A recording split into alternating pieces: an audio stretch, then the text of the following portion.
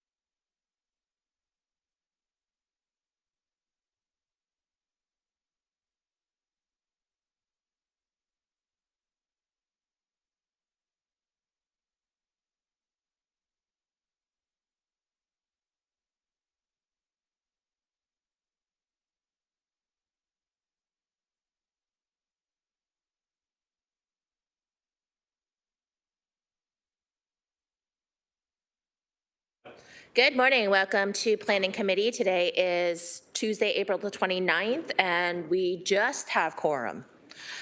In chambers today is Councillor McMeekin, Alex Wilson, Councillor Cressar, Councillor Jeff Beattie just snuck in under the wire, Councillor Crutch, and online with me is Councillor Pauls and Councillor Francis. Welcome, everybody.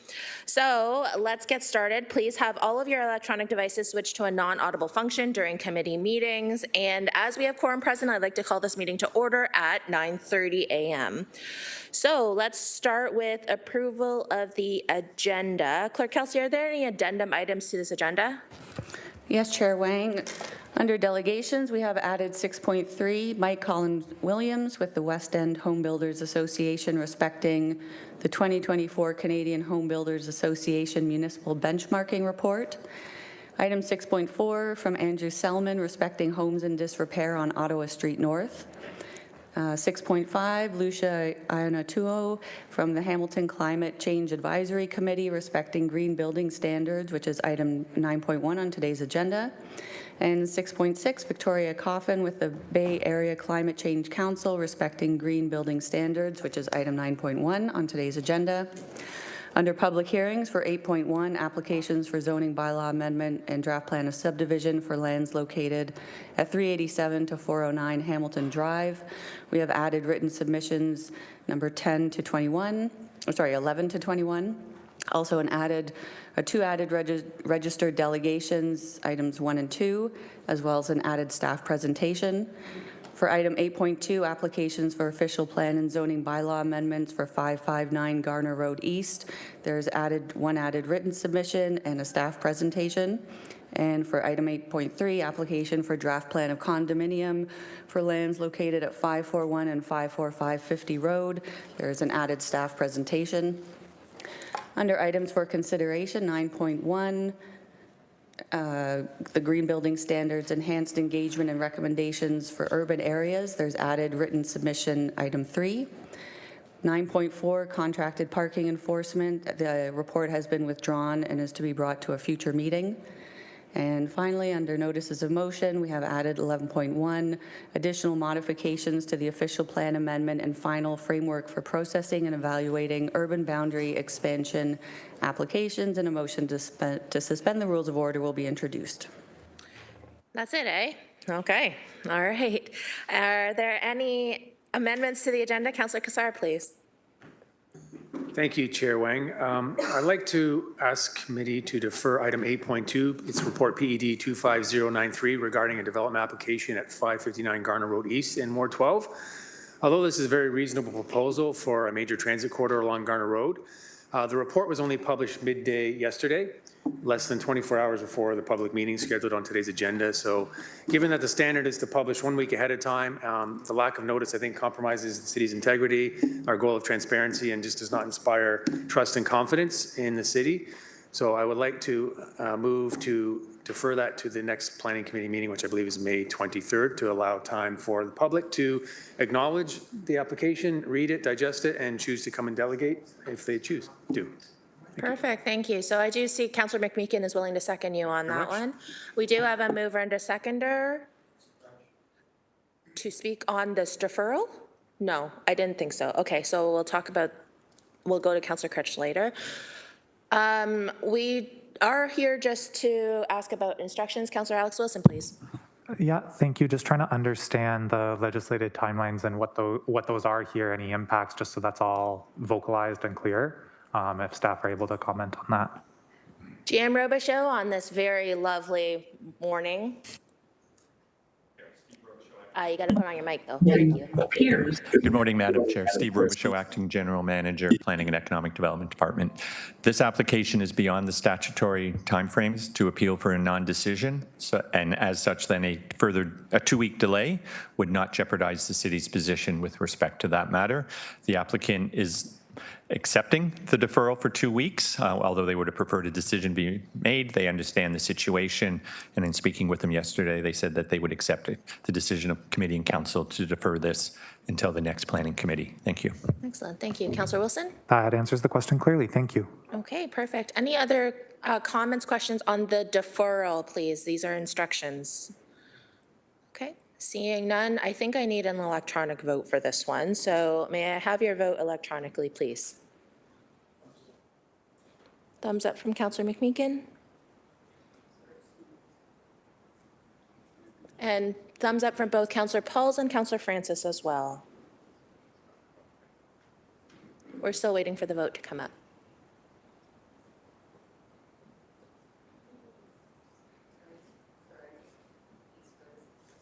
eScribe is being slow today. I think we're all being slow today. It was a bit of a night last night.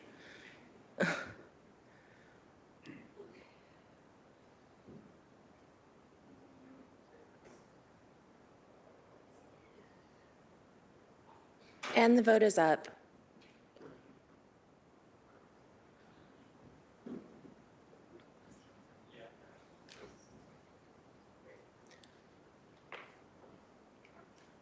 And that carries 8-0. Thank you. Actually, now Councillor Taddison is here, though.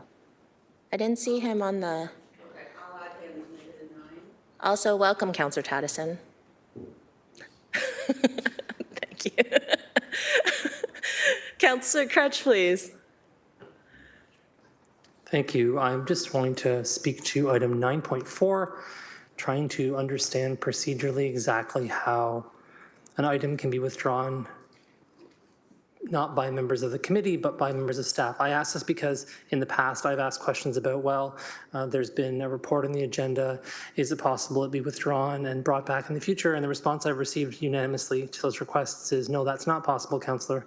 We can't remove these things from agendas. And so I'm trying to understand like what the exact process is for doing this and how it worked in this context and situation. Thanks. Thank you for that. I'm going to, oh, it looks like Clerk Trenham is online. So Clerk, could you help with answering that question, please? I sure can, Chair. In this case, there were some changes that were going to be necessary. In past, if you remember, if there were addendum items, we treated it as an addended agenda, which is why that might have been the case previously. Now the agenda isn't really approved until it's before council. At this point, staff need to make some adjustments to the report, and given it was not time sensitive, we've withdrawn it and we'll bring it back in a revised fashion to the next meeting. Okay, thank you, Clerk. Councillor Crutch, please. Thanks. And could you help me understand, is it the nature of the changes themselves that we're able to have this withdrawn, or is it just the nature of the changes to procedural bylaw that would allow that to happen in future for any report that required changes? Through you, Chair, staff could certainly withdraw it in an example like this one if there are changes that need to happen or adjustments or perhaps a consultation hadn't been conducted. Any of those would be reasonable. Certainly, if staff were not interested in withdrawing and wanted to proceed with a report, but a member of committee or council wanted to defer it, similar to what we just did on the previous item, council could or committee could move that it be deferred and brought to a future meeting with revisions. Councillor, please. Thank you. That's extremely enlightening. It helps me understand what this is about. So then if staff are interested, which is a helpful way of framing this, then they can ask for it to be withdrawn in the changes to the procedural bylaw because the rules are a bit different in terms of addenda. But if ultimately staff aren't interested in doing it, then a member of council can ask to have it deferred. That's my summary of what you said. Does that make sense? He is nodding. Okay, thanks very much. Okay, thank you. Any other questions, comments from committee on the approval of the agenda? Seeing none, may I have a mover and a seconder to have the agenda be approved as amended, please? Councillor Crutch, Councillor Beattie. And I think this is a hand vote, correct? Clerk? Oh, because it's an amended, so I think that it has to be electronic. So sorry about that, committee. It'll be an electronic vote, please. And the vote is up.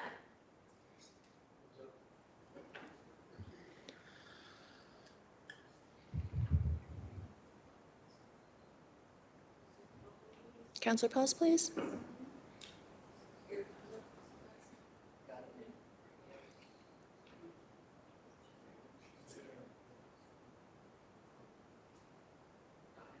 Okay, perfect.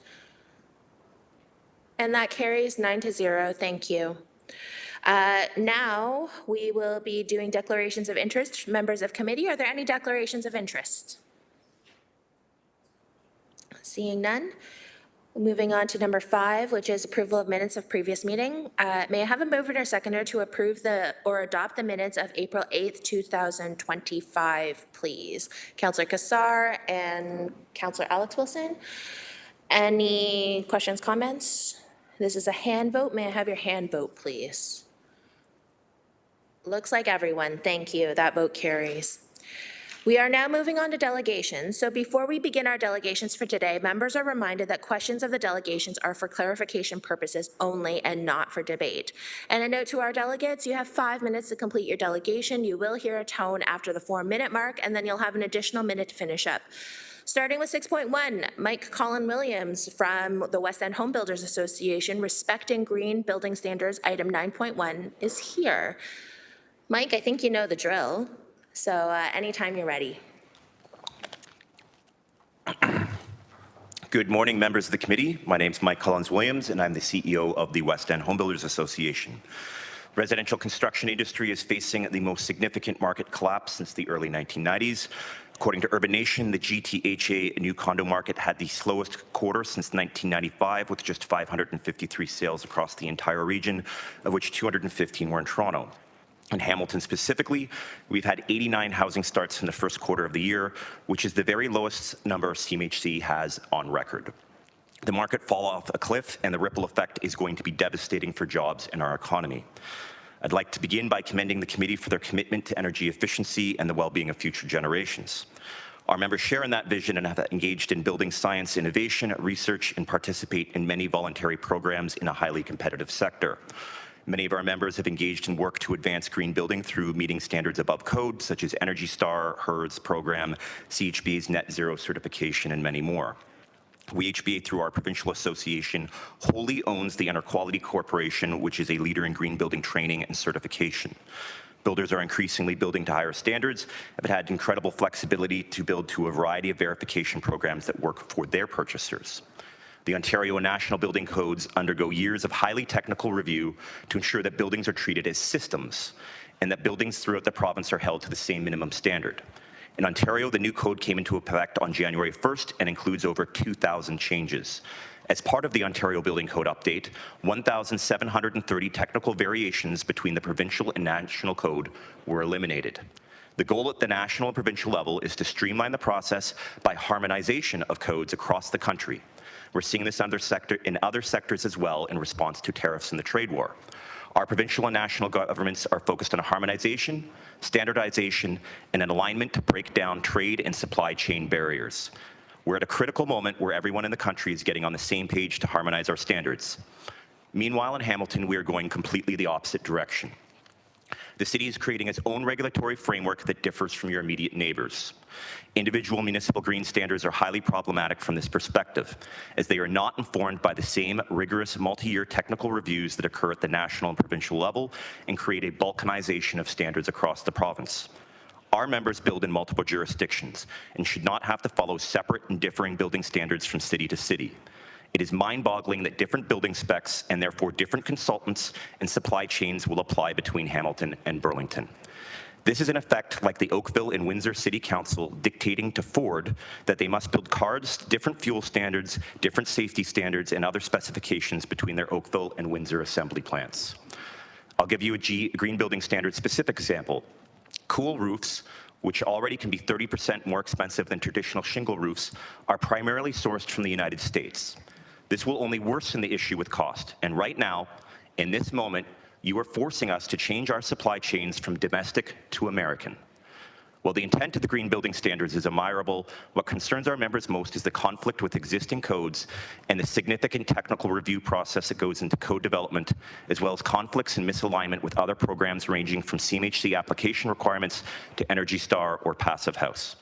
We urge the committee to take into account that piling on costs, additional consultant reports puts further strains on affordability. We respect that it's a delicate balance to achieve climate goals and housing goals. Many of the standards being proposed here make no sense as well at the site plan stage and will add additional cost and serious delays when at the building permit.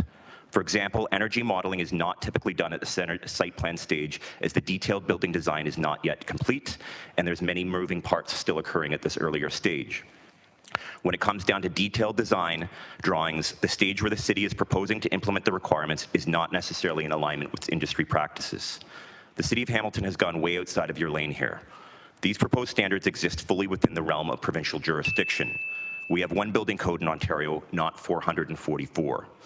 I understand that the City of Hamilton has not had any consultation with the Ministry of Municipal Affairs and Housing on your standards, which conflict with the Ontario Building Code. There's been a lot of time and taxpayer resources through staff allocations and consultants dedicated to this endeavor, which directly conflicts with and attempts to override provincial policy. There's also a lot of language in the standards about fuel switching. The last time I checked, energy policy was under the jurisdiction of the Ministry of Energy and Mines. And as I understand it, the city has not consulted at all with the ministry on policies that run in direct contravention of provincial policy and publicly stated positions by the provincial government. These local Hamilton policies that you're spending considerable staff time and consultant resources on will soon find themselves under the microscope of a government that has full jurisdiction over these very policies that the city did not consult with them on. We urge serious reconsideration of a number of components of what's being proposed, a serious effort to reduce new submission requirements, given that Hamilton already has significantly more requirements than just about any municipality in the entire country, and some key items around the timing of requirements. Thank you for your time today. Thank you for your delegation. Speakers list is open. If there's any questions for Mike. Oh, Councillor Pauls, please. Thank you. And through the chair, I always learn a lot when you come and speak to us, so I really appreciate it. Can you repeat you said something about the passive house climate goals site, but when it is implemented, is it at the site plans? Can you repeat that? When does the city put that goal of passive houses and CHMC, the climate goal? When is it? So there's a number, there's a very significant package you can't really see on the different requirements, and there are different stages in the process where different requirements apply. With the site plan specifically, it was related to energy modeling. When a builder or developer goes into a site plan application process, we're getting close to final design, but we're not there yet. There's a lot of moving parts, and in terms of the building layout, where things go. So at that stage, the building design is not to a stage of completeness where energy modeling makes sense. That would occur much closer to the building permit stage. So we're concerned that we would have to go through an energy modeling process, and through the site plan application, aspects of the building design, even where exterior walls and different things like that are located may change. And then we'd be stuck going through the energy modeling again, potentially multiple times as the building design evolves. I'm not sure exactly the question around passive house or CMHC, but there are a variety of different third-party voluntary programs, whether it's Passive House, Energy Star, HERS, LEAD, that our members, some of them participate in. The CMHC was more related to sustainability metrics utilized through the ACLP, which is a financing program for rental buildings, and we're concerned that some of the metrics in the proposed green building standards the city has does not necessarily align with the CMHC program, which puts our members in a very difficult position, because if anybody wants to get any rental buildings built at all in this city, you need CMHC financing, and if the programs don't align, we've got a problem. Thank you for the answer, but can I, you mentioned different standards that, we should be under one standard, and it's provincial, what their standard is, and not 444. You mentioned one of them, which was a cool roof. And I was interested that you said that the shingles roof is changed, that we would have to buy them in the States. Can you repeat that? And what is another example beside the roof? That's a supply chain issue. So most of our members right now, given the tariff situation, are looking carefully through all of their supply chains. We're also concerned, broadly speaking, that there has been some costing done by the city, and a number of our members have also done some costing. And on a single-family home, we're looking at 23 to 41,000 in additional costs. For townhomes, between 17 and 33,000 additional costs. That's from Brant Haven. They're okay with me using their name, but they build homes across South Central Ontario. They're one of the largest developers in the region. None of this has sort of gone through the new supply chain analysis in terms of what the additional costs might be allocated due to the tariff situation. One of the great things about the home building sector is we use local labor. We generally use local materials, lumber, aggregates, bricks, et cetera, are all sourced from Ontario, some from Quebec, but not from the States. There are some aspects of our supply chains that do come from the United States, and some of the metrics, such as the proposed rules and regulations around utilizing cool roofs versus shingles. Shingles are domestically supplied. Cool roofs, generally, we've got to use American suppliers, and that throws a bit of a wrench into costing, and frankly, a buy American policy from the city of Hamilton doesn't really make sense right now. Mm-hmm. Thank you for that. It's kind of disheartening to hear that we've only had 89 starts, the lowest starts ever. So it's kind of disheartening, and we do need more buildings, we need more homes. So I really appreciate you coming here and talking to us. I really learn a lot when you come. So thank you. Thank you, Councillor Pauls. We have a growing speakers list. Up now is Councillor Beattie, followed by Councillor Crutch and Councillor McMeekin. Councillor Beattie, please. Thank you, Chair, and through you. I was going to ask you one of the questions that Councillor Pauls asked, just with regards to Mike. It jumped off the page, jumped out at me. Your comment about the cool roof and not being able to domestically source that, and of course, we're going down a road of trying to intentionally focus on local supply and local sourcing and supporting local economies.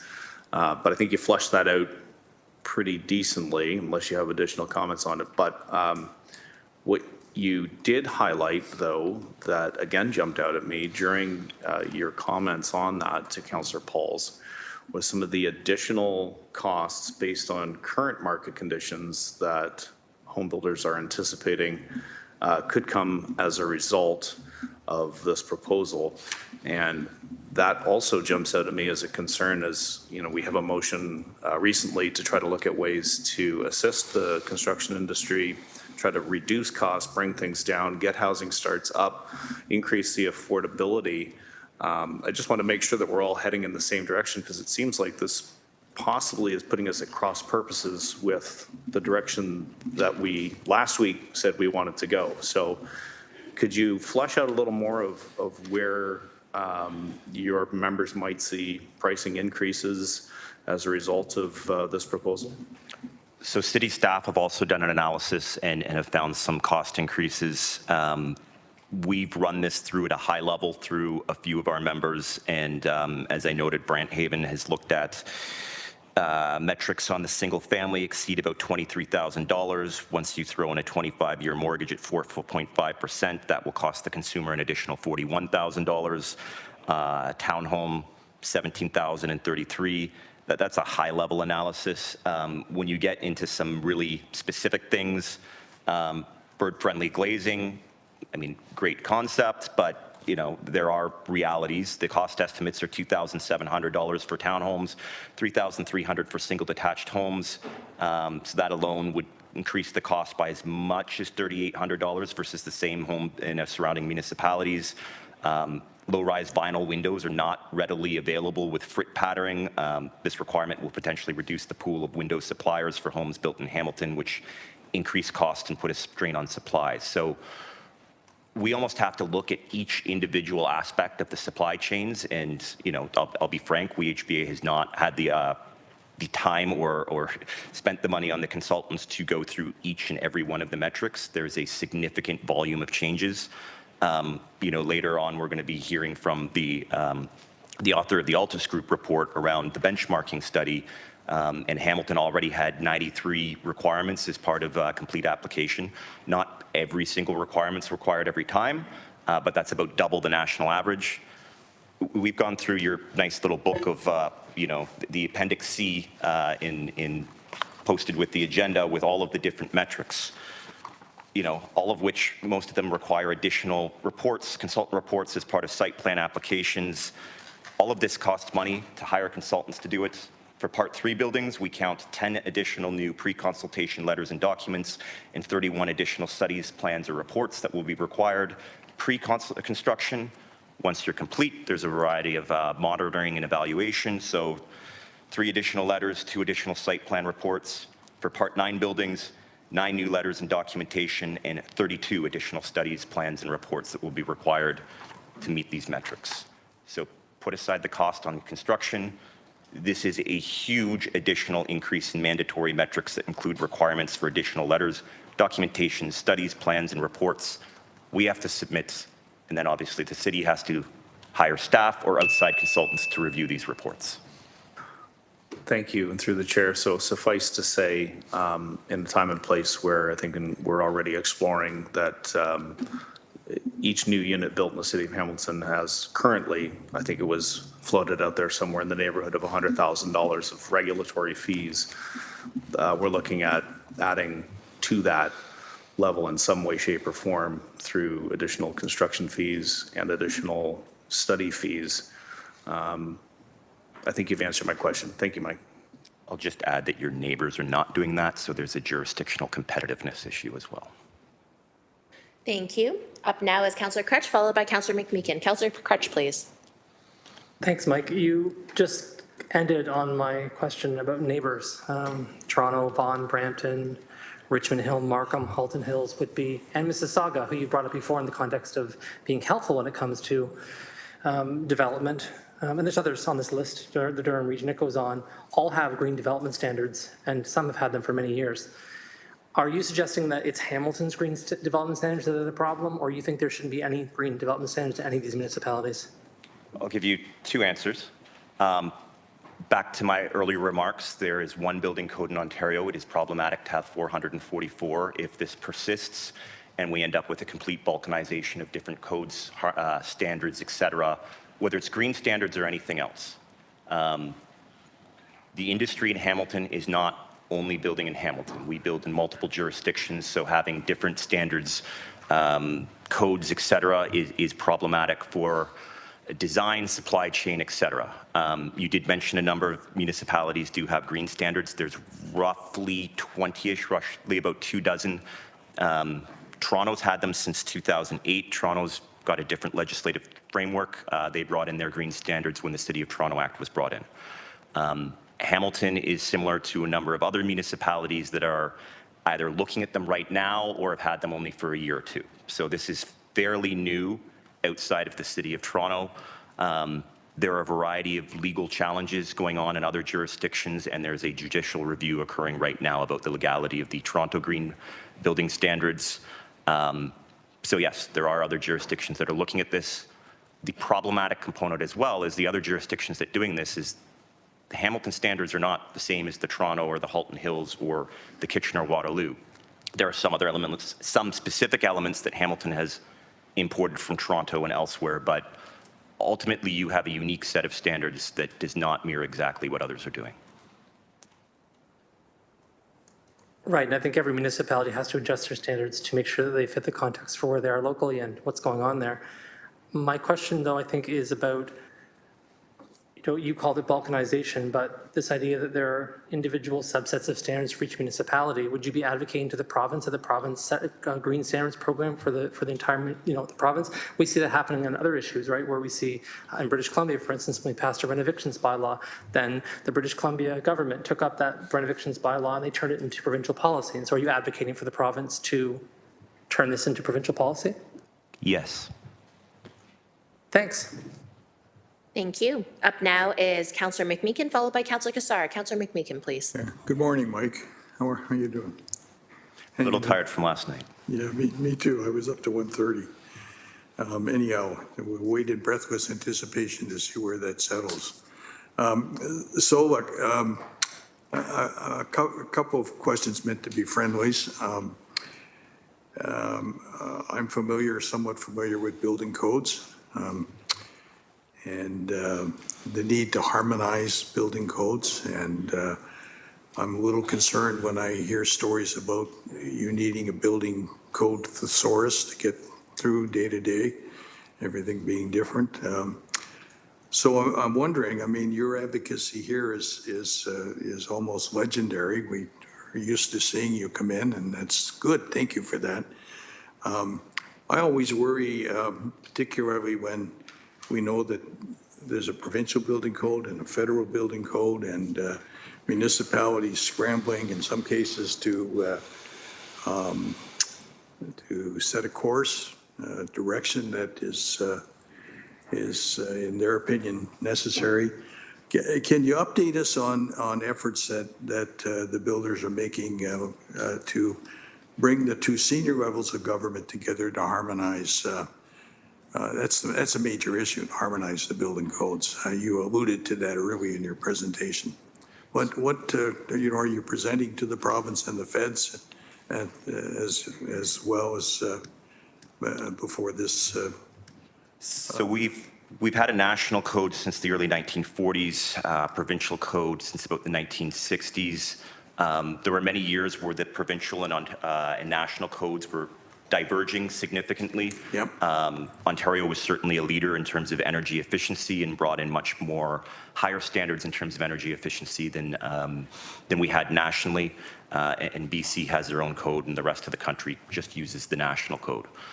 There's been an effort the last couple code cycles, and the code cycles at the provincial and national level are very robust endeavors. Nationally, there were over 500 code meetings last year, 365 days in a year, 500 code meetings. There's a significant, robust process where they bring in building science professionals, leaders from across the country, and it's a very, very technical process. Lots of debates, and there's every metric from affordability to safety, health, well-being, energy efficiency, and look, the builders aren't always happy where it lands, but it is a robust process. There's been a focus the last, as I said, 2 code cycles towards harmonization. We couldn't go there immediately because Ontario was further ahead than the federal government in terms of some of the energy efficiency components, and the federal code is catching up. There are some regional differences. There are different seismic standards in Vancouver than there are here in Ontario. So I think that there will always be some divergence for some very regional specific issues, seismic issues on the East Coast, different rules around hurricane straps, et cetera. But it is a process that is moving towards each other, and I believe the goal is the next code cycle to be almost entirely harmonized. Okay. Thanks for that, Mike. As anticipated, a very fulsome answer, which I always appreciate. I've been fascinated the last several weeks, Chair, about the apparent concurrence of all of the major federal parties around moving towards one economy, not 13 economies. And I think given the kinds of stresses that Mike and others have articulated with the development industry itself and the relationship to jobs and sustainability, I'm hopeful that that's serious conversation. And this is a classic example of how you've articulated it very well. Everybody everywhere has a different standard, and that's not particularly helpful when you're trying to figure out a way forward. So, Mike, thanks for coming, and thanks for that. Thank you. Thank you, Councillor McMeekin. Up now is Councillor Cassar, followed by Councillor Taddison. Councillor Cassar, please. Yeah, thanks, Chair, and thanks, Mike, for being here again. It's always informative. Just the first question, just around what's on the agenda today and what you're delegating on. Just confirm your understanding, Council's already approved green building standards. This is just about an amendment or an update to energy and greenhouse gas emissions, part of it. So just make sure that's clear. I know that we're deep in the process, and I'm expressing my frustration as to where we are in the process, given what's going on in the world today. Yeah, okay, so that's where we're at, is this is about improvements on a particular part of it. We've already approved green building standards.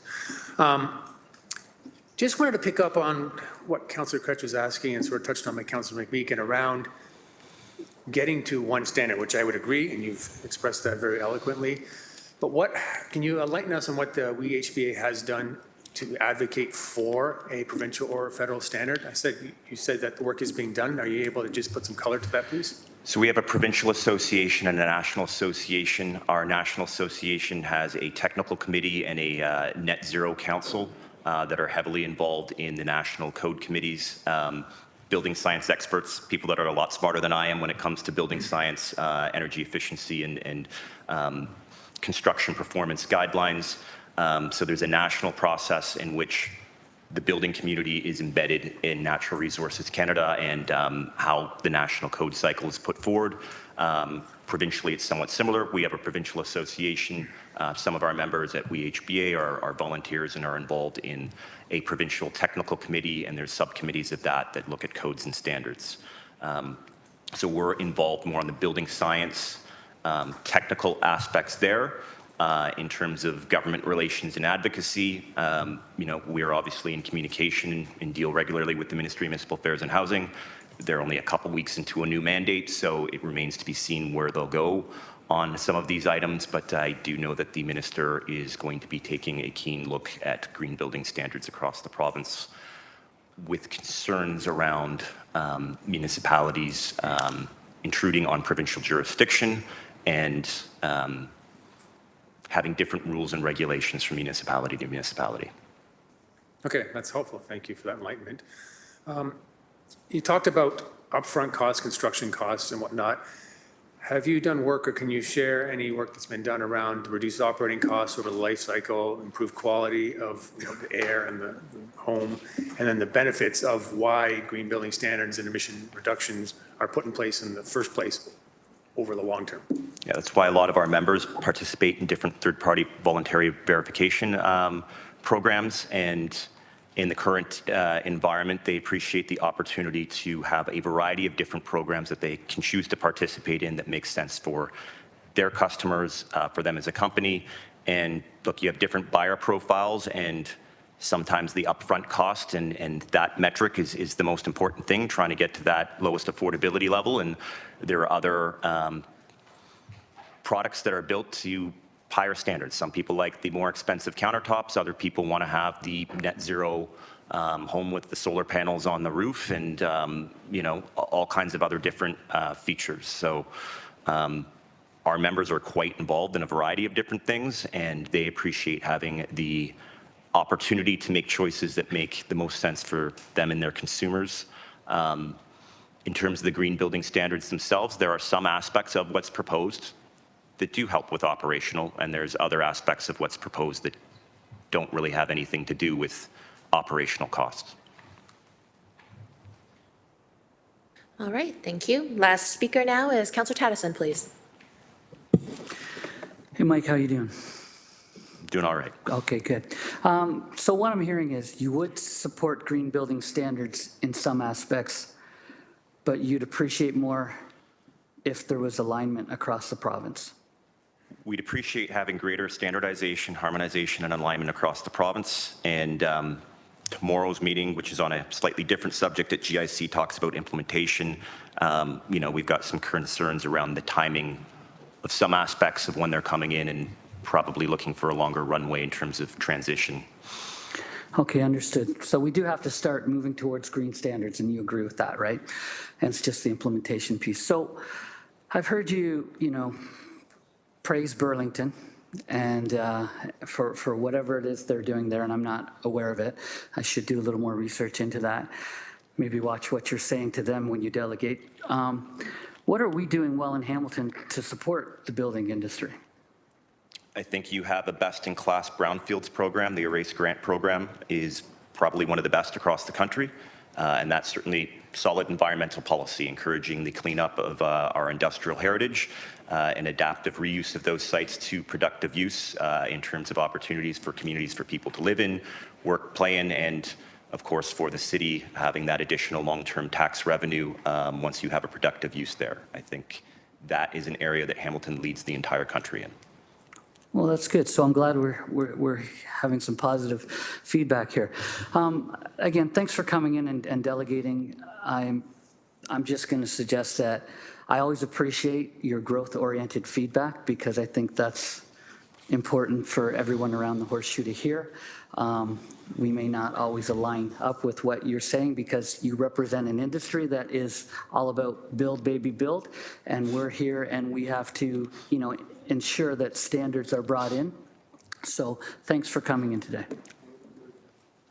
Thank you. I'll bring my Build Baby Build t-shirt next time. Thank you, Mike, for your delegation. You're welcome to just take a seat again. Up now, we have Mackenzie Meek from Ancaster Mill respecting demolition permit for 535 Old Dundas Road. Welcome. Come on down to the podium, please. And just for committee, we'll receive all of the delegations all at once at the very end.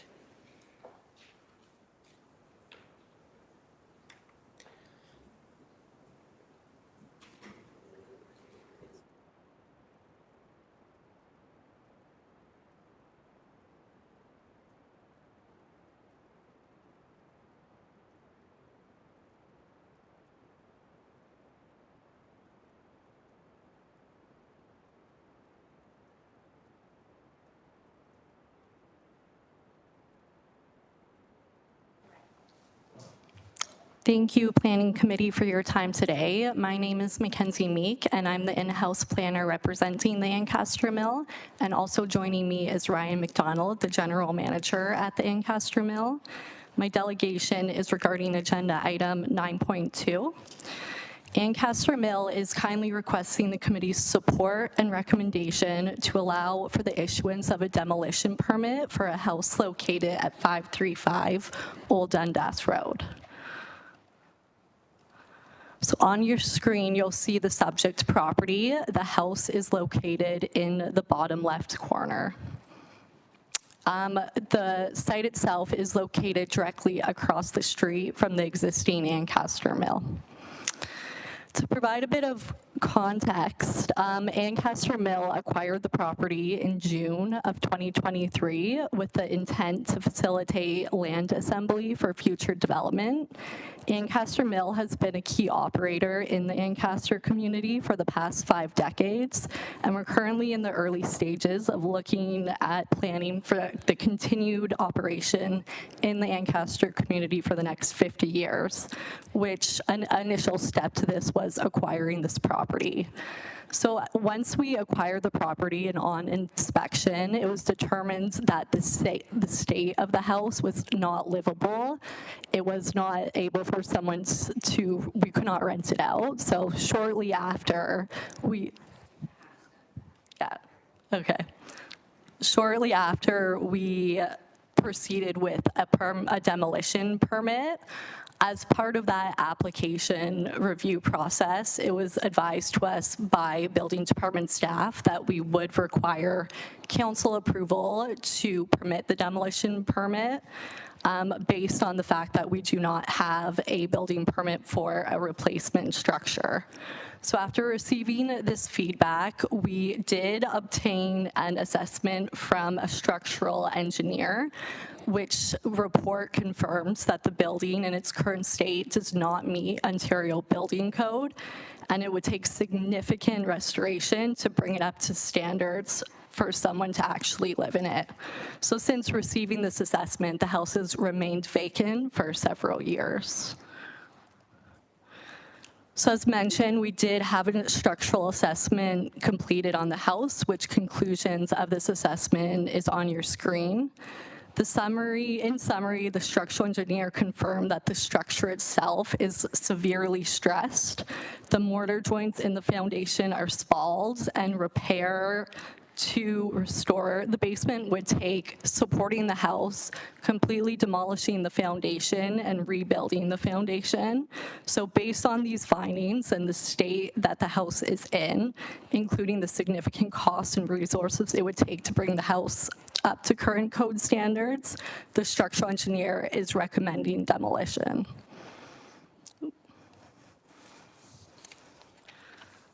Up until 2021, demolition of this type of demolition to facilitate land assembly for future development was a type of demolition that did not require council approval. However, with the passing of the new demolition control bylaw, approval is now required. The intent of the new bylaw is on your screen, so is to maintain the integrity of residential neighborhoods, prevent the premature loss of dwelling units, to retain existing units, and to prevent the premature loss of tax assessment. So by allowing the demolition of this structure, we're fully in compliance of the intent of the new bylaw. In terms of number one, by demolishing the house and cleaning up the property, it's actually improving the overall site and better fitting with the neighborhood. The next two intents is to prevent the premature loss of a dwelling unit, but as you can see on the screen and as mentioned in the structural report, there is no existing dwelling unit that would be lost. Following demolition, our intent is to make the site safe by filling in where the basement was and to improve the overall aesthetics and look by doing some planting and landscaping. In addition to fitting with the surrounding neighborhood, we're also an operator that's located across the street from the site, so we want it to look good and fit in. So again, in conclusion, the proposed house for demolition is not safe to occupy. It has been confirmed by our structural engineer that it's beyond the point of feasible repair. It's in full compliance with the intent of the demolition control bylaw. It's not listed, and we're kindly seeking support from Planning Committee, and we're happy to answer any questions. Thank you. Thank you, Mackenzie. On our speakers list, Councillor Kretsch. Thanks. I had a few questions. I'll have some questions for staff as well. So what are your plans with this property and why haven't they proceeded to date? Yep, so we're still in the very early stages of master planning the future of the Ancaster Mill property. We've been operating for the last 50 years. We want to put a lot of thought and planning to what the next 50 years looks like. So this was one of the initial steps as we continue to look and plan and understand what the future would look like. And how long have you owned this specific parcel attached to 2 this house? years. 2 years, okay. Yeah. Did you think that any of the analysis by staff was deficient, and did you provide them with this engineering structural report when you were submitting your request? I did submit the structural engineering report several times to staff, but it doesn't appear that it was really accounted for in the assessment, in my opinion. Yeah, I can ask staff a question about that in a moment, but do you think there was anything deficient in staff did in terms of their analysis of this by going out? And what we usually do is go out and look at the place and see if it seems like it's structurally going to fall down tomorrow. Or yeah, and staff did advise, they did an inspection, and it's not in immediate condition where it's in risk of falling down. Oh, okay. It's not safe to occupy. It doesn't meet Ontario building code for someone to live in it, but staff did, I was aware that staff did an inspection, and it's not immediately of risk. Okay, thank you. I think that's all the questions I had for now. Thank you. Thank you. Up now, we have Councillor Taddison, followed by Councillor Kassar. Councillor Taddison, please. Excuse my whisperings before to get the clerk's attention. I wanted to drill down on, okay, so we want to demolish and so forth, and I'm trying to understand, what's the ultimate plan for this land use? As I mentioned, it's hard to say today as it's going to take several years for us to understand what the full scope of the site will be to go through the approval process and really have a good understanding of what the future of the site is. We can say for certainty it's part of the long-term plan for the Ancaster Mill, but we have no plans that we could share, or even internally, we have no plans at this point. Would any of those plans, as you're demolishing, leveling the ground, and then beautifying the area, would any of that involve an extra parking lot for the needs of the restaurant? That's not currently being contemplated. The main point that we want to get across is making it look beautiful and removing the safety hazard of the house that's on the site now, and just making it fit better within the overall site until we do have a plan developed. I can appreciate that. Thanks for your time. Thank you. Thank you. Councillor Kassar, please. Thanks, Chair, and through you, good morning, Kenzie, good morning, Ryan, good to see you here. And just to comment that we've been in touch several times on this topic, so I appreciate the due diligence and the work they've done. Just to clarify one comment you mentioned about the new demolition bylaw in 2021, I think that was in part or in whole because of what happened about 150 meters up the road there in 2020 with the Brandon House. So I think it's a good bylaw to have council have a check on it. My colleagues have asked the questions for clarification, so I think it's very helpful to have the engineering report, and I'll have more to say when we get to the actual report. So thanks again for being here. Thank you very much. Excellent. That exhausts our speakers list. Thank you so much to Mackenzie and Ryan for being here. We are now on to 6.3, Mike Colin Williams again from the West End Home Builders Association, respecting a different topic today now is the 2024 Canadian Home Builders Association Municipal Benchmarking Report. I do know that Mike has brought a friend with him. Alex is from Altus Group. Committee, just before we get started, they have asked for a little extra time, so they are asking for approximately 10 minutes. Councillor Ted McMeekin is there to move the motion. May I have a seconder, please? I'll move to second. I do think that we need an electronic vote, I think, for this. Or is it a hand vote? Hand vote seems to be fine, so may I have a hand vote for 10 extra minutes, please? That looks to be 10 additional? 5 additional. I see. Okay, sorry for that confusion. 5 additional for a total of 10. All right, I feel like that is the majority, so we will say that that carries. Thank you so much.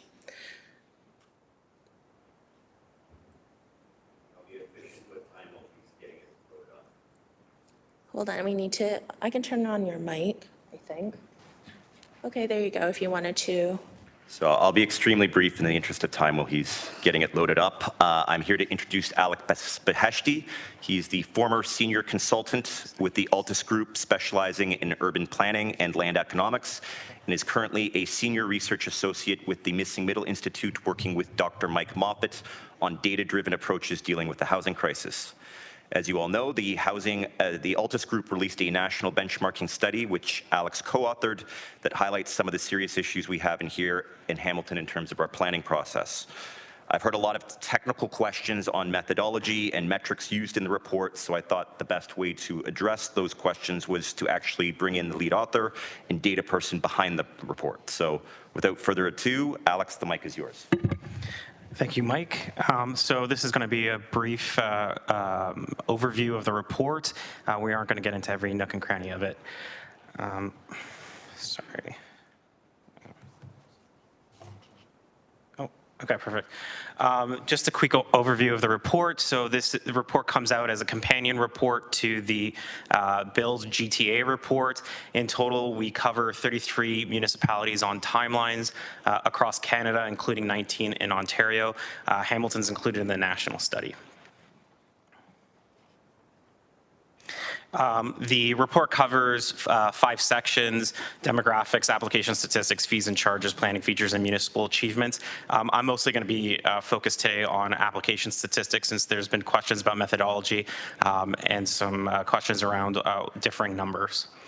So just as some background, we asked for 3 pieces of information from all municipalities. We had about, depending on what type of information, it was 80 to 90% response, 75% in terms of data on timelines.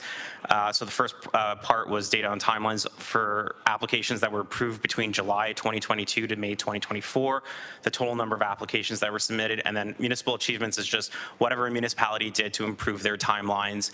And we requested this from Hamilton staff, who only provided us with the third request, and they cited the cybersecurity incident as the issue as to why they couldn't provide us the first 2. During the time that we were doing this report, there was the Bill 109 applications. And so what a Bill 109 application is those infamous refund applications. So exceeding 120 days, a municipality would have to progressively refund an applicant.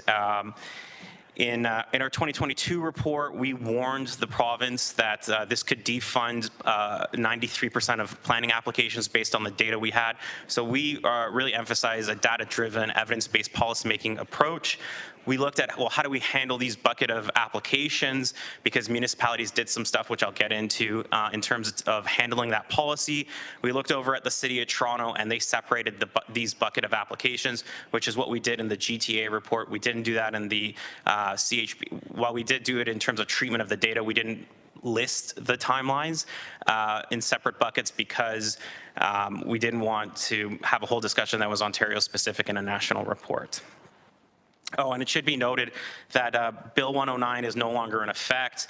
The refunds are no longer required, and to further that, municipalities can no longer demand consultations as part of an application. Just some background again on what did we ask for. We were looking at typical residential applications, so not conversions, not replacements, and so forth.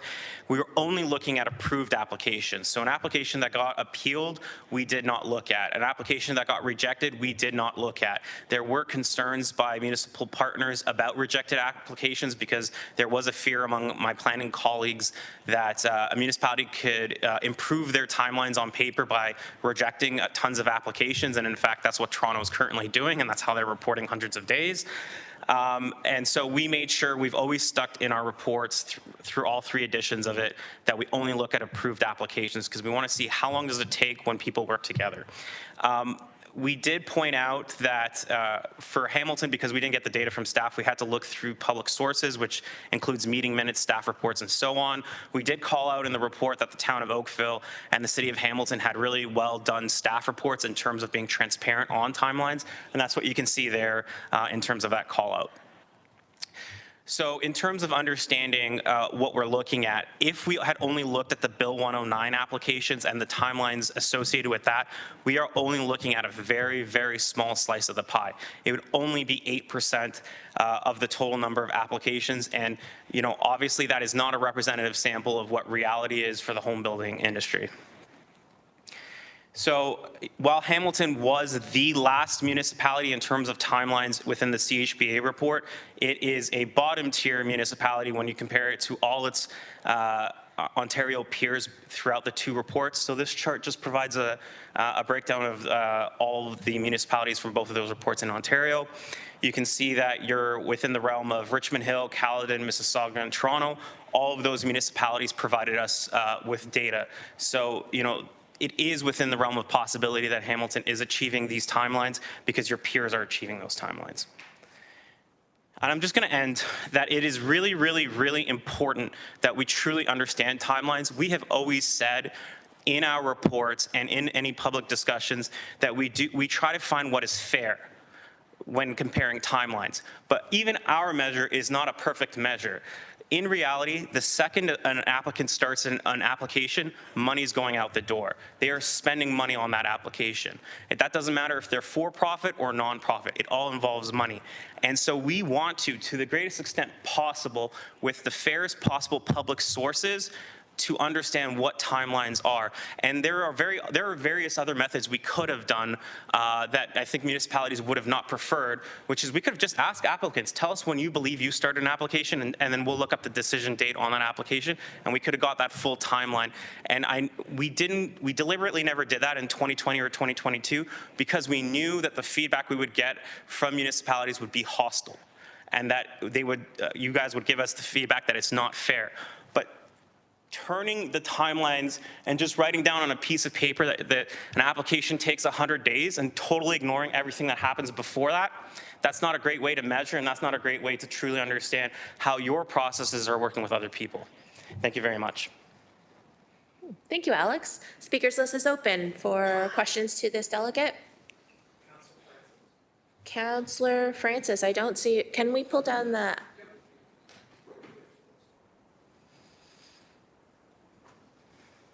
Councillor Francis, please. Thank you, Chair Wang. Just a brief question for me. I just want to know maybe some clarity on what things Hamilton can do to improve our timelines through you, Chair. Thank you very much for that question. So not to be a little too hokey pokey, but really drive down on communication and culture. I think those are really two important aspects. Let me provide you with a story. I have worked in development application intake. I worked for a major municipality. I'm not going to name who it is. And we had an issue. It was, we would get these checks. You think you're talking to McDonald's Canada. You get 123 Ontario Inc. You can't match it in your system. And our standard operating procedure was to shove it into a desk and wait for the applicant to call us. And I couldn't believe that this was what we did. So I asked my manager one day, can I try to deal with these checks? And she said, go for it. So, you know, through various means, I figured out who these applicants were. I would call them up. And one of them, you know, one of the applicants, she was this new Canadian, first time they were trying to develop housing in Canada. She was crying. She was like, we were waiting for 3, 4, 5 months to figure this out. And, you know, through that process, I looked at, okay, well, where are the proactive and reactive things that we can do to try to address this? And one of those things was telling applicants, if you're going to send us a check from whatever holding company you're using to pay for applications, write down on the check where, like, what the application is for. I mean, it's not rocket science. I still don't see, despite having written about this multiple times, most municipalities doing this. I do see one municipality, and we've called them out for praise, and that's, you know, the city of Barrie. They are constantly looking at all aspects of their communication with applicants. I had the pleasure of speaking to their executive director of planning, Michelle Banfield, and she's truly a wonderful person. And you know, it's all about how do we constantly have that communication? How do we get on the phone? If we look at our system and our system is telling us an applicant hasn't paid after 2 months or even 1 month, that our planners are triggered to call the applicant to understand what's going on. You know, and that's like a second proactive thing you can do, which is, hey, you know, we haven't seen that you've paid for this application, even though you've told us you're going to submit after a month. Oh, we did send it. Oh, did you? Let me look at the checks that we have. Like, this is why communication and culture are really, really important. And it's not any one specific thing. Although inside of the report, what we did do is we didn't provide policy suggestions for anybody. What we said is we looked around and we told all the municipalities, give us what you think are different ideas that you think that are improving timelines. And so they're listed in the report. But really it is about communication and culture. All right. Councillor Francis, please. Great, thank you. I appreciate that clarity and broadening my understanding of the issue. And I think that's a fairly easy change that we can make as a municipality. I'm going to take that offline with staff and work with them offline on that one. So thank you, Chair. Okay. Thank you. Up now is Councillor Cassar, please. Yeah, thank you, Chair, and thank you very much for being here. I think it's really valuable for committee to be here, be able to hear from an industry expert, thought leader, someone who can really take an outside view and provide feedback. I was going to ask a similar question to Councillor Francis, so maybe I'll just say, are there any other anecdotes or stories you could share outside of communication or culture? Because I think it'd be really helpful for us and staff to hear that. So, you know, a couple of things, actually. So, you know, when I was talking to my colleagues on the municipal side, so we had really, really great dialogue with certain municipalities. So I'm going to call them out. Hamilton, Toronto, Markham. We had amazing dialogue with these guys. You know, it's also understanding, like, what is the job of your planner and understanding do they have clarity in their work? So, you know, again, in response to Bill 109, this isn't a blame game. It's you know, municipalities reacted rationally to what was bad policy. But now, what has happened is a lot of municipalities have ratcheted up the number of required reports, at least on paper. As Mike had previously alluded, you may or may not need these reports. But what happens now is your planners have to figure out which one of these reports am I supposed to ask for. And the incentive structure is to over-ask rather than under-ask, and that's not their fault. You may be hassled for over-asking on an application. You can get fired for forgetting to ask for an application. And so we have seen instances where, you know, planning staff in municipalities will ask for a shadow study on a 3-story townhouse project. And it's like, is that really helping us come up with good planning for that kind of stuff? That's adding cost, that's adding time, that's adding cost and time to yourselves. Right? Because that's all those reports, somebody's got to read them, somebody's got to filter through them. And it's really about, if you work with your partners, you're helping both yourselves and them. It's not about the blame game. So to, you know, go back to that discussion about those checks, whose fault is it? Is it the fault of the builders for not realizing they should put their application on that check? Or is it the fault of the municipality for not telling them? The answer is, who cares? Get down to solving problems, stop pointing fingers, is my advice to everybody. Yeah, Chair, really helpful and a very straightforward answer. Appreciate it. Which reminds me of, I've had conversations about this with different members of the community, and I'll apologize for using a border example with the U.S. because I know that's not a popular topic now. But of course, there's the Nexus system where you apply for that, you have a background check or whatever it is, and it's you're trusted to do things properly. So just kind of spitballing here, is there any application potential for that in the development industry with municipalities, that these are trusted builders, we know they're going to do things properly, and if they don't, there's severe penalties for that? And is there any role for that to help speed things up here? Because I hear that time is the biggest issue.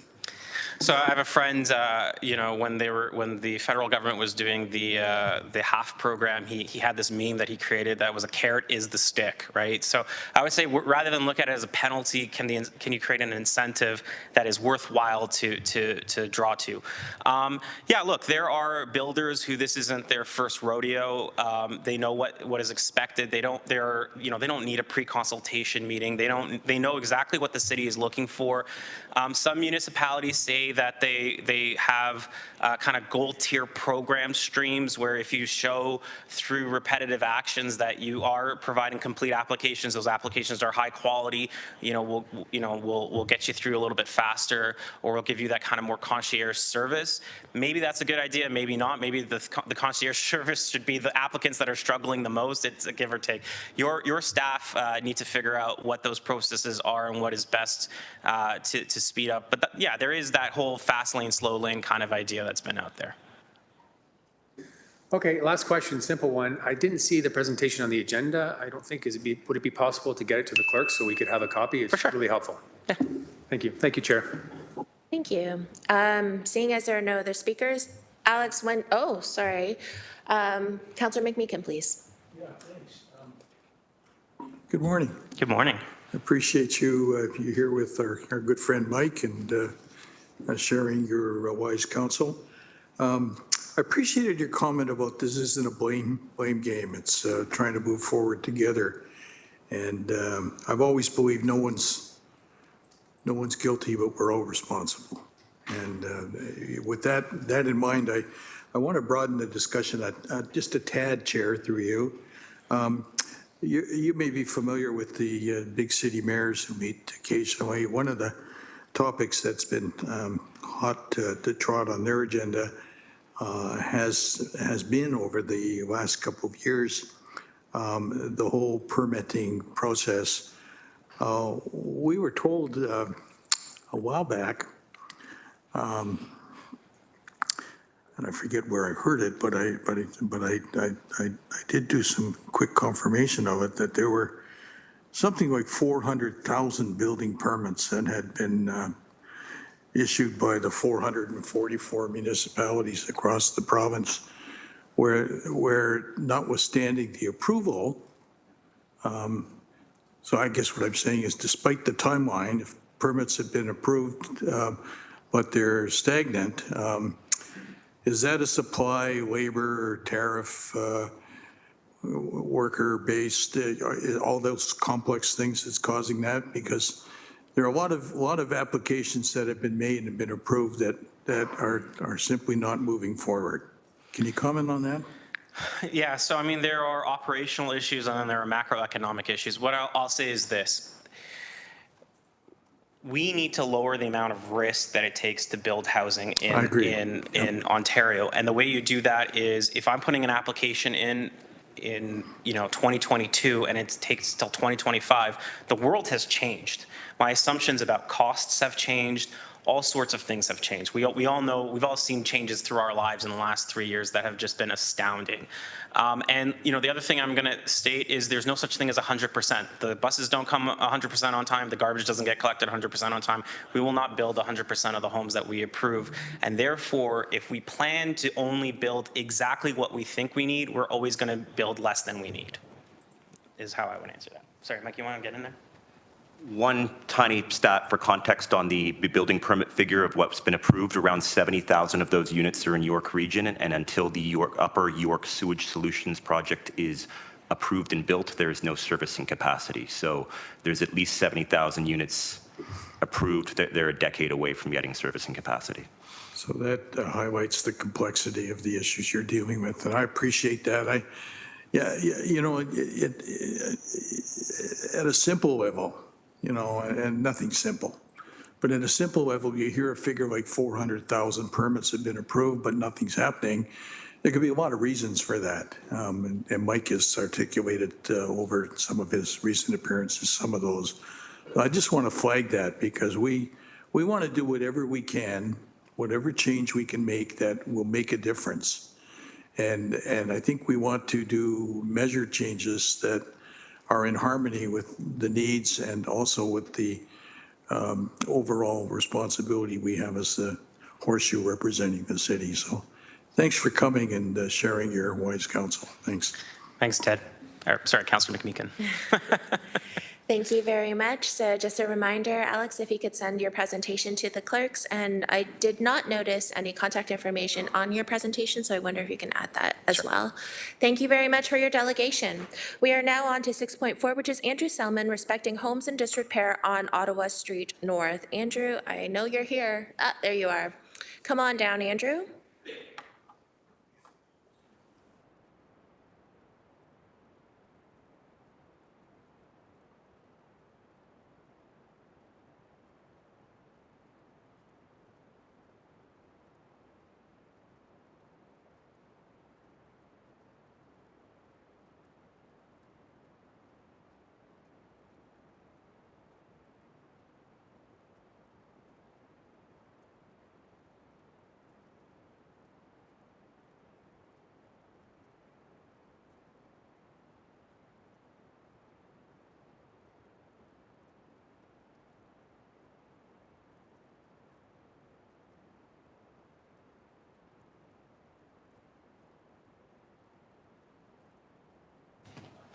Thank you. Thank you. Thank you, all members of staff today. Appreciate you.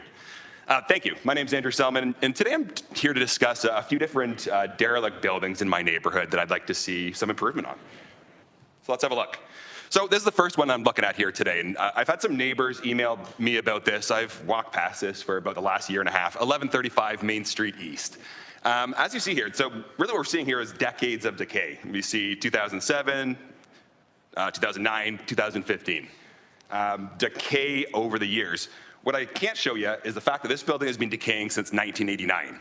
So I had neighbors, Walter and Dina, who I think are on vacation watching this stream somewhere nice and warm, email me about this. They first emailed Bernie Morelli about this. We have buildings named after that great former councillor here in Hamilton today, but that building is still decaying. Let's look at what it looks like now. Here we're looking at 2020, and then today from the front of the building and the rear exterior.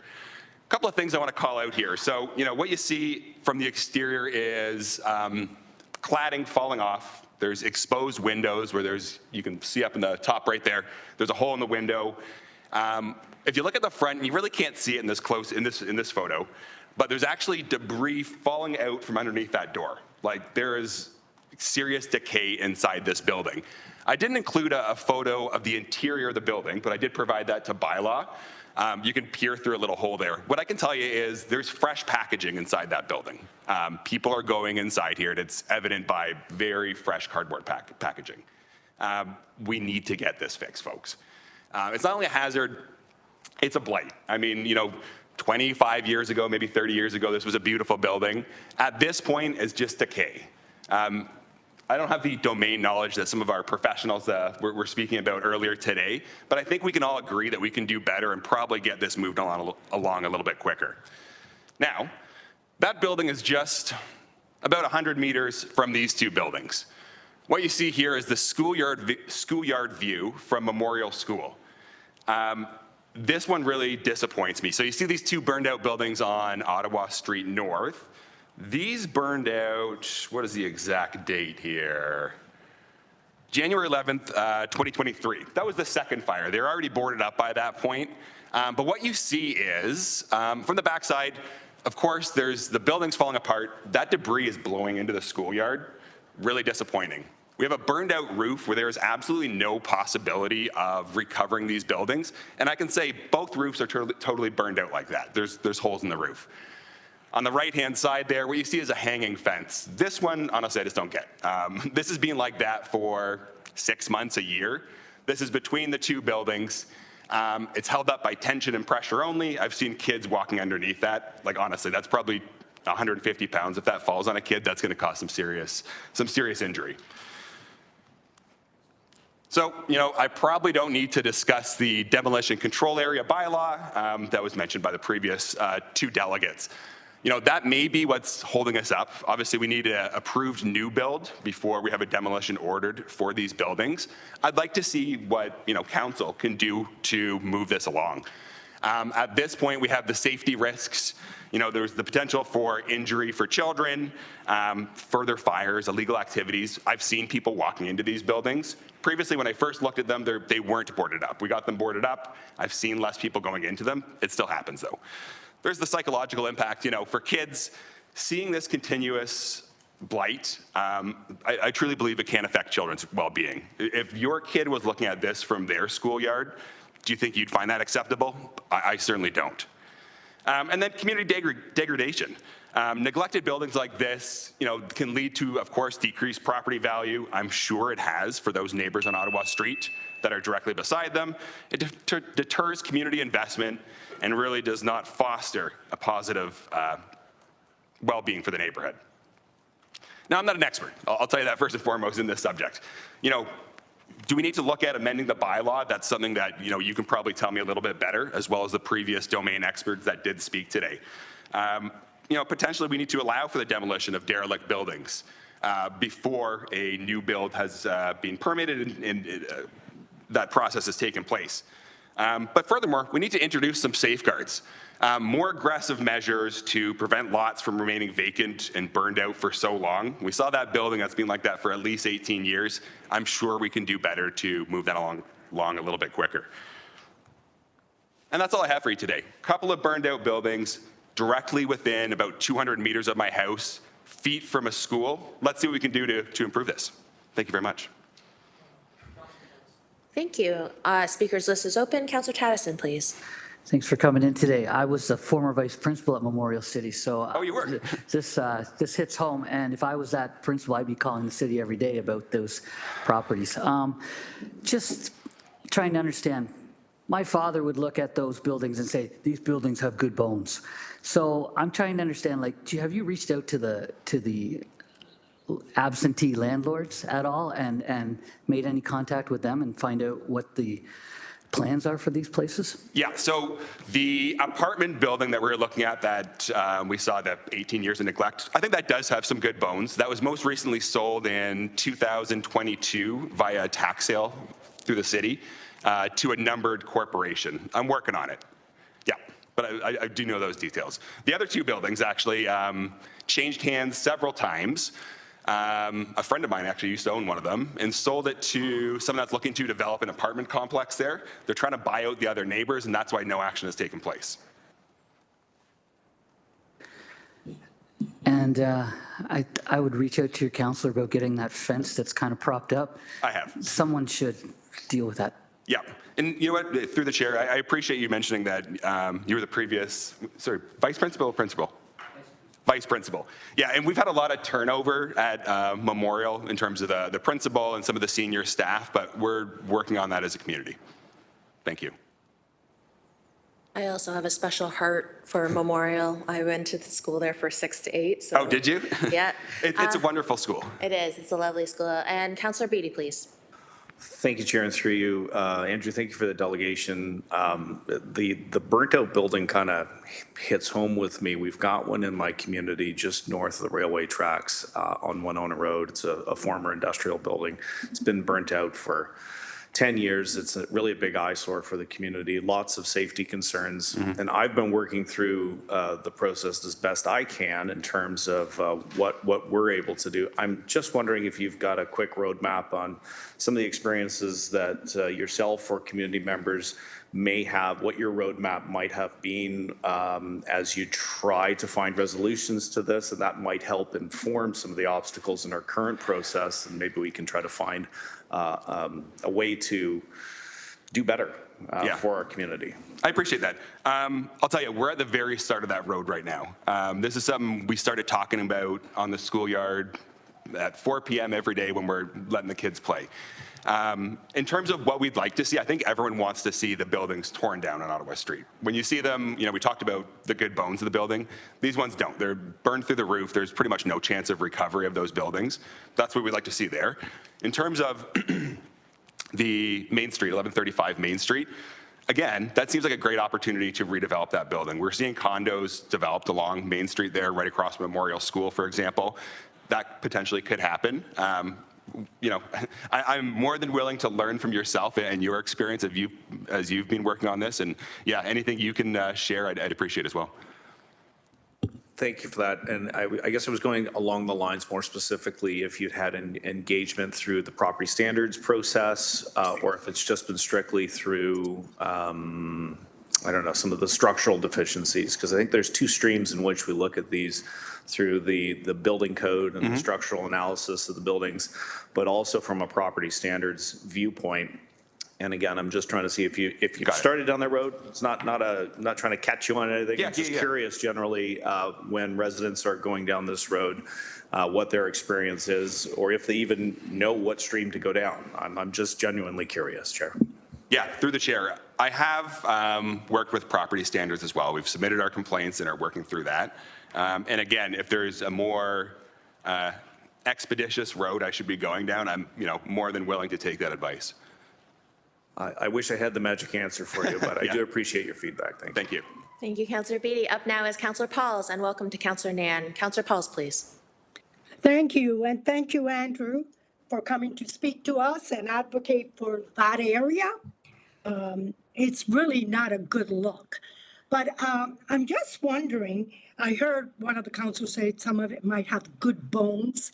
I'm wondering with the new bylaw that we have for a vacant tax, will those buildings be charged a vacant tax? They have to be brought up to standard and being rented. I'm wondering, unless we amend the bylaw, that we need to demolish them all because of safety. What is did you find out or asked about that? So I did speak to bylaw specifically about that, actually. Yes, they have been, I believe, being declared vacant. That's what I was told. Any complexities with regards to that bylaw, I may not be the best person to answer, but I was told they're declared vacant. So if they're declared vacant, they're going to have to pay the taxes on the vacant tax, the value. So right. I would love to know what staff response is. I remember in my area last term, I had a house that needed to be demolished for sure. It was empty for 25 or almost 30 years. The reason was because they didn't have sewers, so they couldn't have a plan to build. So they left it empty. And that was our policy. That is our bylaw, that we cannot take it down. So I think we need to change that bylaw. So I put a motion, and that motion went through, and we did tear it down. Okay. So now I don't think the councillor, I don't know who's the councillor in that ward. I think it's Councillor Nan, I'm not sure. But should a motion be put so that they could be torn down? Because as I look at them, not only do they look horrible for our city, but they're dangerous. Yep, agreed. It is Councillor Nan, and I must say Councillor Nan has been more than willing to work with me on this issue, and I know she's looking at this as well. Okay, I really appreciate that because, it's not a good look for terrible. Our downtown area. I mean, I looked at those pictures. I don't drive there too often, and it just doesn't look good. And not only doesn't look good, it's so dangerous, especially near a school. So, Andrew, thank you for coming. Thank you for keeping a post coming and talking about that area. Thank you. Appreciate you. Thank you. All right. I do not have any more speakers on the speakers list. Thank you again, Andrew, for coming down, and we'll move on to our next delegation. Thank you. On to 6.5, we have Lucia Iantono from the Hamilton Climate Change Advisory Committee, respecting the green building standards, and Lucia is here today. So welcome, Lucia.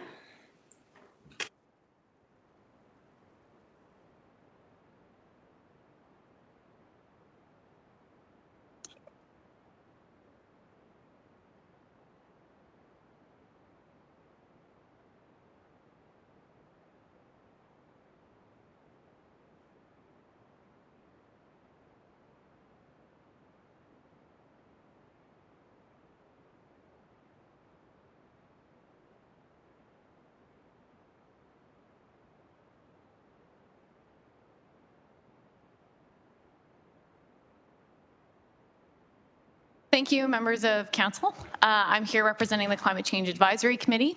And what I have today is actually a really positive success story. Although, frankly, I'm a little bit disappointed by the characterization of our work as admirable. I think that was a little bit belittling by a previous delegate. And I just wanted to say, we have worked very, very hard on this. And what I'm about to show you is the result of that work for members of our Citizen Advisory Committee, including people with absolute expertise in this area, our work with consultants, some of whom I see here today, who valued our input and brought us together with stakeholders and staff to develop the plans that I'm presenting. And I'm very pleased with the result, and I'm happy to show you what we've come back with. So a recap, last time I was here in October, I presented this timeline of the green building standards that were being proposed in Hamilton and showed why we were there on October 1st asking for additional time. It's because the city processes that we were a part of as the Climate Change Advisory Committee, first meeting April 30th, 2024, were not in place when the original consultation for this process was happening. So what we asked was, we asked for you to give us a mandate to do our job, to consult on Hamilton climate action strategy pertinent policy the city was developing. And our key concerns at the time was that the draft standards didn't outline a clear framework that showed like a long-term plan for stakeholders to give input early. We didn't have outlined emissions limits that were sufficient to actually require any action to be taken. And they didn't align with Hamilton's climate action strategy, the commitment that this council has already made. So on October 1st, we got a mandate to go back and do just that. And we were really happy with how the process played out. We had an initial discussion facilitated by the city consultant and planning staff and staff from OCCI back in December, followed by a stakeholder workshop at which members of the development industry were present and able to work with us collaboratively. And then we had a draft review in March, and now here today, the updated metrics are being presented. And the updated metrics are a huge improvement. I'm very, very pleased by the fact that city staff and the consultant WSP engaged in meaningful consultation with our advisory committee, and they also went and sought out answers to the questions that we asked. We said, how much more does it really cost? And they went and took a look, and it's negligible, it's single-digit percentages. Like, we're talking about a few $1,000s on the cost of a multi-million-dollar single-family home. They said, okay, that doesn't seem to be a huge impediment. And in the discussions that we had there with stakeholders, they largely agreed. They were worried mostly about regulatory issues, red tape, that sort of thing. So we had discussions, and we said, hey, in updating these energy and emissions metrics, we wanted a better plan that was going to incentivize the transition. And in the details of the report, which you can't see in the screenshot, one of the things to help incentivize that, to make things smoother, is identifying alternative compliance pathways. Basically saying, you know what, yeah, modeling is hard, but you know what's not hard? Installing a heat pump, and then you don't have to model at all. So we tried to have those discussions. We brought forward improvements both to the standard metrics and to ways to meet them. And it disincentivizes the lock-in of buildings that require costly retrofits. One of the things that came out of our discussion with the consultant was how costly those retrofits are. It is literally orders of magnitude more expensive to go back later. And that's not coming from us, that's coming from a review of other jurisdictions who are already looking at this sort of. So an update on the progress addressing our concerns. I'll just read from the progress in the final version that's being presented today. The ongoing commitment to green building standards was signaled to key stakeholders through the consultations and the implementation plan that you'll be reviewing. The emissions limits are significantly improved, both in tiers 1 and 2, and alternative compliance pathways were identified for low-rise developments. Updated metrics better align with Hamilton's climate action strategy, and they incentivize sustainable building practices now to avoid costly retrofits in the future. Our conclusion was that the green building standards presented here today are a significant step forward to making new buildings efficient right from the start. We sincerely thank city staff and consulting staff for positively collaborating with us. I cannot stress enough how this has been, like, compared to all my conversations with other advisory committees, the most positive, truly collaborative, good faith process that I've heard of, that we are very proud to have been a part of. And we support the adoption of these green building standards today, as well as recommending renewed consultation with all stakeholders when moving to Tier 2 mandatory to help incorporate evolving technology and municipal best practices in future GBS plans. That wraps up my presentation for today. I know I'm a little bit ahead of time. Very quickly, I just also want to say this is doable. Like, this is really doable, everyone. This is not rocket science, right? You know, we build things that are fantastically more complex than houses. What we're talking about is making our houses more sustainable at a very cost-effective point to do so. And that is something we should absolutely be doing. It's not something that contravenes the policy of higher levels of government. Nobody is saying that we shouldn't be moving towards a more sustainable future. Thank you, Lucia.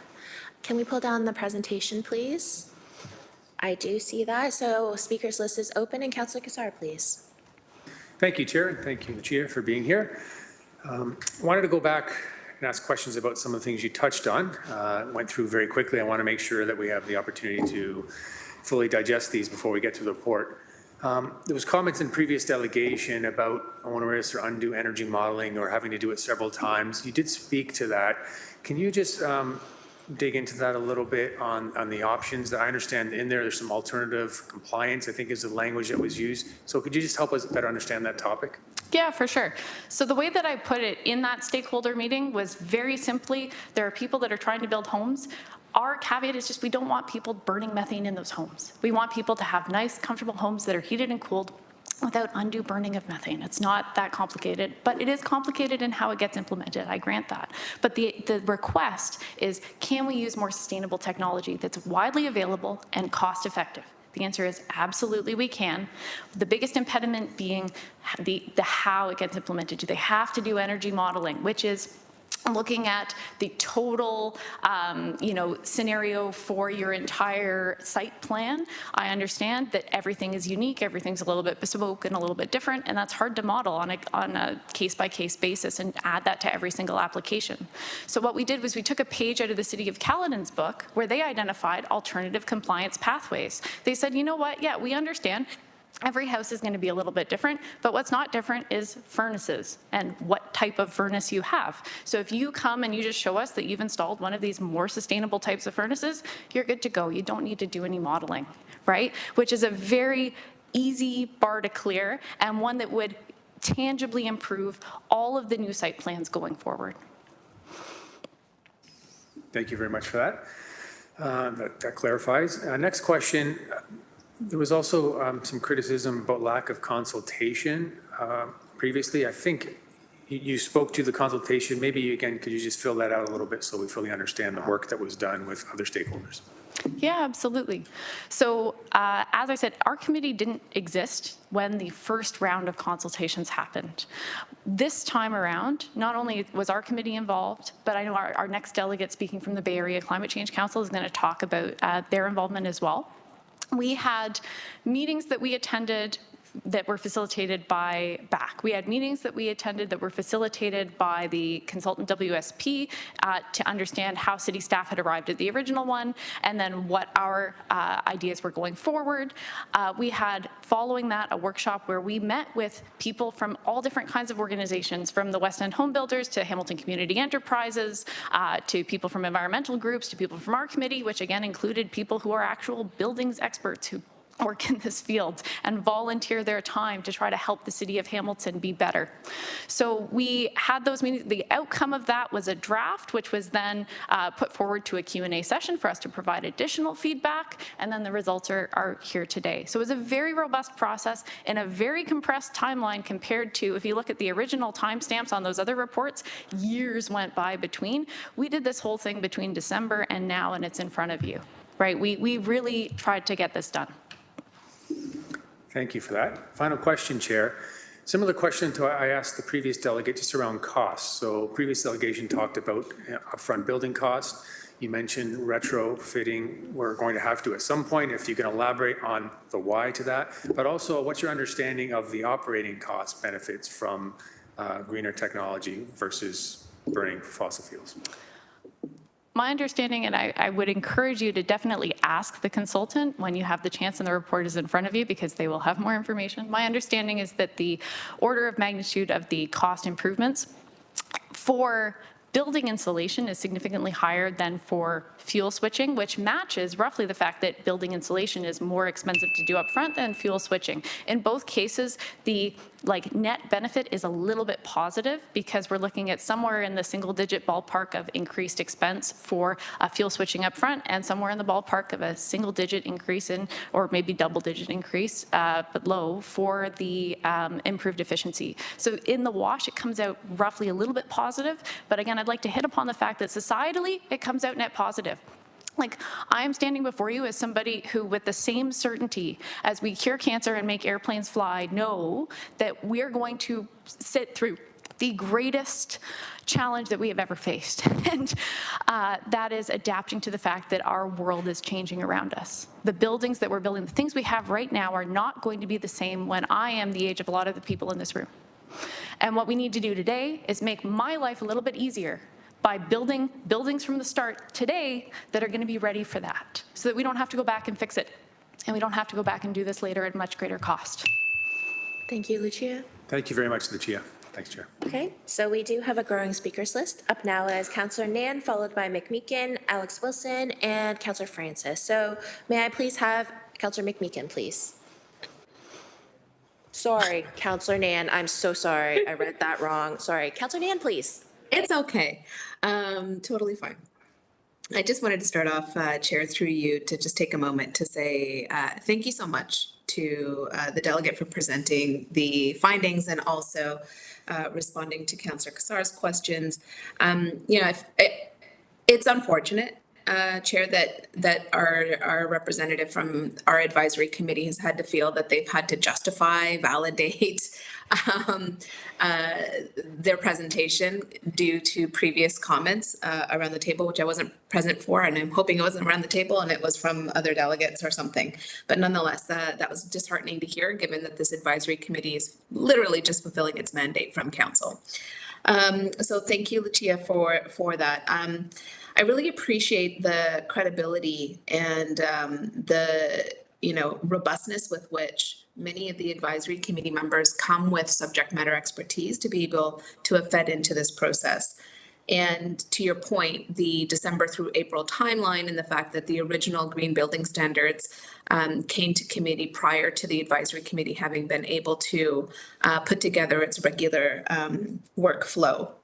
You talked a little bit about cost efficiency, the premise being that implementing these is cost efficient versus trying to do retrofits later. Can you just break that down in terms of the specific areas that you think that has the most impact based on your recommendations or the recommendations you see in the report? Thank you. So by far, apologies for repeating this subject matter from the original delegations in October, but by far, the most cost-effective time to retrofit your home appliances is not to retrofit them at all. It's to install the right ones right away, not to pay for ones that you then need to pull out later and replace with brand new appliances. Even if you reach, for example, the end of life of your air conditioner and you decide that you would like to install a heat pump, you're probably throwing away a perfectly good furnace that you have paid for, and vice versa. Maybe you wait for your furnace to die, you put in a heat pump, and now you're throwing out an AC that was working perfectly well. Instead of doing this, you could just install one appliance right at the beginning, hook up the electricity when the electricity is being hooked up to your home so you don't have to pay a crew to come later. And you can install an energy efficient way to heat and cool your home that will last for decades and that we don't have to fix at a later point in time. That was the number one concern of our group, is around fuel switching, because again, I just really want to underscore the point that methane in particular is of huge concern to everyone in this room who plans to be alive in the next 20, 30 years time frame. This is the greatest chance for us to reduce the impacts to our world is to reduce methane because of its high global warming potential in the very short time frame. And it's also the most cost effective. We're not talking about, the energy efficiency piece as it relates to the building envelope. There were some improvements, but nothing beyond what's been done in other jurisdictions. Right? We are advocating most stringently for just making sure that we're heating and cooling using predominantly electricity instead of predominantly gas. That is a very, very simple and easy to accommodate request, and frankly, one that sets people up for better comfort in their homes. Thank you. No further questions. Okay, thank you. Councillor McMeekin, followed by Councillor Alex Wilson and Councillor Francis. Councillor McMeekin, please. Good morning. And thanks for coming and providing some balance on the issue. I'm often consumed with the debate around competing goods. Some will say, let's eliminate green standards because short-term it can save us some money. Long-term, you pay a price for that. And invariably, in some cases, means you're going to replicate the very problems that you're ideally on a good day trying to escape from. Someone said to me on this issue specifically up in my ward that who knew we were going to be having some discussion about green standards. She said, Ted, if you only have time for the urgent, you never have time for the important. And there are some urgent issues we need to deal with around jobs, building, process, all of that. But we need to take a measured approach. And I really like the way you have presented what candidly should be obvious, right? So thanks for that. And I think we need to keep that balance in mind, Chair, with respect to all the parties who have presented this morning. Well, and through the chair, if I could just add very briefly, this ties in a little bit, the obvious. This was actually brought forward as something that should have been a provincial standard that was overturned. The Ontario Energy Board came to this conclusion because it is, in fact, so obvious. And the city is not doing anything that the province would not have done under normal circumstances. Yeah. Just if I have another few seconds here, and apparently I do.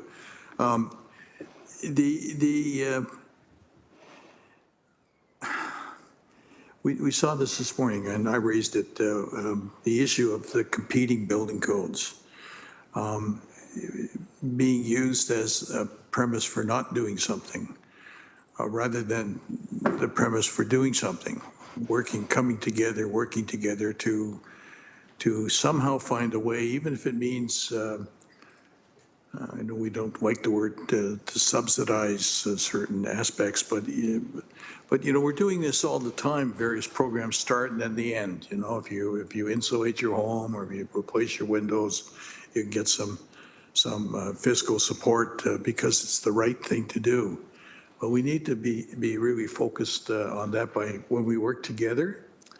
And I don't fault the city or our staff people at all for struggling with green building standards. I mean, that's something that, particularly if we're doing it in the absence of the two senior levels of government being able to get their act together. And that said, I'm optimistic that with some of the changes that appear to be coming, that we may be able to get on top of that together. This idea of one economy, one vision, shared sense of purpose. I think there's a lot of hope there, Madam Chair. I say respectfully through you. Thank you for coming. Okay, thank you. We have Councillor Alex Wilson, please. Thank you, Lucia, for bringing that process overview forward, and I think recapping a lot of the conversation so far. Something newish has been going on in this calendar year, and it came up in the conversation today, and so just hoping to get some feedback from you if you're okay on that. And I'll link it to what you already said, which is this context of the challenges adapting to change. And in the context of retrofits, the right thing to do is to get it right the first time. And you brought up that example of the type of furnace you could use, for example, might also get rid of some of those requirements to do that energy modeling, get it in nice and simple. One of the things we heard earlier today was, well, supply chains are changing. We're in such an emergency moment right now. What happens if that furnace is only available from, say, New York State or Pennsylvania, et cetera? Then where do we go next? I know you personally as an individual work in hardware and some of these things. And so just from that comment, maybe taking a longer term lens, if there does need to be a supply chain shift for a certain type of material, certain type of glaze, et cetera, where there is a niche or it's more of an evolving technology, what is your perspective, or can you comment a little bit on what that looks like? Is this, well, we have to get rid of these standards, or what might change in the sector from your perspective? Well, I understand that supply chain management is its own beast. I know people who work in that, I understand. However, again, I cannot reiterate enough, this is not rocket science. Europe, Japan, other places all around the world in the Northern Hemisphere use heat pumps. It is not just a North America thing. In fact, the North America thing is deciding that we wanted to use gas furnaces exclusively and to subsidize them heavily. That is a North American only problem that we are now trying to address and trying to undo. But in terms of where you could get cold climate heat pumps from, it is not just the U.S. In fact, I don't think the U.S. is the primary manufacturer. The primary manufacturer, I believe, for high performance is Mitsubishi Electric, which is nominally Japanese, but of course the electronics inside are predominantly made elsewhere in Southeast Asia. But the point being that a lot of these supply chain issues, I understand there will be some hassle up front. I think kind of alluding to Councillor McMeekin's comments that maybe that hassle up front is the reason that we're not pushing through this. I think there are ways that maybe we could, even as a city, look at helping, at saying, we will help to look at where these could be sourced from. And again, I know you do some personal work in the sector as well. Is there a potential impact in terms of demand modeling, or that you're a startup, you're looking at getting into a tech, you now know that every building in Hamilton is going to have one type of technology versus another. Just speaking kind of in the broader retrofit sector, the broader efficiency sector, do you see impacts of having that kind of demand forecast into the future, or that's not really what you've been hearing when you've been having conversations? I mean, Hamilton is a great city, it's a large city. Our demand is not going to sway global markets one way or another, and global markets for these products already exist. And while my particular expertise is not in building systems, I work in electronics, for anyone who doesn't know, and have worked on appliance repairs and retrofits and all that sort of stuff. But the bottom line here is that these products are available, and a jurisdictional scan has shown that they're available basically at cost parity. Changing where you buy stuff from might be a bit of a hassle, but this is not an impediment. And the city of Hamilton is not reinventing the wheel. Countries all over the world and cities across Canada already do this. And in fact, residents of Hamilton already do this on their own. They have to undo what has already been done. Last speaker is Councillor Francis, please. Thank you, Chair. And, we've seen estimates by the previous delegate showing that it could add over $40,000 to the cost of a new home in the midst of a housing crisis, with young people being completely priced out of the market, the average age of the first-time home buyer now reaching 40 years of age.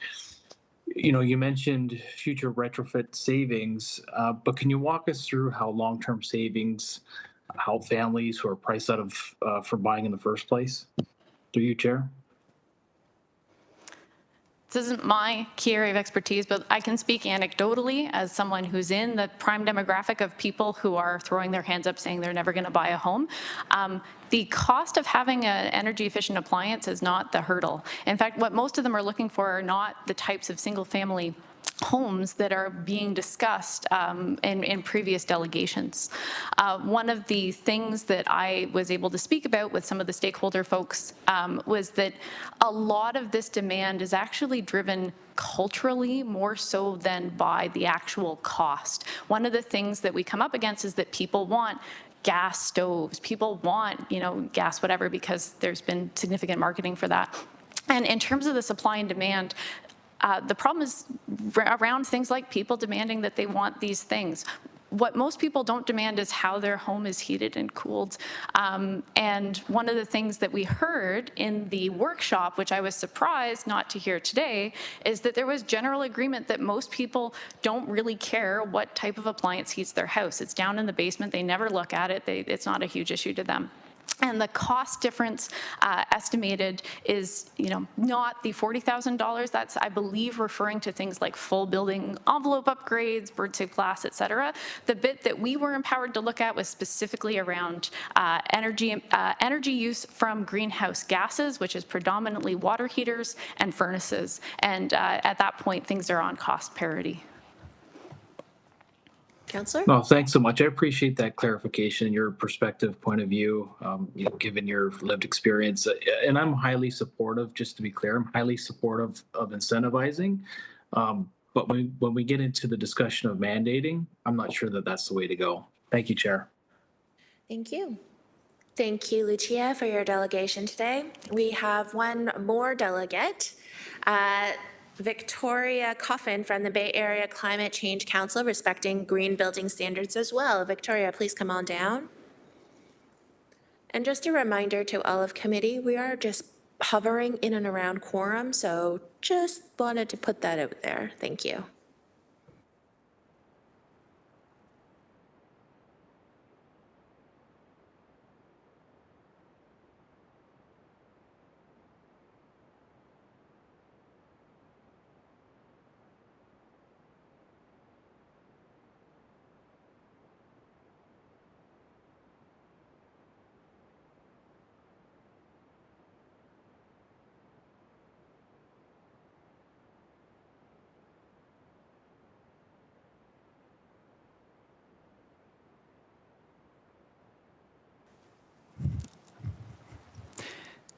Good morning, Madam Chair, members of this planning committee. My name is Victoria Coffin, as the chair mentioned, and I'm with the Bay Area Climate Change Council. I'm the acting manager covering a parental leave. I'm here today to show support for all the good work that the city has done and all the staff has done, certainly since the fall. But first, just wanted to talk just the tiniest bit about the Bay Area Climate Change Council in the event that people are not familiar with us. We are a collective impact initiative, and our members represent fairly broadly our participants in society who are concerned about climate change and want to act on the issue and move things forward. We get support from the two cities, City of Burlington and City of Hamilton, as well as Mohawk College, where we are located. Our overall vision is to reach net zero, and then of course that depends then on the area of the economy and society. So from our perspective, we have three big priorities. The big three cover 95% of our emissions. So that's transportation, buildings, and industry. And we always have to think about, of course, the foundation of our energy systems, and of course, for us, focused on the low carbon energy transition. So we are in the process of supporting what we call an implementation team on green development standards. We started down this road while Hamilton was generally looking at its green building standards. So today I'm going to share a little bit of the principles that we've been discussing, because we're still in the process. We will have a report fairly soon, but Hamilton now is ahead of us. So today, like I say, I'm speaking very quickly to how what we've been talking about, I think, supports what the work that city staff have been doing over the last few months, in particular focusing, of course, on the energy efficiency provisions as well as greenhouse gas emissions. So our implementation team, as we call it, so I'm going to use my short form because I'll probably lapse into it, BACIT, so that's the Bay Area Climate Change Implementation Team. That's like our work team that's working on this. It is, again, it's made up of 23 industry experts, environmental NGOs. We have city staff that sit and sort of become part of the conversation. So it's, again, a broad group working together to try and collaborate and think out some of these challenges. Our first priority is to look at how to advance equitable green development standards that align with net zero by 2050, to make best efforts to advocate for these standards not to exacerbate current inequities. And then the third piece is to explore effective implementation, not just to sort of tell the city what to do, but to look at ways that community organizations can actually support this, because we do believe that there actually could be a really good role for community organizations as well as experts that are in the community. So very quickly, we started with a conversation around the fact that the building code in Ontario on that energy efficiency piece has not really gone anywhere since about 2018. So in the ideal, we use building codes to address well-being, health, safety, property preservation, but in this case, it hasn't gone anywhere, so we do see the need for municipalities to step in. Secondly, of course, on that side of making sure that everyone benefits, vulnerable communities often get left behind in these processes. And so something like green development standards makes sure that they can actually benefit from the kinds of buildings that others with more money can buy right now. And then the last piece I'd say we've been talking about generally, like I say, is that implementation piece. I won't go into the details because, again, we're going to speak about it tomorrow and I will be delegating tomorrow. But there has been a fair bit of conversation already. And I would just say that, again, there's a huge part of this that other cities I've heard also found was in the implementation. So, without going into the details, I think I'll leave it at that. And if there's any other questions, I can deal with the details then. Thank you. Thank you very much, Victoria. Speakers list is open, so we'll just wait just for a couple of seconds and Councillor Taddison, please. Hey, thanks for your delegation today. Just in one of your slides, it said that you were supporting the implementation of green building standards in Hamilton and Burlington. Are you finding resistance to green building standards in Burlington, more so than Hamilton? I wouldn't call it resistance so much as an interest in seeing how things can be done, given that they have to date used a different approach as well. For example, of course, they've recently been looking at a community improvement plan to incentivize as opposed to putting standards in place. But they do, again, they're part of our conversations and are very interested in what we're able to bring to the table. Okay, thanks for sharing that. No more questions. All right. Thank you, Victoria, for your delegation, and that concludes our delegations list. Now, may I have a mover and a seconder to receive all of the delegations, please? Councillor McMeekin, Councillor Francis. This is a hand vote, so may I have your hand vote, please? That looks like everyone. Thank you. That vote carries. We are now moving on to item 7, which is items for information. We do have 7.1, 7.2, and 7.3. We will, at the end of it, receive all of these items all together because these are all items for information. So starting with 7.1, this is PED 25035A. This is the interim report for official plan amendment, zoning bylaw amendment, and draft plan of subdivision for lands located at 228 McNeely Road and 1069 Highway 8, Stony Creek and Ward 10. This was deferred from the February 4th meeting. Do we have any questions on this? Councillor Beattie, please. Thank you, and through the chair, I'm just trying to understand, read through the report, I think I know where we're going. Considerable feedback from the community with regards to specifically the future growth-related park in the McNeely Road area. And just trying to maybe have it on the record publicly stated where this all aligns with ensuring that the park materializes in a way that the community is anticipated, full size, not pared back, how close we are to getting there, and what we might expect in terms of a timeline over the coming months or beyond, possibly, just so that I can set the table for residents in the area, in the community, as to what happens next. Thank you. Director Del Bello, please. Through the chair to the councillor, with regards to the process right now, we are in consultation with the applicant and the owner to get to an agreement to a positive resolution on the application before us. And we're working towards that. The timing of that is dependent upon basically the park is one of the questions. We're looking at credits for the additional park that's being used for the swim pond. That's under discussions right now with our LAS department, our legal department, and planning department with regards to how many credits they would get for that additional park that's being used for the swim pond. Timing, to your question on timing, we're hoping in the next potentially 6 to 8 weeks, we would get a further submission with regards to resolving that park and the credits and the actual potential design of the draft plan of subdivision. And then we would bring forward that recommendation report to this committee for review and recommendation approval to that, what's in that report. But we are moving forward with the applicant. We are having positive communication, so there is that ongoing communication that's happening.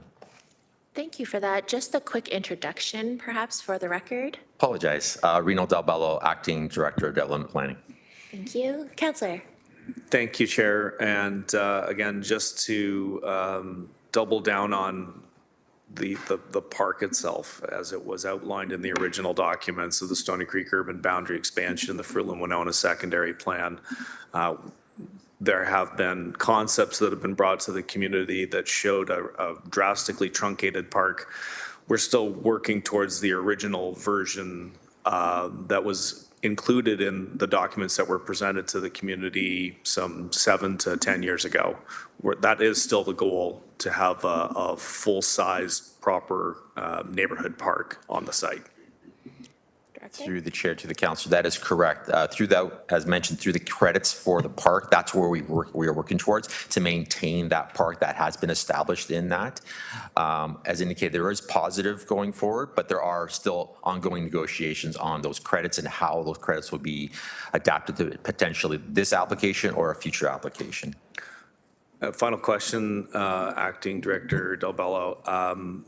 Rough timeline in terms of where we are now and when we might see resolution? And I don't want to put you on the spot. I'm not going to hold you to a timeline. I just want to be able to offer something back to the community, because it is of high interest to the existing and, of course, the future neighborhood that's going to be developed there. Through the chair to the council, I appreciate that.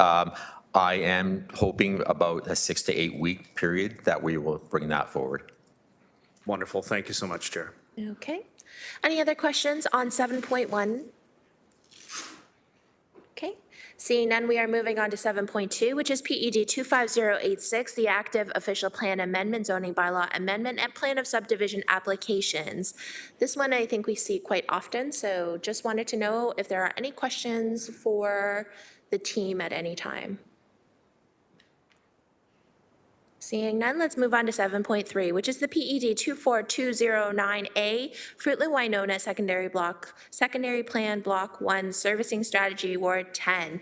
I do see that Margaret Fazio is here, so she does have a staff overview, or we don't have to do a staff overview. I'll just leave it to committee to see if anybody wants a staff overview. Yes.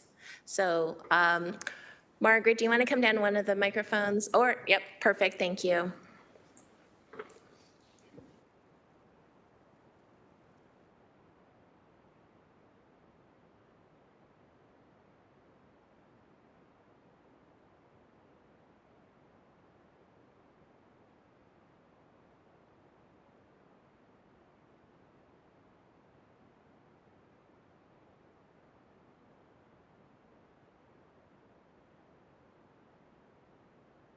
Just for those online, we're just getting set up with technology, so just give us a second.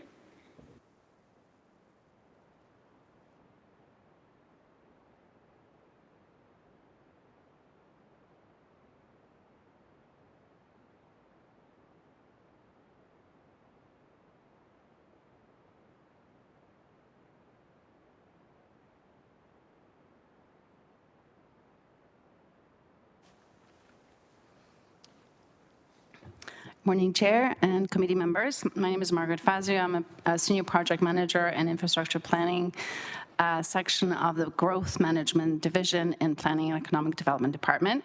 I just have a quick overview of the information report that is before you.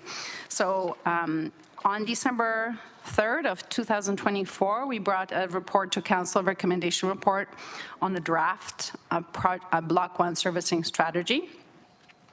And so I'm here today to update you on it because we committed to be doing that. So I'll provide a little bit of background and then the information to be received and then the next steps. So, sorry, I missed one slide.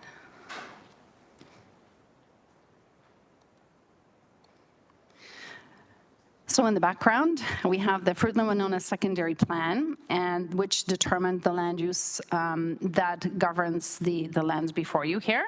The secondary plan provided policy direction that requires that block servicing strategies be developed before development application submissions can proceed. Can be received. So the area is characterized by relatively flat topography, and which requires specific grading and detailed servicing provisions to adequately service the future development area, and so that development can proceed in a coordinated and comprehensive manner. So a block servicing strategy shall be required in 3 areas. Sorry, wrong hand.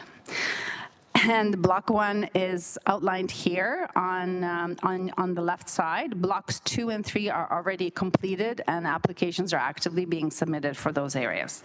So just further to this, the terms of reference required for block servicing strategies includes public consultation, so that would have taken place already, and it is continuing. And the secondary plan allows for the strategies to be completed by landowner groups, as is the case with Block 1. So the interesting thing, or the important thing about Block 1 is that it is led by landowners, so some of whom may be represented here are listening in. And so basically they are paying for the process, for the technical analyses that are taking place. The servicing strategy is a little bit different from what maybe the committee members may be used to. So you have the urban plan, you have secondary plans that are layered, they're more detailed, and then typically we go directly into subdivision and site applications. The servicing strategy fits between the secondary plan and the development application process. And it basically allows, so first I should say, Stony Creek is the first area where we've done this in the city, so this is the third of the 3 that are provided in this area. And it is basically intended to provide a coordination of municipal servicing and infrastructure where we have multiple landowners involved, and there are quite a lot here. Typically, when you would have a development application process come in, you would have one large landowner, they'll have a subdivision, that'll be developed in maybe stages. So this is, we need a servicing strategy because of the multiple landowners being involved. The specific reason for the specific infrastructure that they're planning for is our roads, water, wastewater, and stormwater services. And so what I mean by that is roads that you see and everything underground, including stormwater pond specific locations and dimensions. And in Block 1, specifically, there's also a large community park that'll have a draw that goes beyond the immediate block or even the Stony Creek area itself. And there's also an elementary school that'll service the block and maybe draw outside of it as well.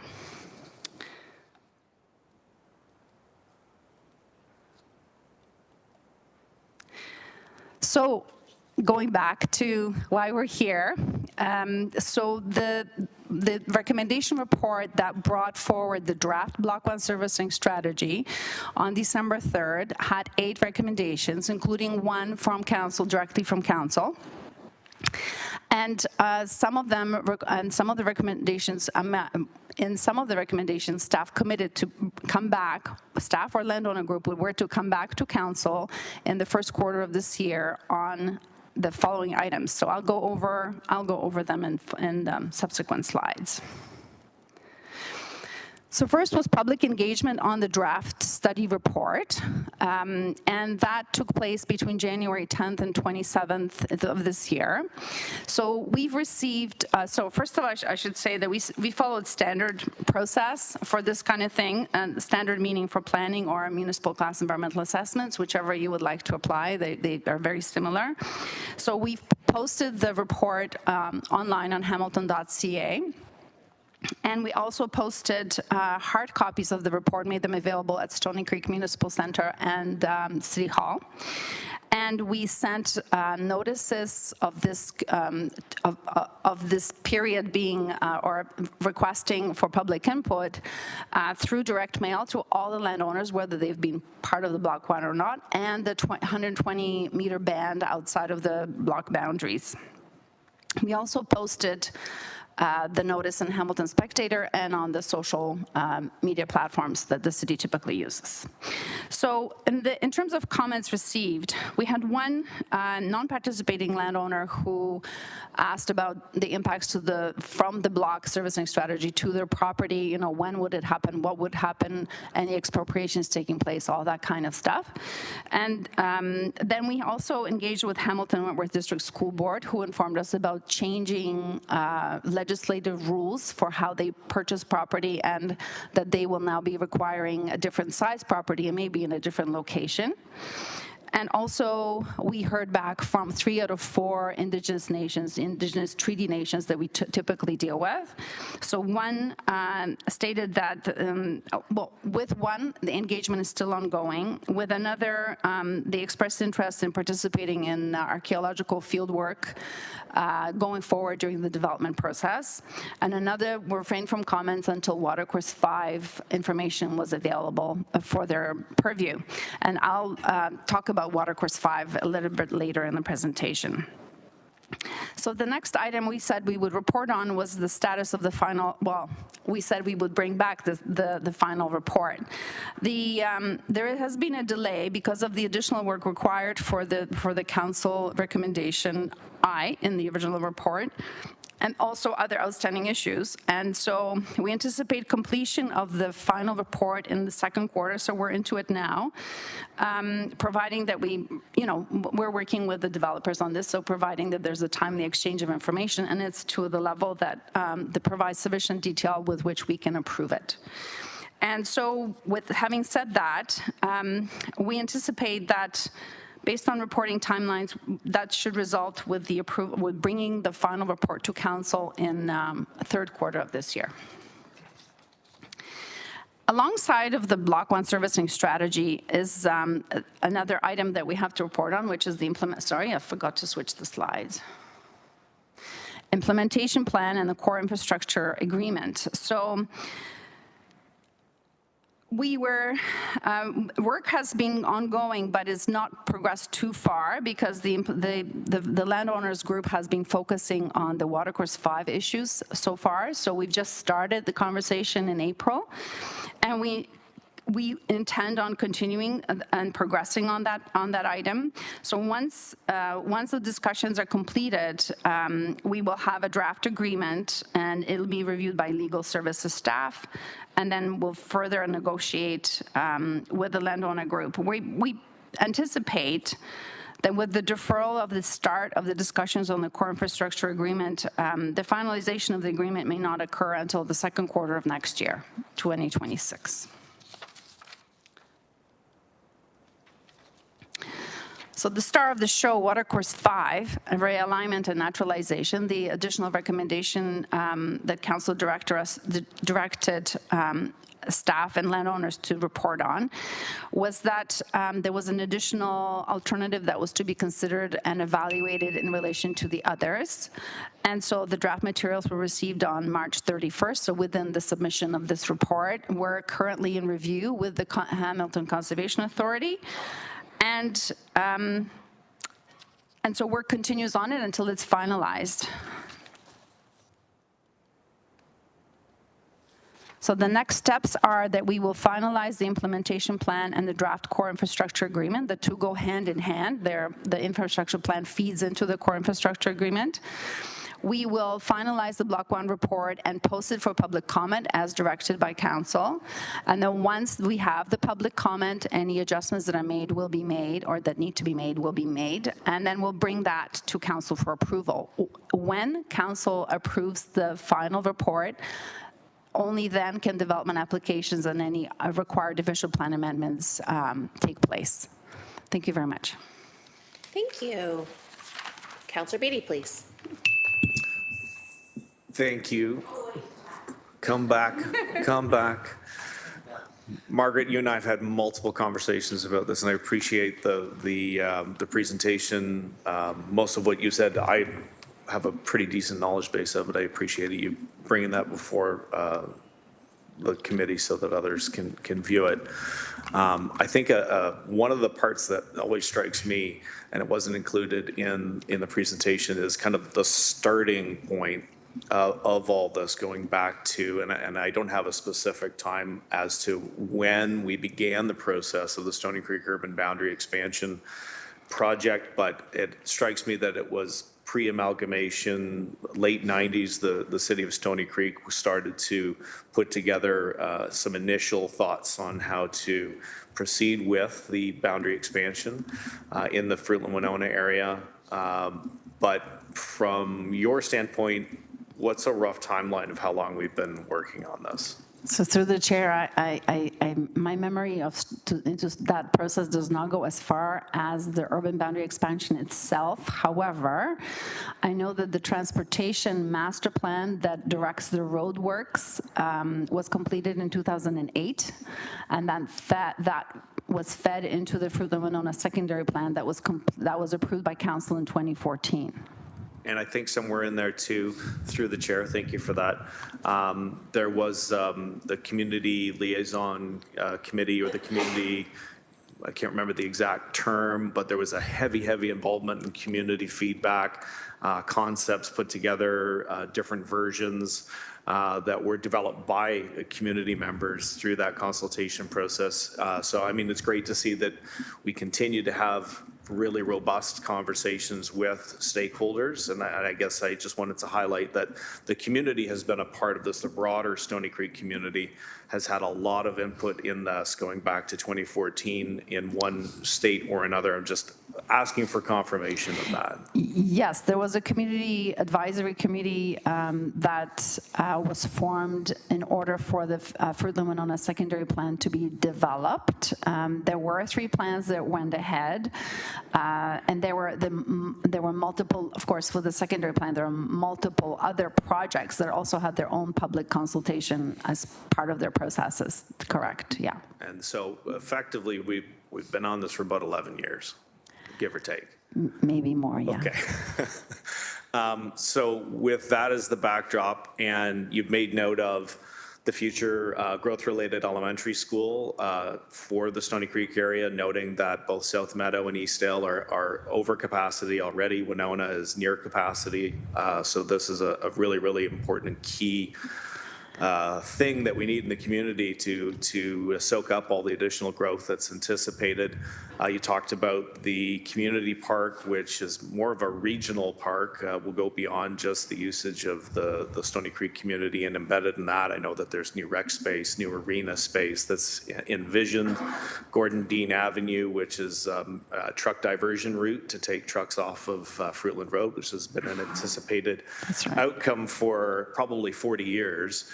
And Gordon Dean will also provide new transit connections. It will be multimodal transportation, bike lanes, sidewalks, the whole 9 yards. Transit connection, I think I mentioned that. There's a lot of goodies, I say, I use the term not to diminish them, but important aspects for future development in the area that are baked into this.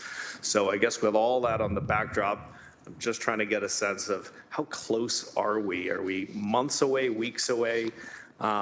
If all the stars aligned and we had perfect ability to move forward hand in hand with the landowner groups, singular, what would be a blue sky scenario for a timeline in trying to get this resolved? So I'm not sure if through the chair.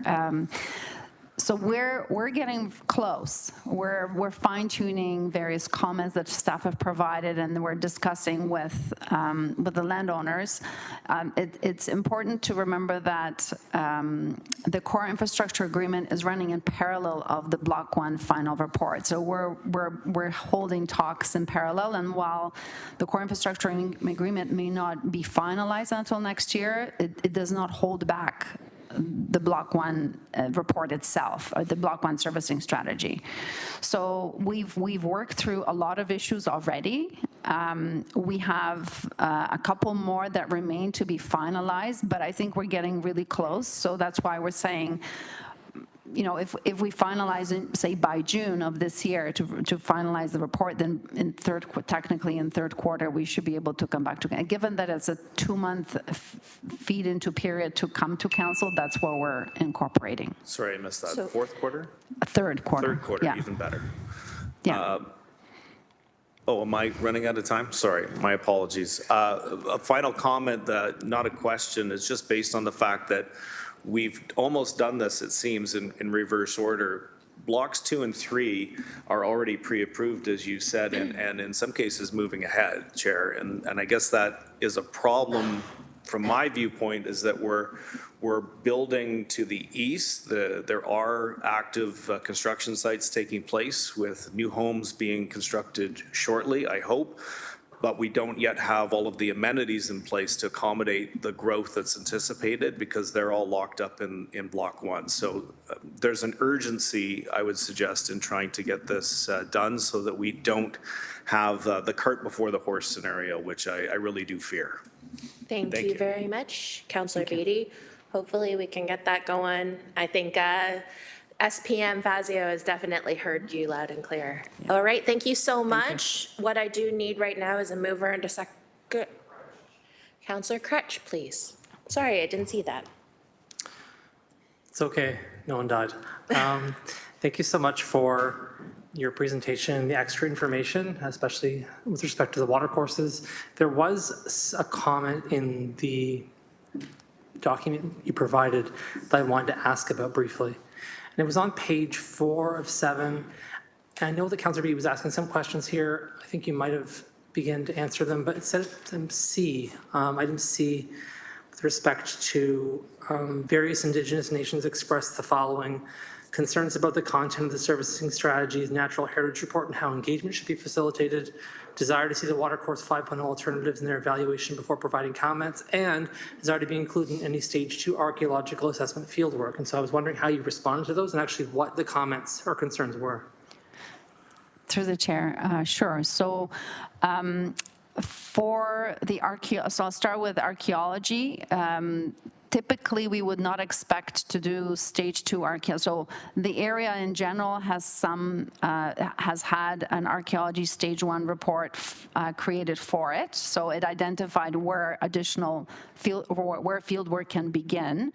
And so since the block has those areas identified, stage 2 can take place or will be required to take place during the development application stage. So each applicant will have to then progress on that and create the opportunity for invite the Indigenous nations to monitor any fieldwork that takes place then. But then its natural time is when you know the full construction footprint. That's why you don't want to do it too early, because you don't know the full impact of what you're proposing to do. So that's one. Sorry, the others were there are ongoing conversations with another nation. They posed a sort of a first off request that we've never encountered even with the city before, in that they were requesting to have technical reports translated into the native languages. And then to have interpreters present at the meeting. So I know the landowners have hired someone who who would facilitate Indigenous engagement for them, but I don't know that they've progressed too far with that. It's been a struggle, I have to say, and there's nothing in UHOP that requires landowner or developers, private entities, to engage with Indigenous nations the way that we are required to do it, the public side of development. So it will be, but I know that landowners expressed interest in pursuing this, so that is a good thing. And sorry, the third one was that, they would like to provide comments once Watercourse 5 information is available. So we've acknowledged all of those requests. We always do, and we whenever there's a connection to the landowners, we connect them with the landowners, because we're the ones that posted all of that. So we've connected with the landowners, make sure that they are aware, and it's up to them to now hold that, take up that torch and carry it on. And also for, sorry, I was just talking about the last one. Sorry, would you mind repeating the last one? It had to do with Watercourse 5, right? It said the desire to see Watercourse 5 find alternatives in their evaluation before providing comments. Yes, thank you. Sorry, through the chair. All of this through the chair, sorry. So we've also acknowledged that receipt of that, and we anticipate that once we have had further review of the Watercourse 5 information, and it's up to staffs and conservation authority standards, that once it's incorporated in the final report, we can provide that to the nation, maybe before, just to buy them a little bit more time. But we've not responded in that term yet, because at the time that came in, we did not have that information yet. Thanks for providing those additional details. I appreciate it. Thank you. Seeing no other speakers. Okay, thank you so much, Margaret, for your delegation. For your presentation. So I need a mover and a seconder to receive all of these items, 7.1, 7.2, and 7.3. Councillor McMeekin and Councillor Beattie. I think we're cool with all of the conversations, right? So may I have your hand vote, please? And that looks like everyone. That vote carries. Thank you. So I'm now at 11:55, committee. My hope is that we can try and get through 8.1 and 8.3. These are public hearings, because 8.2 has been deferred. But I am in committee's hands as to if we wanted to break for lunch, or I do recognize we do have several delegates that are online and several delegates that are here in chambers. All right, let's go. The public has been advised on how to pre-register to be a delegate at the public meetings on today's agenda. If a person or public body would otherwise have an ability to appeal the decision of Council, City of Hamilton, to the Ontario Land Tribunal, but the person or public body does not make oral submissions at a public meeting or make written submissions to the City of Hamilton before the bylaw is passed, the person or public body is not entitled to appeal the decision. If a person or public body does not make oral submissions at a public meeting or make written submissions to the City of Hamilton before the bylaw is passed, the person or public body may not be added to the party to the hearing of an appeal before the Ontario Land Tribunal unless in the opinion of the tribunal and there are reasonable grounds to do so. So we are going to 8.1. This is PED 25036. Applications for zoning bylaw amendment and draft plan of subdivision for lands located at 387, 397, 405, 409 Hamilton Drive. This is in Ward 12. And this was deferred from the April 8th Planning Committee meeting. We do have Jennifer Caterino on hand to provide an update. Does committee want to see the presentation? Yes. So, Jennifer, come on down. You're the next lucky contestant on this public hearing day.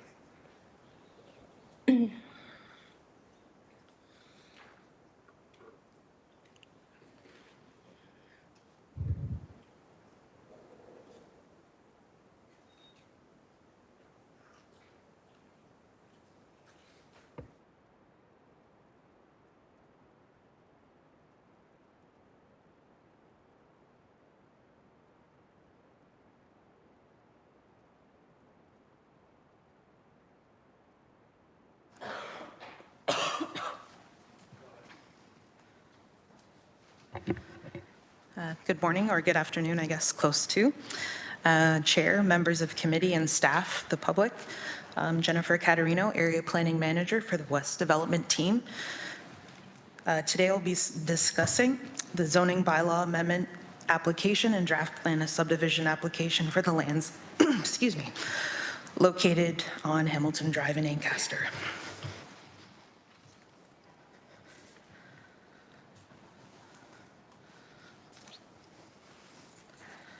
So the subject lands are outlined in yellow on the slide and are located east of Hamilton Drive, west of Braithwaite Avenue, and south of Highway 403. Subject lands have an area of approximately 2.2 hectares and contain approximately 808 trees.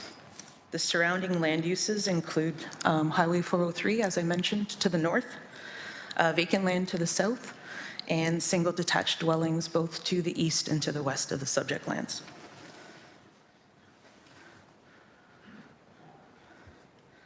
The purpose of the zoning bylaw amendment is for a change in zoning from the agricultural A to 16 zone modified in the former Town of Ancaster zoning bylaw to a site-specific low-density residential zone, open space zone P4, and conservation hazard P5 zone to permit the development of a residential subdivision containing 17 lots for single detached dwellings. The zoning bylaw includes modifications to the low-density residential zone to permit a reduced lot width and reduced minimum setbacks from the flankage lot line, as well as to the rear lot line. A site-specific modification to the P4 zone is also recommended to limit the permitted uses in the zone to only permit a stormwater management facility. And similarly, a site-specific modification to the P5 zone is recommended to permit the construction of a retaining wall, which is required for noise mitigation measures. So this slide illustrates the proposed lot fabric, including the required retaining wall along the northern portion of the subject lands. Staff recognize that a large number of trees will be removed to accommodate the proposed subdivision. However, 125 trees are planned to remain or be replanted, and there will be 157 new trees planted on the site within the P5 zone. Staff have also recommended the introduction of the P5 zone surrounding the R1 zone to ensure that there would always be land for the trees to grow and be maintained and be protected surrounding the site. The P5 zone also restricts development within that area, and our hope is that trees and vegetation will be there for the long term. So in addition, there are recommended conditions of draft plan approval that include, but are not limited to, the completion of a butternut tree health assessment, the requirement of cash in lieu for tree compensation for 526 trees, and the submission of a letter of credit to ensure that the replanted trees and new trees survive.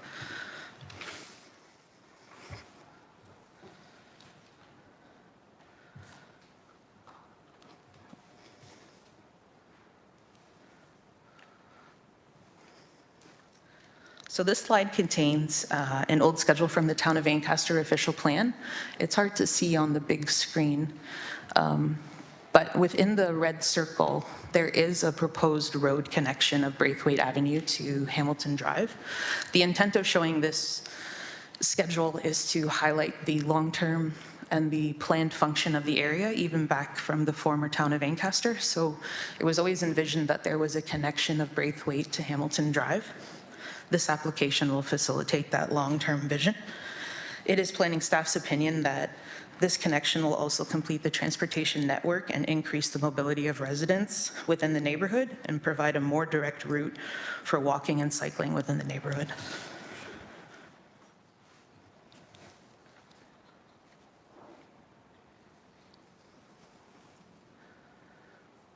This slide was also added for context just to show the existing Shaver neighborhood secondary plan. On the west side of Hamilton Drive, if you can see my cursor, so Tollgate Avenue terminates currently in a temporary cul-de-sac and Braithwaite Avenue and the subject, oops, sorry about that, and the subject lands on the east side of Hamilton Drive. It's looking at the secondary plan, there's an obvious connection to have a four-way intersection along Hamilton Drive. So the thought is the extension of Braithwaite Avenue is appropriate in this instance.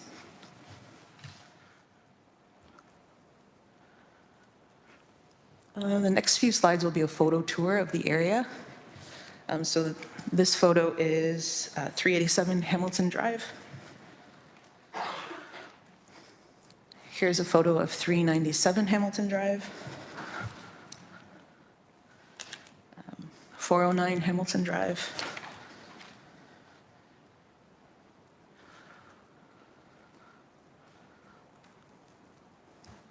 405.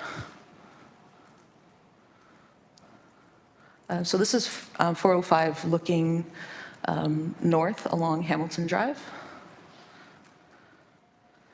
And this is from 405 Hamilton Drive looking south. And here's an image of the subject lands from Braithwaite Avenue.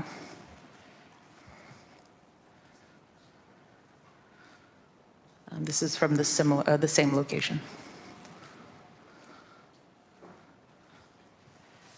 So as part of the planning process, this application was circulated to property owners within 120 meters of the subject lands, and a site sign was installed on the property. In response to the circulation, staff received, at the time of preparing the staff report and presentation, 9 submissions. The residents' concerns noted included potential consequences to the local community, a loss of habitat in the area, impacts to the water table, and there were actually requests for improvements to the transportation network. There was also comments regarding the potential extension of Braithwaite Avenue and how that could be a solution for existing transportation issues in the neighborhood. So in conclusion, the proposed zoning bylaw amendment and draft plan of subdivision applications can be supported as they are consistent with the provincial policy statement, planning statement. They comply with the Urban Hamilton official plan, as well as the Shaver neighborhood secondary plan.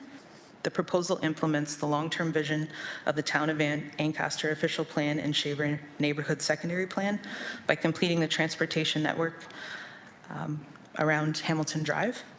The proposed development is compatible with the existing uses in the immediate area. That concludes my presentation, and I am available for questions. Thank you. Thank you for your presentation. Up now is Councillor Kassar, please.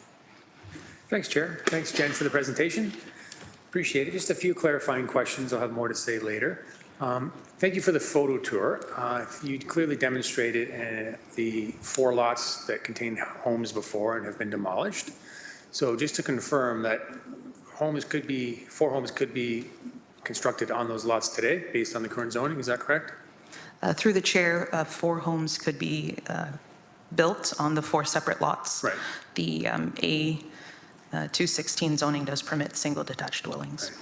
Okay, thank you. So really what we're talking about is a net addition of 13 homes based on this proposal, because 4 could be built today.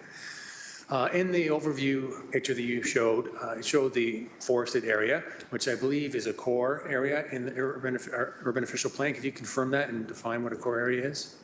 So the Urban Hamilton official plan identifies the area as a core area. However, the secondary plan does not. So the secondary plan policy does prevail over the Urban Hamilton official plan.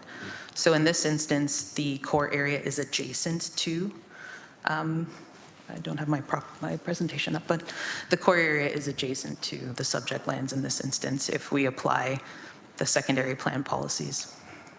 Okay, but from just generally speaking, that a core area in the urban official plan, can you define what that is for me, please?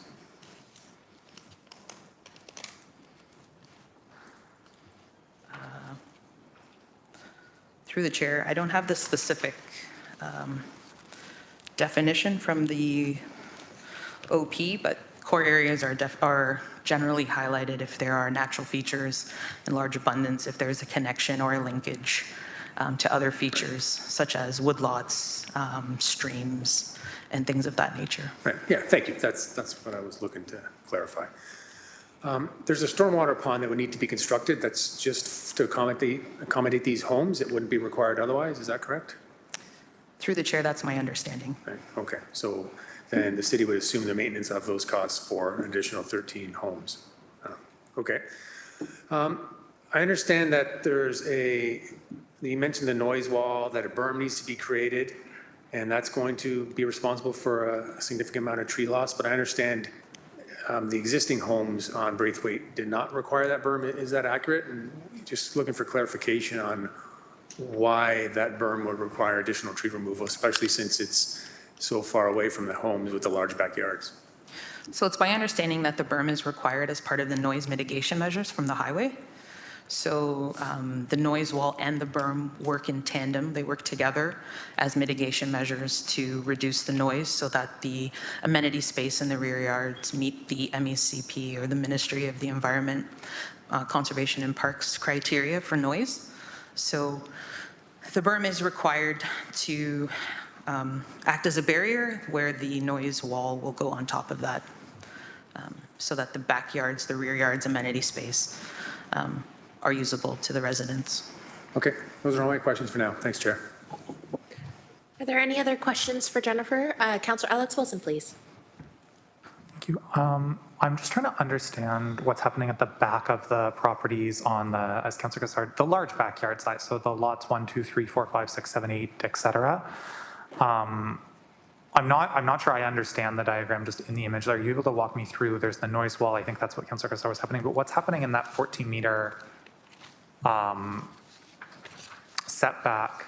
Potentially, I'm seeing that some of the lots on the north side are double the lot area of those on the south side. So is that because the noise wall needs to be there, or just what's that additional space for? Or is it amenity space for the end buyer? So through the chair, I apologize, I don't have the presentation up anymore, but Appendix C of the report has the concept plan. So I think as this concept has evolved over time, the road alignment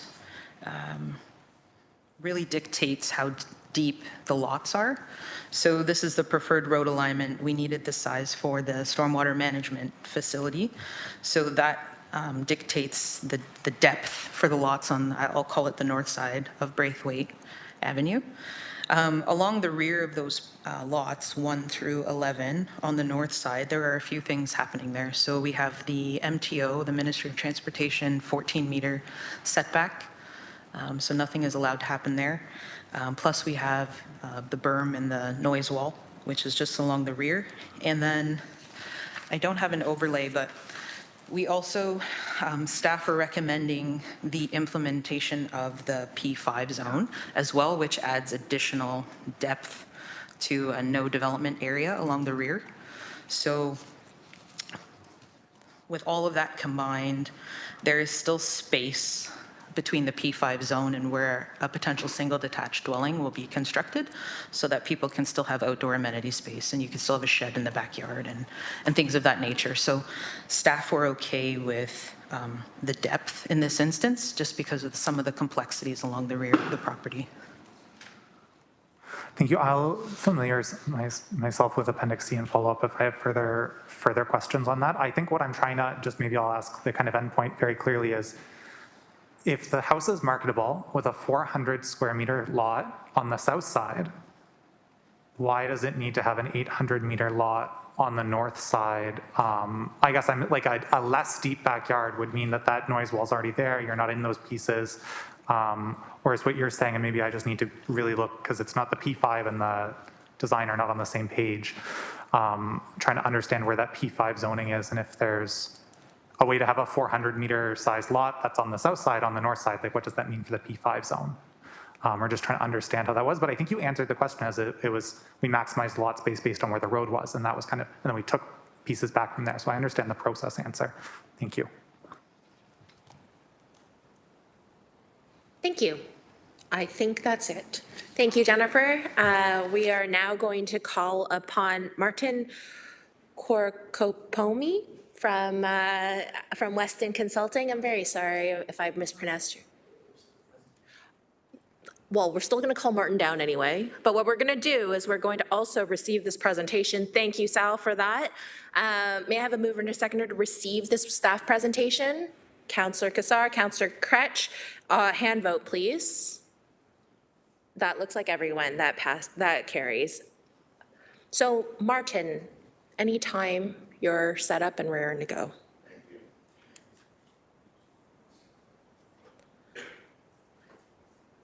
And please clarify your last name. I'm really sorry if I mispronounced it.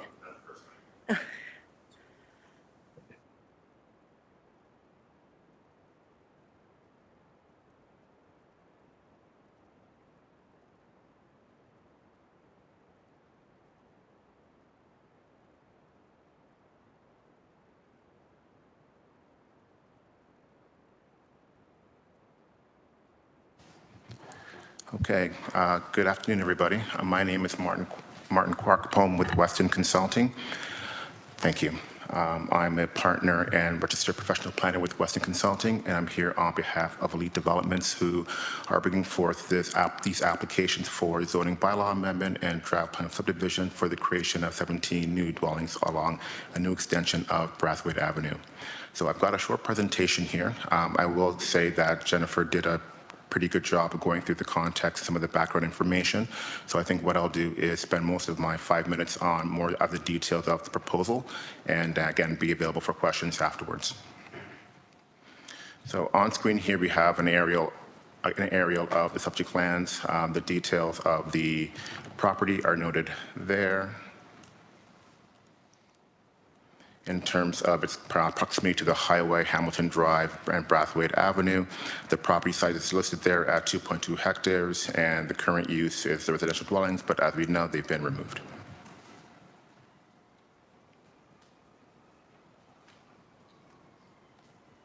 There you go. In terms of the policy context, again, Jen went over this in some detail. The official plan has the lands designated as neighborhoods, while the zoning on the property is agricultural, shown on the right there, with a special exception to 16 that prohibits more sensitive operations near residential lands. What I do want to quickly highlight on this slide is the R4 cursor? Yeah. The R4 zoning on the lands immediately to the east on Brathwaite, and then the R5, you can kind of see it at the corner of this slide here further east, nearer to the Pennebaker intersection and turning circle, which I'll come back to shortly. So this development plan has had quite the history, so I thought it might be helpful to give a bit of context as to when the project started and how we got to where we are this afternoon, excuse me. So this goes back to 2017 when the owners of the property first approached the city about redevelopment. I won't go through every element of the timeline here, but what I do want to quickly just jump to is the end of the top row there in terms of when Elite Development acquired the property in 2021. That's the point where Weston Consulting was brought on as their planning consultant and inherited the application from the previous applicant and landowner. So working with city staff and the applicant's consultant team, we made revisions and submissions to the city to address concerns and issues on the proposal. We worked through these concerns over the last couple years, and brought forward a plan that was supportable by city staff, and which is why we're here this afternoon to walk through the recommendations of staff. So just quickly, on screen is the initial plan that was brought forward in 2018 by the original applicant. That plan generally resembles what is being brought forward today, but the primary difference being there were a couple of lots fronting onto Brathwaite Avenue, Hamilton Drive, in the northwest corner, but for the most part, the plan remains the same, including lands fronting onto a new extension of Brathwaite and a new stormwater management pond. This plan before you right now is what's part of the recommendation to committee. We've got 17 lots fronting onto an extension of Brathwaite. These lots will facilitate the development of 17 single detached houses that are reflective of what exists today in the community. The proposal in a bit more detail identifies where the houses can be situated, including the required setbacks, and where we can presumably plant additional trees. We work with staff considerably to figure out where there are opportunities to plant new trees. As noted by Jennifer, we're looking to, is that my timer? I'm sorry? 1 minute, okay, thank you. So the details of the plan were again discussed through the previous presentation. The proposal is also looking to improve the condition of Hamilton Drive and the Brathwaite extension, bringing both roads up to the municipal standards and not keeping it in a rural cross-section. And just quickly looking at what these houses would actually look like. So on screen here are a couple precedent images of what these units could look like. There's still the approval process in terms of dealing with draft approval conditions that the applicant would have to go through to finalize the details of these homes, but at a high level, these are what the applicant is looking to create. And just lastly here, I want just to kind of illustrate what is existing in the neighborhood versus what's being proposed. So on the top of the right side are units that front onto the existing Brathwaite Avenue, and these units are reflective of what the proposal will have on the north side of the Brathwaite extension. And then on the bottom part of the slide are more narrow lots that are nearer to Brathwaite and Pennebaker near the turning circle. These units, again, are on smaller lots, a bit more narrow, and these will also be consistent with the proposed units on the south side of the Brathwaite extension. So at time here, I'm available for questions. Should there be any, I'm happy to answer. Thank you. Excellent, thank you. And Martin, are you in support of the staff report? Yes, I am. Okay. And do we have a speakers list started? Councillor Cassar, please. Yeah, thanks, Chair. Thanks, Martin, for the presentation. Just a question on the history here, understanding that your firm came in partway through. But as I understand it, maybe you can clarify or correct me. When the initial proposal was done, there was a plan to remove 71 trees, and that was part of the information submitted to the ministry in terms of mitigating species at risk and requirements that would be requirements to deal with that. Since then, the proposal has increased to removing 632 trees, and I'm not aware if there has been another submission to the ministry to understand what is required to comply with the Species at Risk Act. Can you comment on that at all? Certainly. So I cannot speak to the previous application and what was provided at that time. I have seen that material, but my knowledge is around what was filed under the kind of the Western submissions that subsequent to that. So the design of the plan was put forward to minimize the amount of trees possible, but also removal of the trees or impacted trees possible, but also to address the more technical elements of the plan, including the required grading and the need for that berm and retaining wall on the north side of the property. So the plan itself has several fixed points, including Brathwaite to the east, Hamilton Drive to the west. We have a significant grading issue and drop-off on the south and the highway to the north. So trying to factor all those elements in while maintaining grades that connect appropriately to those fixed points would result in the loss of those trees. So that is partially the reason why the number is so high. But beyond that, through the draft approval conditions, we'll be required to seek all required ministry approvals, not just through the MOE. And if that requirement is through the condition of approval, we have to satisfy them, and we'll secure those approvals as part of that process. Are there any other questions for the agent? Okay, seeing none, thank you very much for your delegation. Thank you very much. Right now, I do need wait, hold on. I don't have quorum currently. Oh, there we go. Thank you, Matt. Okay. All right, excellent. So now that we are back to everyone's here, awesome. I do need a mover and a seconder to receive this delegation from the agent, please. Councillor Cassar and Councillor Beattie. And this is also a hand vote to receive the delegation. That looks like everyone. Thank you, and that carries. We are now moving on to members of the public that wish to speak at the public meeting, and I have two members that are already online. So may I have Katie Krelov from the Wilderness Community Wilderness Committee. Katie, are you available? Can you turn on your mic and your camera for us, please? I am here. Can you hear me? Excellent. I can hear you. May not see you, but that's okay. We I can hear you. turned on my video. It looks like it's on from my end, but There's a weird thing with WebEx yeah, these days, yeah. but we can Okay. hear you, so that's You great. don't need to So- see me yet. Well, you have 5 minutes, Katie. You'll be able to hear a ding at the 4-minute mark and then another ding at the 5-minute mark, anytime you're ready. Okay, thanks. Yeah, my name is Katie Krylov. I work as the Ontario Biodiversity Campaigner for a national nonprofit conservation organization called the Wilderness Committee. So in this role, I have developed a deep familiarity and understanding of species at risk and the endangered species protections in the province. So thank you for this opportunity to delegate. I am also a resident of Hamilton.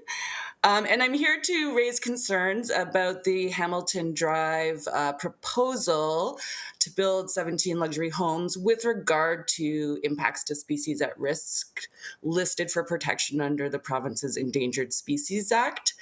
And, what are the proponent requirements for such a development under the laws in the Endangered Species Act? So it's already been touched on a little bit, but I hope to expand on what's required. So the Hamilton Drive development proposal does include, as been mentioned, the removal of a woodlot that has been identified in the proponent's environmental impact statement from 2023 as including individuals and habitat for species that are listed as endangered provincially, including 3 tree species, American chestnut and butternut trees, as well as critical roosting habitat for 4 endangered species of bats. And I won't name all the species of bats, but you can ask me in questions if you want to know their names. Under the province's endangered species laws, any harm or damage to these species or their habitat is prohibited without authorizations from the Ministry of Environment, Conservation and Parks. And such authorizations in turn require the approval of proponent-driven mitigation activities to avoid, reduce, and offset the harm to individuals of the species and to the critical habitat. So the proponent's 2023 EIS does include letters of advice regarding species at risk impacts from the ministry that are dated from earlier in the application process from 2018. So those letters do express approval of the proposed mitigations. However, these letters also clearly state that should any of the project parameters change, the ministry must be notified. And of course, the 2023 EIS also includes substantially increased tree removal than what was listed in those approval letters from the ministry. So it's gone from 71 trees cut to 632 trees cut, which is obviously a substantial change. So to be clear, the proponent is relying currently on a letter of advice with regards to Endangered Species Act requirements that is out of date. And meanwhile, while increasing the potential for harm substantially to endangered species, the proponent does not appear to have updated the assessment for the need for additional authorizations or mitigation activities. So it is really important to take this seriously because this failure could result in a contravention of the ESA and leave the proponent liable to fines. And so I do want to add to that the Ministry of Environment, Conservation and Parks has been advised of this change to the proposal and has confirmed that such changes require the proponent to reassess the potential impacts to protected species and submit a new information gathering form to the Ministry's Species at Risk division.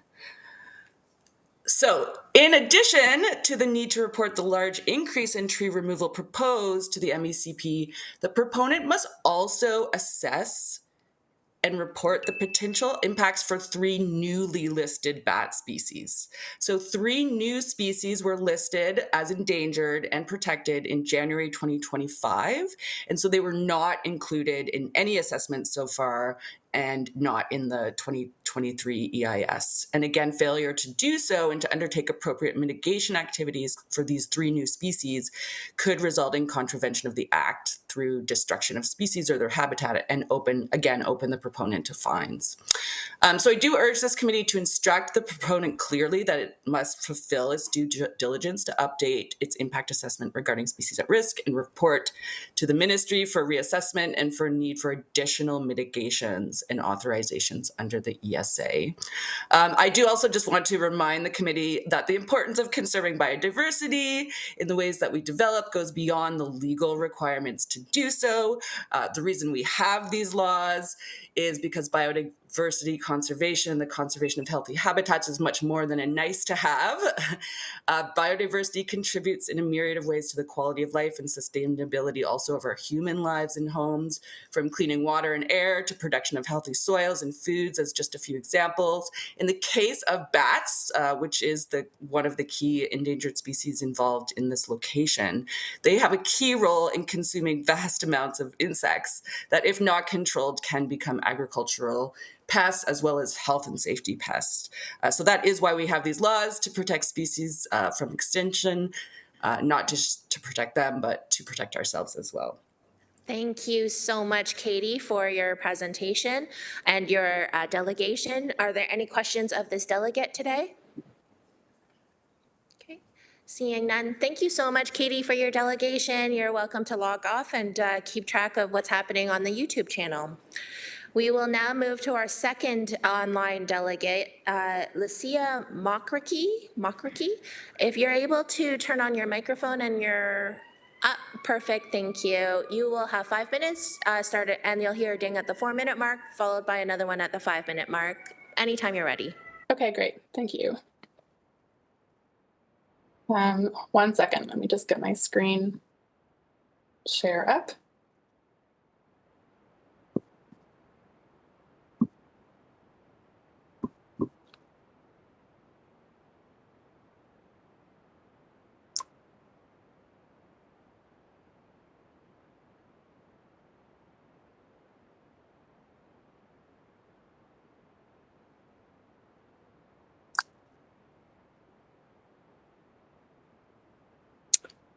Unfortunately, I need to quit and reopen in order to share my screen. Okay. Perhaps she needs to quit and be in order for her to enable the share screen function. Okay, so you're, go ahead and quit and come back in. Sorry about that. I'll be right back. We'll just take a 3-minute, 5-minute, 3-minute recess, 2-minute recess, and we'll wait for, yes, but she's trying to, yeah. So we will just take a 3-minute recess just to get Lucia back in. So you just have to log out, Lucia. There you go. Oh.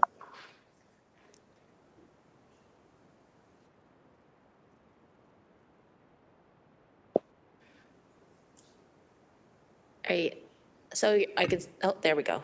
Okay.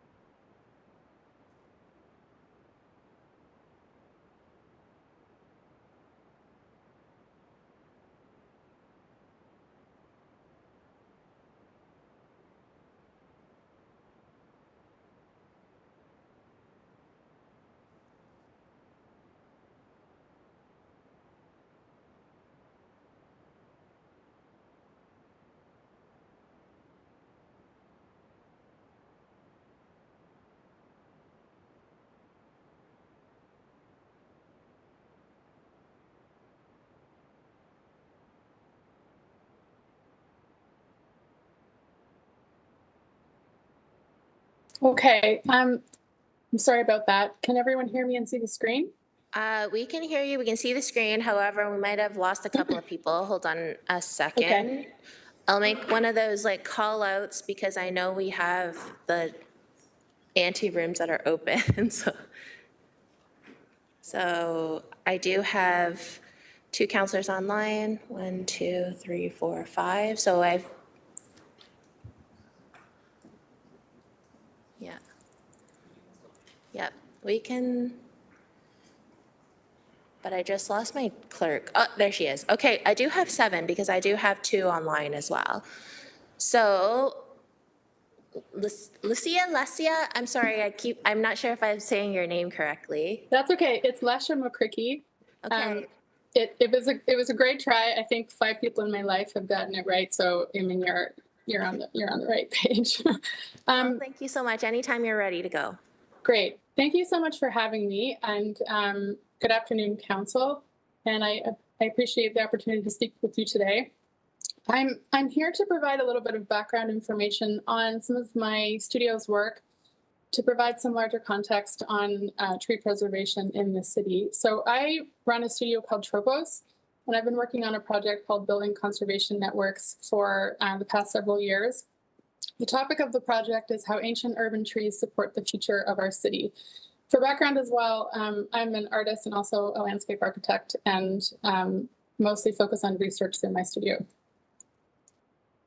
So I like to start with this image just for some context. I think that as Hamiltonians, we're very used to seeing Coote's Paradise as an image that almost completely eclipses the city of Hamilton. But in reality, we're lucky to have this pretty remarkable emerald ring, this emerald conservation ring around the city. And it's not necessarily something that is fragmented, but it isn't enough to meet the city's climate goals. So I think that what is really important about my work and about climate issues generally is that we can't really rely on conservation areas anymore to do the work of mitigating climate change. So what I've been focused on in my studio is finding ways to establish conservation oases or conservation islands within the core of the city itself. And I've been doing that by focusing on heritage trees. So the idea behind the work is to locate all of the city's pre-settlement trees, so any tree that is over 150 years old. We surprisingly have many trees in the city that are over 300 years old, and they represent a significant historical sink in terms of culture, heritage, and ecology. We know that an old tree that is 300 years old or more is not replaceable. It does the work of 10 or more smaller trees, and we don't recoup the uptake of water, the absorption of carbon, or the mitigation to temperature in the city, the mitigation of the heat island effect, by replanting trees. So once we remove, especially a woodlot, a significant woodlot with significant trees in it, we do not reclaim their benefits. So I think as a designer, as an urban designer, it's important for me to also frame this within the processes of urban design, and to state clearly that this doesn't mean it's not a no-build initiative. Preserving significant woodlands within the city and bolstering habitat around significant trees does not mean we don't expand the city and we don't build the city. It just means being smart about where we put new builds and how we think about preserving significant existing woodlots today and also into the future. So the criteria that I'm looking for specifically in my work is pre-settlement trees that predate the establishment of the city of Hamilton, which was about in the mid-1850s, urban trees growing outside conservation land, and trees that have a significant legacy within the community. I think part of the beauty of this work is that people are so connected to these landscapes, and it's mostly residents who have keyed me into where most of these trees are, and in many cases they're beloved to the community.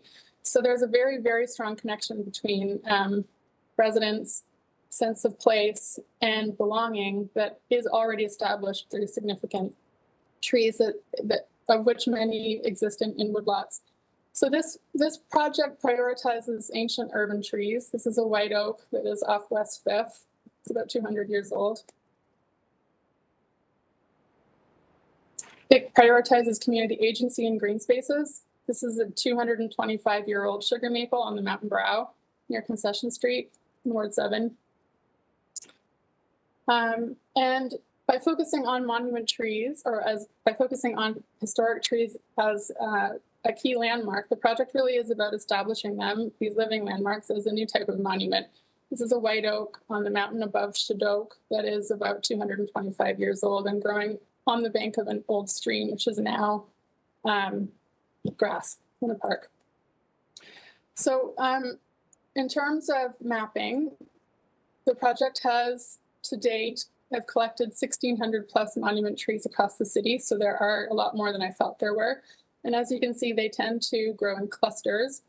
So the clusters that you see on this map are evidence of former woodlots, much like the one that is proposed for development today. And some of those trees are 300 years old in these areas. Most of the trees in Hamilton that are of a significant size and age and health are on private property. Most of these trees along the escarpment are not at risk for development, but others are. And I think it's worth noting that private residents are right now doing the bulk of stewardship in the city concerning the extraordinary ecological value, cultural and historical value of these significant trees. So it's important, I think, to be mindful also of where these trees live and what kinds of services they provide to the communities that they live within. For example, many of them are within parks or naturalized green areas that could and should be expanded if the city wants to meet its climate goals and afforestation goals that are laid out in some of the plans. So the takeaway from this work is that if restoration efforts focus tree planting on bolstering remnant forests, cities have a better chance of achieving climate resilience. Thank you very much for your time today. I really appreciate it. Perfect. Thank you so much, Lesha. Lesha. Lesha. Yes, thank you. Do we have any questions for Lesha at all? Okay. Seeing none, that was a really insightful educational presentation, Lesha. Thank you again for your delegation. You're welcome. Now you're welcome to log off and watch the rest of it on YouTube. Great. Thank you very much. So I am going to ask, are there any members of the public that wish to speak at this public meeting? Are there any members of the public that wish to speak at this public meeting? And for a third time, are there any members of public that wish to speak at this public meeting? Seeing none, may I have a mover and a seconder that one, that the public submissions, of which 21 were written, submissions were received and considered by the committee as well as 2 delegations, and 2, that the public meeting be closed. Mover and a seconder, please. Councillor Kassar, Councillor Alex Wilson, and this is an e-scribe vote. Vote is up.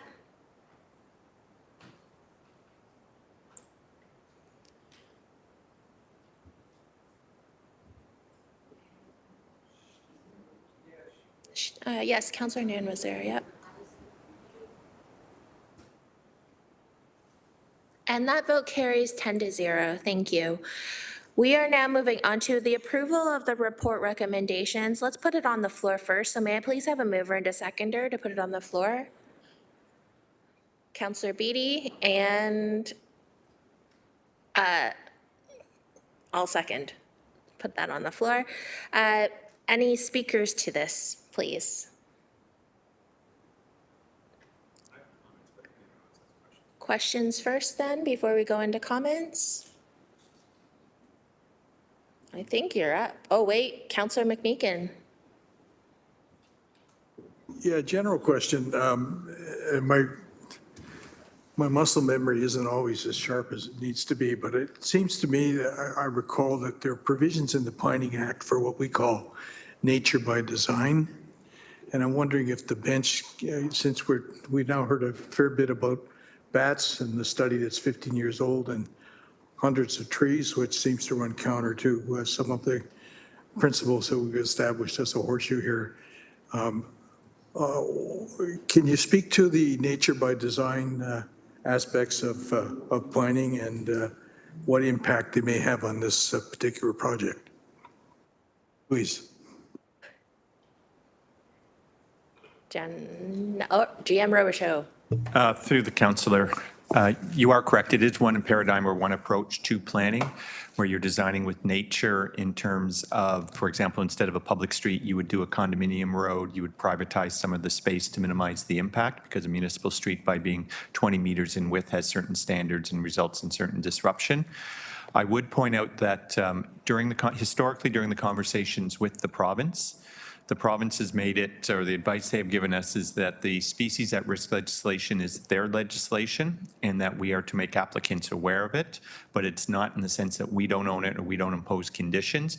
But what you do see in the conditions of draft plan approval, for example, around bats, I think it was condition number 47, it speaks specifically to the requirement that the applicant work with the province to obtain the necessary clearances and obtain those permits from M&R or MOECP prior to doing any works. We have other conditions in there about designing with nature in terms of when you can disturb the area as it relates to migratory birds to avoid nesting or key seasons, and we carry that principle throughout the development approvals. One of the issues is the fact that this is a very old file and it has certain legacies with it, and the vision for this area was laid out by the former town of Ancaster. When you look at the old Ancaster official plan, you saw the extension of Braithwaite Drive was envisioned, and that sort of predates that sort of consideration that we currently have in the official plan. For example, the current official plan recognizes this as a core area, but as previously indicated, the secondary plan, which is a reflection of what the town of Ancaster had approved, overrides that sort of designation, and hence that's why staff came forward for the recommendation. But keeping also with that principle of designing with nature and mitigating it, there is the requirement for the tree compensation in terms of every tree that has to be removed. They have to replace a tree or pay the city so that we can do planting in other areas. So we try to do that balance in terms of how we approach the design, be as sensitive as possible to minimize any sort of impacts as a result of new development. But given that this is a legacy file, that's why staff would come forward with the recommendation we did. As also indicated, unfortunately, because of the requirements of MTO, we were not able to preserve the trees adjacent to the highway. MTO was seeking actually that the noise mitigation be in the form of a berm, and that berm is also what's triggering for some of the trees to be removed. We were hoping that the woodlot would function, and it does to some degree function as a noise mitigation measure, but because of the proximity of these lands to Highway 403, MTO is the permitting and the approval authority, and in order to get their permits and approvals to allow development to proceed, MTO is requiring that trees be removed, a landscape berm be installed, and that landscape berm will provide for new trees. But that's one of the reasons why trees are being removed under the current development proposal. It is unfortunate that's the requirement of MTO, and I know staff tried to see if MTO would look at an alternative means of dealing with noise mitigation, but their response back was based on their policies, their regulations, and their guidelines. A berm has to be installed, which is triggering the need for tree removal, both where the berm is and also that trees may not survive as a result of the grade alterations, and that's further adding to the tree removal. Notwithstanding that, though, we did impose conditions saying that the proponents have to work with the province around the species at risk legislation, as well as mitigating and replanting every tree that gets removed to the city's satisfaction. Thank you. Councillor? Yeah, I'm not arbitrarily opposed to any kind of development, but I am concerned that when we talk about nature by design, maybe that has got to be related to where homes are placed as well, not in where trees, particularly old trees, are or used to be. The bats is another issue, and you're right, it's separate legislation, which has historically been ignored by more than one government, I suspect. Okay, thanks. Thank you. I have a question, so I'll pass the chair over to Councillor Taddison. What happens if we do not approve of this today? Because this is a legacy file from 2017, I don't understand what happens next should we not approve of this. Through the chair to the councillor, The applicant could appeal it at any point in time between now and council making a decision for non-decision, so between, say, now and council next week, or alternatively, should council or committee recommend denial of the application and then council deny the application, they could appeal that denial to the OLT as well. So the applicant, because this file has been around for such a long period of time, they do have that right under the Planning Act to appeal either for a non-decision between now and the council making a decision, or ultimately what council's decision is. Or thirdly, if council were to add conditions that they didn't agree with, they would also have the right to appeal those conditions to the OLT as well. Thank you very much. So, Chair, it sounds like it's similar to all of the other sort of application or just like approvals / non-approvals, so very similar. Okay, thank you. I will take back the chair. Councillor Kassar, please. Yeah, thank you, Chair. And as I mentioned, don't have any questions, but I do have some comments. I'll say, first of all, I certainly welcome thoughtful development in Ward 12, intensification in existing neighborhoods or underutilized land, conversion of single-story commercial areas into vibrant mixed-use developments, or generally just intensification that supplies middle missing housing, all very much welcomed. All of these done properly would enhance the community and support businesses, improve affordability to taxpayers. Unfortunately, the application before us checks none of those boxes. Staff referred to the number of conditions. I heard the number 47 on there, so there's a lot of conditions, and staff are doing what they need to do with the tools and the legislation and on official plans, secondary plans. But I want to outline the reasons why I will not support the recommendation. As I asked Manager Caterino, there's 4 homes that could be built already. So this is really for an additional 13 homes, 632 trees removed, including 52 heritage trees. So if I'm doing the math correctly, that's 48 trees per home that are being removed. And tree planting is great, but as Lesha talked about, it's not sufficient when you're removing heritage trees and monument trees. It's going to take decades for those benefits to come back to the city and to the residents. So the question I ask myself when reviewing this is, what does this application help with, or what city objectives does it support? So it's 17 estate homes and oversized lots. It's not going to provide affordable homes or attainable homes. It doesn't help anyone in core housing need. It's pretty much the least efficient use of land possible in an urban area when you talk about estate oversized lots, which is a bad decision for taxpayers because land is our only real asset that we can generate revenue from. And that land is extremely limited. And it doesn't pay for itself when we're talking about low-density single-family homes. The taxes paid for that kind of housing and the disproportionate amount of linear infrastructure to service it never pays for the life cycle costs. Denser forms of urban development end up subsidizing it. So these will be subsidized homes. Yeah, it is a positive cash flow in the short term because you have DCs and there's a modicum of new tax revenue, but it's exactly this type of development that's contributed significantly to the $3.8 billion infrastructure deficit we have today over decades. So we should not be continuing to pass that buck forward. We already have too much of that large infrastructure over a large area, and it does not pay for itself. If you understand municipal finances, I've spent a lot of time researching and speaking about here, whether it's Urban 3, Strong Towns, others, it becomes clear to be financially viable, we have to build differently. And that's what this development is not doing. So continuing to permit low-density housing with what we know is short-sighted and I would say reckless and harmful approach is not good for the viability of our city or the affordability for our residents and businesses. The issue of the ministry and the species at risk has been covered significantly. So let's talk about the other city policies that are in play here. So the urban forest strategy and our canopy target of 40%. That we take out 600 plus trees here, that is going to set us back several years with the canopy we get in planting 20,000 sticks in the ground, which yes, important to do because 50 years from now, they're going to be valuable. But in the moment, we're actually stepping backwards. Our biodiversity strategy was mentioned, recently passed. Neither of these were actually part of the vision of the former Ancaster Township plan and the secondary plan and the road extension, but they're important now because times have changed. Yeah, it's an old plan, 25 years plus. And speaking of the climate action strategy, Councillor McMeekin was saying earlier that things are urgent and things are important. And sometimes when you are focusing only on the urgent, you don't look at the important. Well, I would argue that, you know, the climate situation we're in is both urgent and important. And I have a minute left. Thank you. So for all those reasons, this proposal does not support the other strategies that this council and other councils prior to ours have put into place. So let me also add and quote from section 4.1 of the provincial policy planning statement.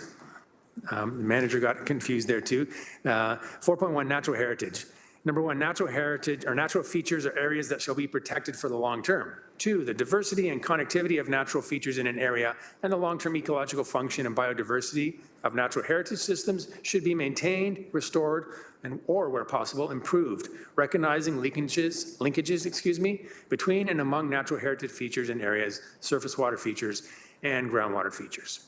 So in conclusion, since I'm running out of time, the recommendation, which I understand why staff have to make, and the secondary plan contradict the official plan, which defines this as a core area, and is completely out of line with the financial health and long-term viability of our city and several important council policies, as I've shared. So we need to fix this. That's why we're here as a council in the long term, but in the moment, it's up to this committee and then council to evaluate the bigger picture, because there are all these component parts: provincial, city, official plan, secondary plan, developer agendas. But all those today are undermining our objectives when you put everything together.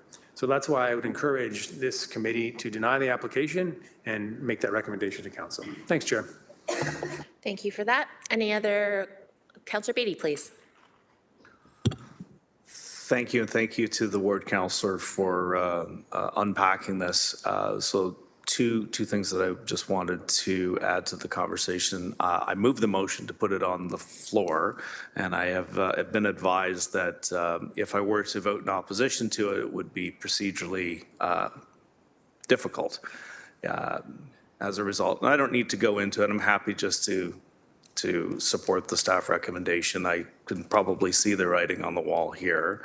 And again, knowing that the ward councillors offered many, I think, valuable comments, and I generally, as a rule of thumb, try to lean into the expertise as provided by the local representative. I know that that's not the way that everybody operates, but that's how I operate.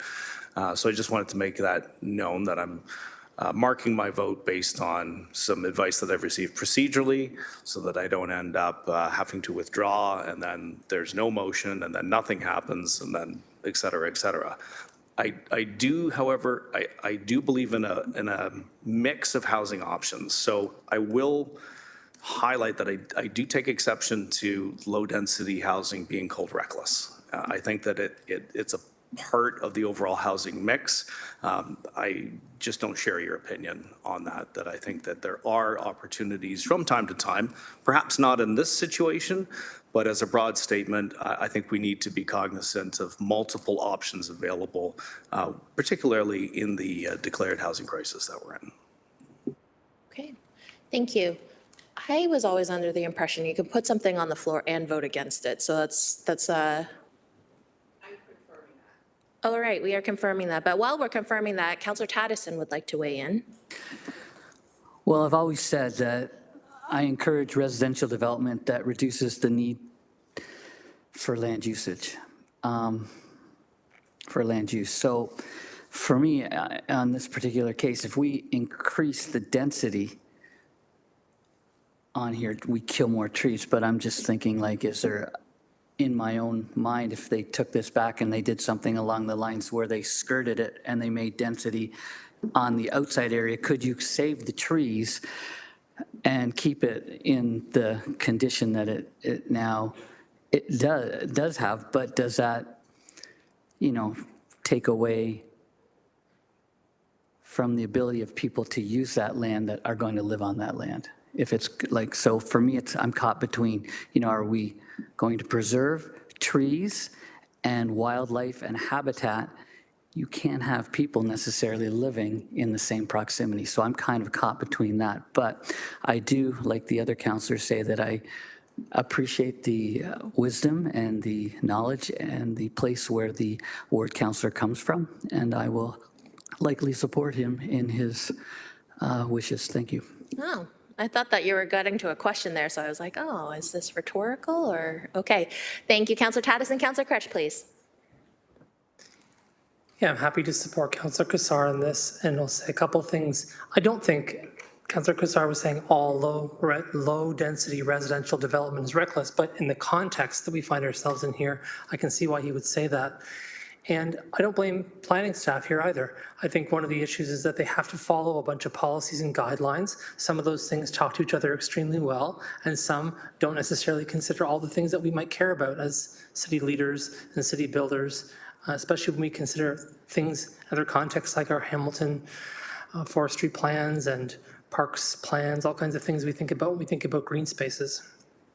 You know, as a unapologetic tree hugger, I'm not going to ever really want to sign off on seeing this many trees taken out of an environment without there being a commensurate plan to make sure this many trees go back into an environment. And Councillor Cassar made a good point earlier about what we have now as the lungs of our city, right? So they're here to contribute to making sure we meet our targets, to making sure we have these trees. And I'll be honest, downtown is suffering right now with a place that has very few trees, although there are other wards that are in a worse state, frankly. But we depend as a city on making sure that these areas have the vegetation, have the trees to be able to serve the rest of our city and make sure that it's in a healthy place. And so I don't think it makes sense for us to destroy this habitat to allow this development to happen. So I won't be supporting it. Thanks. Thank you. Last speaker is Councillor Alex Wilson, please. Thank you. I wasn't going to speak, but I just want to offer something that I'm voting against this, but not because Councillor Cassar kind of asked us to, or is that piece. I just really want to put this out here that the number of residents who've reached out continuously providing this feedback in our biodiversity action plan, the fact that our biodiversity action plan has reviewing existing planning policies to ensure that they're compliant with where we're trying to go, that vision there. I just really want to highlight some of those arguments that, yes, Councillor Cassar brought forward, but also just like community members have been bringing forward that have been consistent in all of the conversations that we're having here, and really want to echo back to, we have a long-term problem that needs to be solved, which is how do we manage protecting and enhancing the natural environment in development applications, as the official plan says we have to. How do we do that? What are the requirements? How do we work with the industry to make sure it happens effectively, efficiently? Certainly work to do.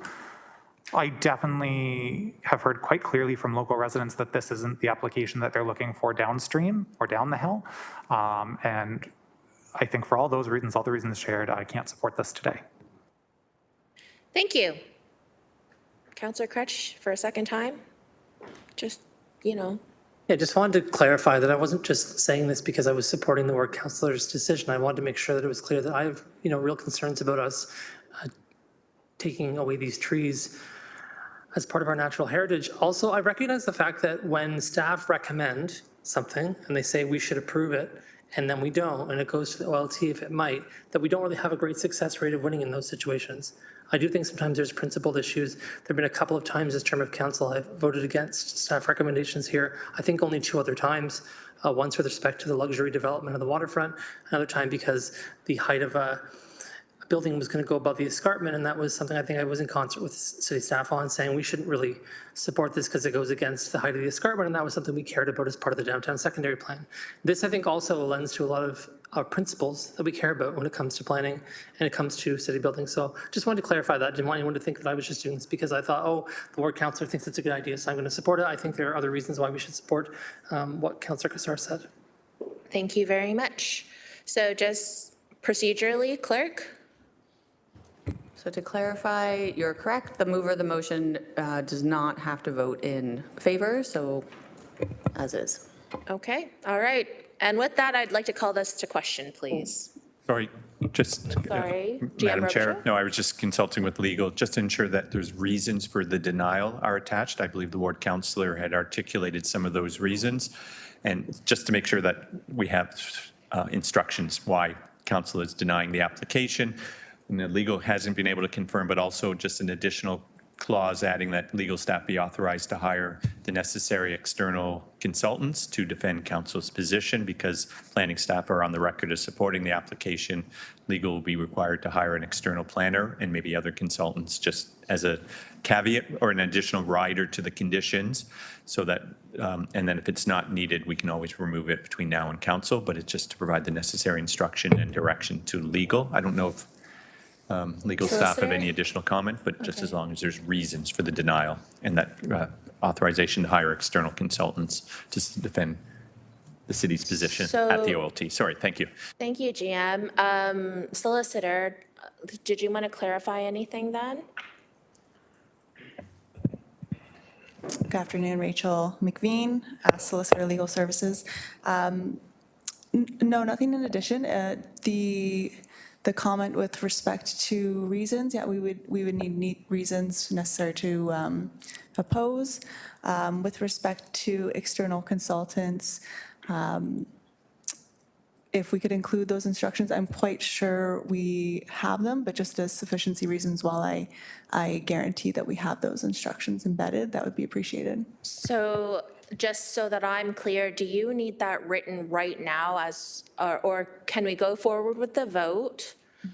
Just so that we get that cleared, and then would that be a second sort of like motion that includes those directions? Or is that something that we can do when we're ratifying planning committee minutes at council next week? Do you need that now is what I'm asking. I think we could ratify it at council if needed. Sorry, through the chair. It would just really take me about 5 minutes just to confirm whether we have that. So I could probably confirm after lunch as well. Okay. So if that's the case, clerk, is that okay if we take the vote? We can break for lunch, so that way it gives us a little bit of 30 minutes just to kind of clarify, get those like instructions kind of down, and then we can come back and finish this up after lunch. Yes, and just to confirm that we're going with the vote, that the report recommendations are on the floor, we're going to take that vote and then recess and continue on with this matter after lunch. That's what I was hoping we can do. Okay. Absolutely. Committee, are we good with that? Councillor McMeekin? Yeah, just a process question, because I know that on observation, listening to the discussion and the advice from the bench was pretty clear. We think this, but the province says that.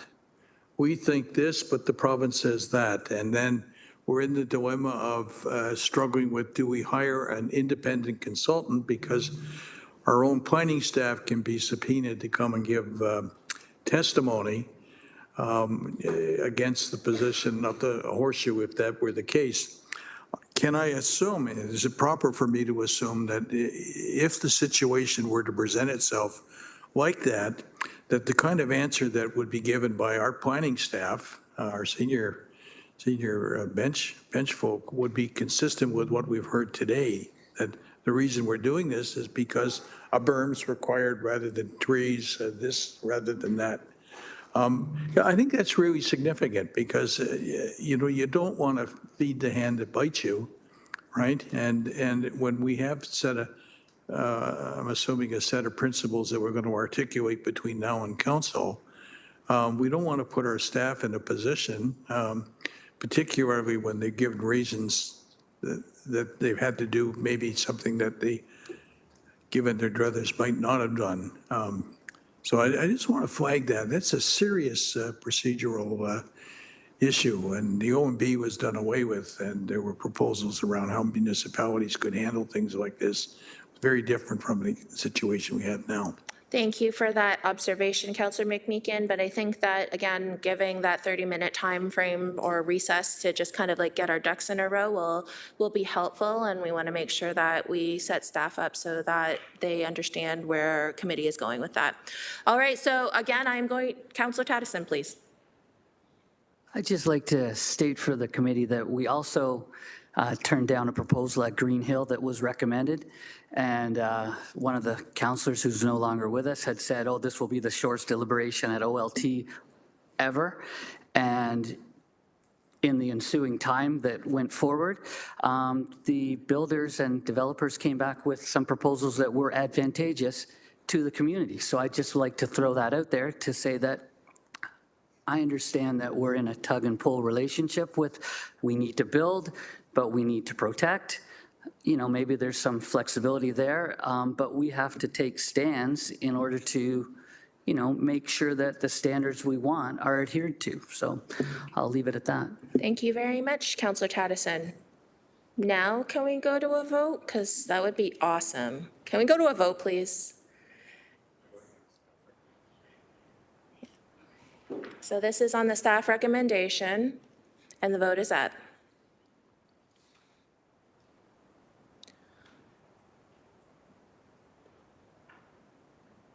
And that is defeated 2-8. Thank you, committee. So what we are going to do is we still haven't closed this off entirely, but we are going to take a lunchtime recess. I don't think I need to have a mover and a seconder because I think I can just call a recess.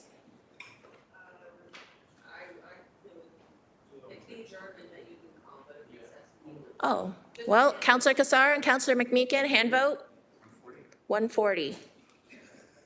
Okay. Thank you. That is carried. Thank you so much. We'll see you back at 1:40.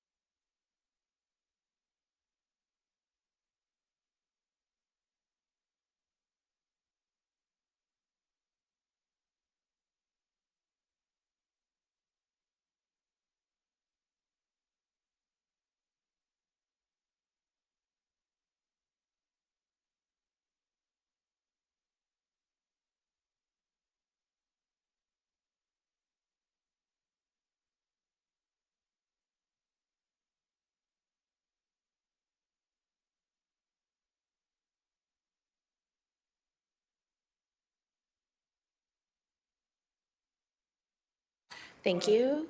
Thank you, and we are back. It is 1:43. We're a little bit late getting back from lunch, but we do want to finish up with 8.1.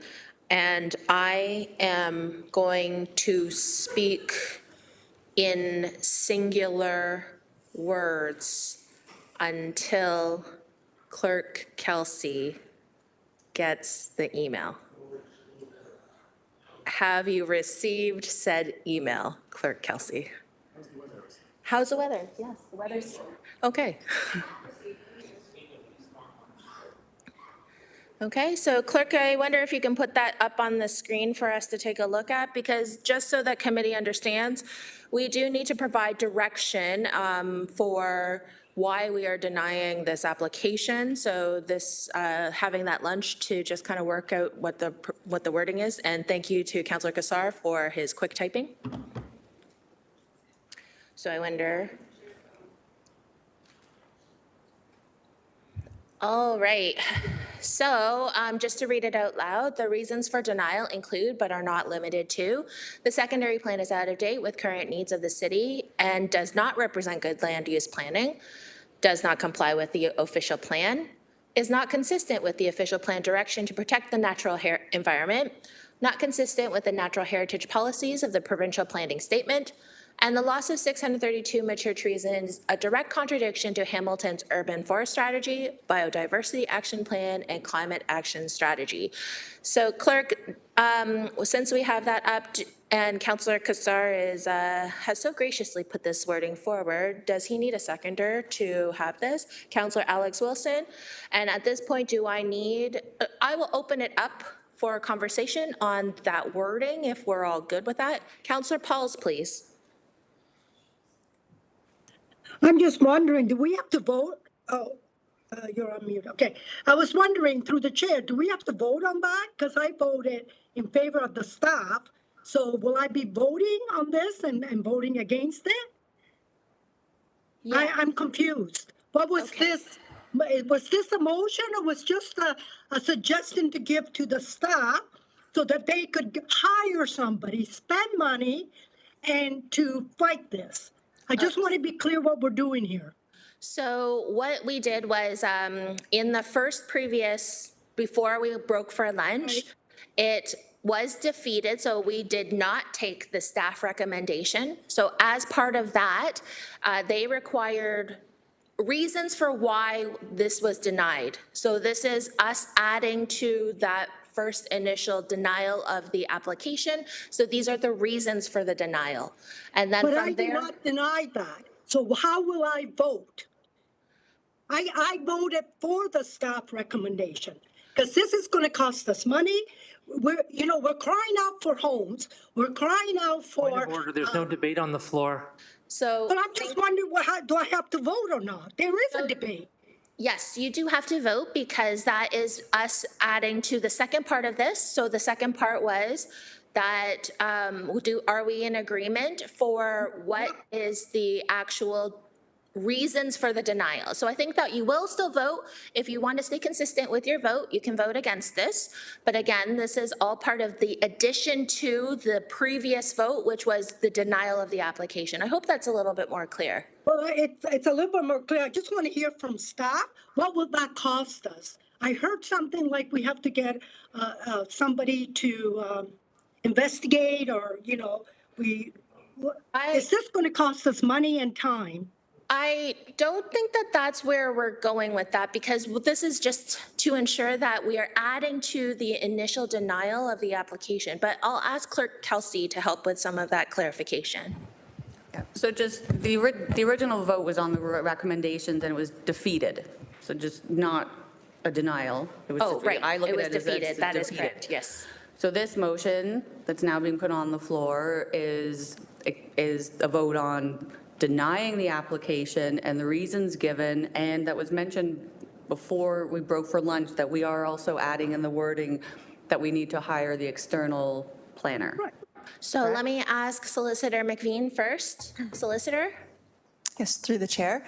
The additional wording does not need to be added. With respect to Councillor Paul's question, the denial would first have to be appealed to the OLT for there to be any further action. In the case where staff does not, staff's recommendation does not align with council's position, we would then look to external consultants to support the position of the city if we were to oppose an appeal to the OLT of the denial if an appeal is filed. So that's like kind of like step 3 later on, because I think right now, just so that I'm clear, solicitor, is that because this was defeated, we still have to give reasons to the applicant for why it was defeated. So that's what this motion is seeking to do, is to give reasons for why it was defeated.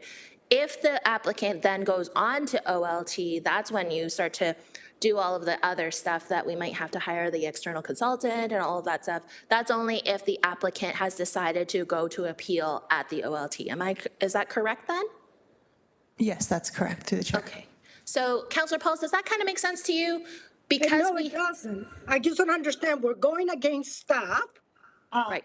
The applicant would definitely go on the OLT. We always say that when we deny a permit, that they do go to the OLT, and that's what we have to hire staff to go against what our staff is telling us what we need to do.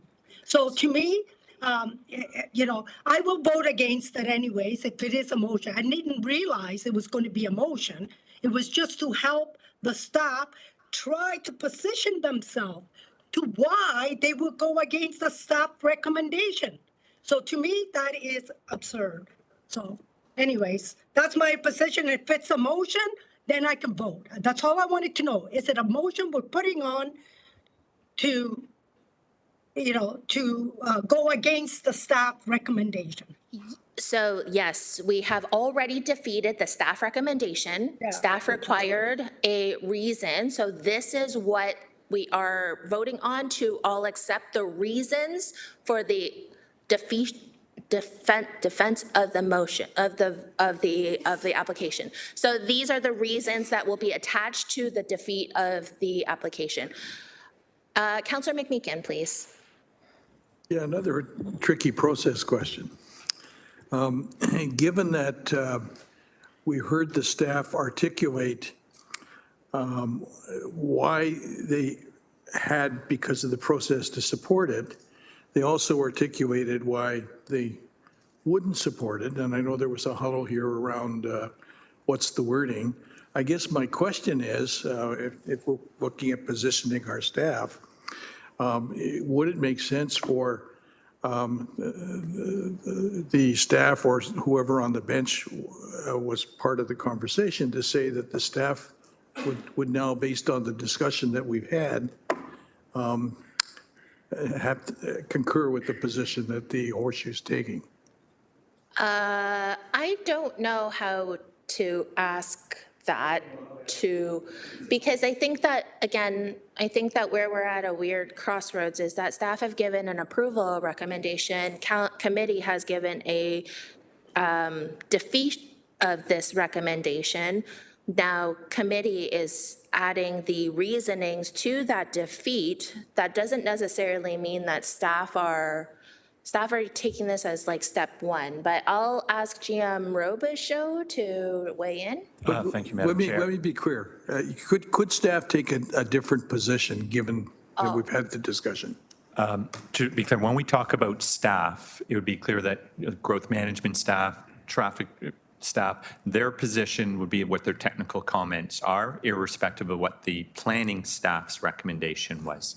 So I think if there was to a hearing, it would be, growth management staff would come and speak to the draft plan conditions because, with all due respect, our good engineering principles are regardless, water runs downhill, et cetera, et cetera. Same with traffic. Are there traffic impacts or not? Natural heritage staff would probably be subpoenaed and they would speak what their comments were based on how they assess the application against the official plan. You know, they did have issues and concerns about the tree removals and how they would propose mitigation strategies.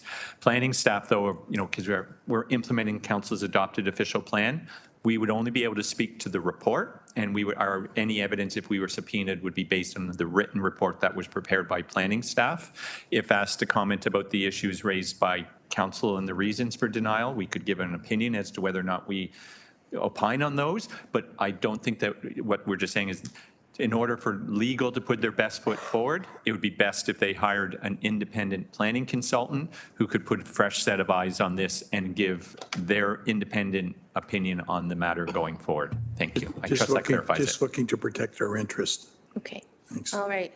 Thank you. Councillor Francis, please. Just want clarification. We are putting a motion on the floor now? This is a motion with all the planning reasons, sorry? Yes. Okay. Well, just for reference, the 399 Green Hill, this is not what we did. We just gave staff the recommendations, because if you recall, it was an 8-8 vote.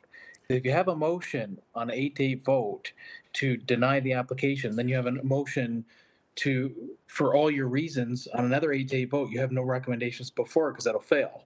Do you see what I'm saying here? So it really doesn't make any sense. Having a motion really doesn't make any sense. Okay. Solicitor McVean, did you want to participate? Through the chair, I'm not sure. I was just going to go consult with. Okay. Madam GM Chairman, if I can assist through the councillor, to the council. If an application is, council's position is to deny an application and they don't say why, legal may come back to seek instructions on the reasons for the denial. Right. In order to avoid the necessity for legal staff to have to report back on council's reasons for the denial, that is why I suggested, and what has been put in front of committee, are reasons for denial, and it would skip the step or the necessity for legal to come back and say, here are the city's issues with the application, and get council to endorse what those issues are. The door has been left open for legal to introduce new issues above and beyond what's in front of committee by virtue of saying for the following reasons, including but not limited to ...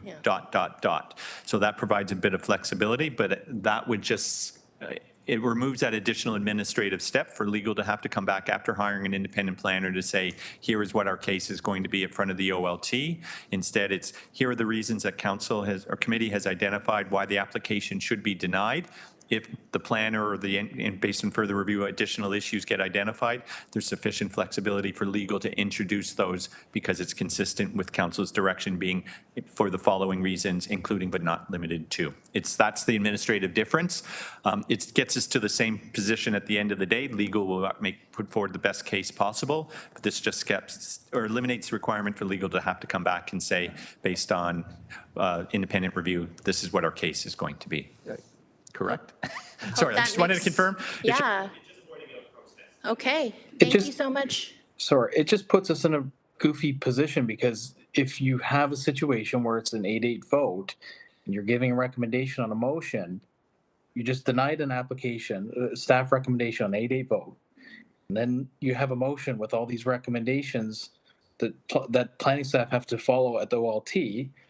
And if that is also going to fail 8-8. So this, I don't know why we just give here, Councillor Cassar has provided this information. Here you go. Just take it. I don't know why we need, it's on record through comments, through the councillors that are supportive of this.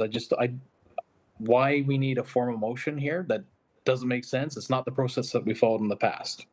So just to remind you that this was defeated on a 6-2 or I understand. I totally understand. I'm trying to avoid this in the future issue. And based on what we did in the past, this is not what we did in the past. So also that this will also need to be ratified at council next week. So this was just trying to avoid that report back because it seems very clear through Councillor Cassar's comments that these were the reasons why for this defeat of this application. But it also still needs to come back to be ratified at council. Councillor, I totally understand if it's your ruling that we're going to move forward the motion, that's fine. It's not the process we followed before, and it really sets us up for an interesting situation, possibly at council or on a future application. It really doesn't make any sense to do it this way. His comments have been made, noted, staff have them. I really don't know why we need formal direction to do it, so. Okay, thank you. Clerk Kelsey would like to weigh in. So, sorry, so as I understand it, that the staff recommendations were on the floor and the vote was taken. The staff recommendations to approve were defeated. But then the report's like in limbo. So that's why the second vote that we're taking is denying the application with the reasons. Okay, so hypothetically, and I'm not trying to debate, but hypothetically, it was an 8-8 vote then on a motion with recommendations, then what? It's still in limbo. So.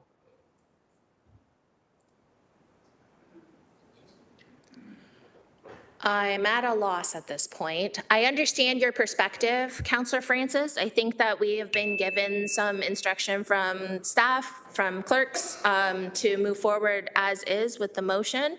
So I think that I will take your comments, and I do recognize that Councillor Pauls would also like to add a question.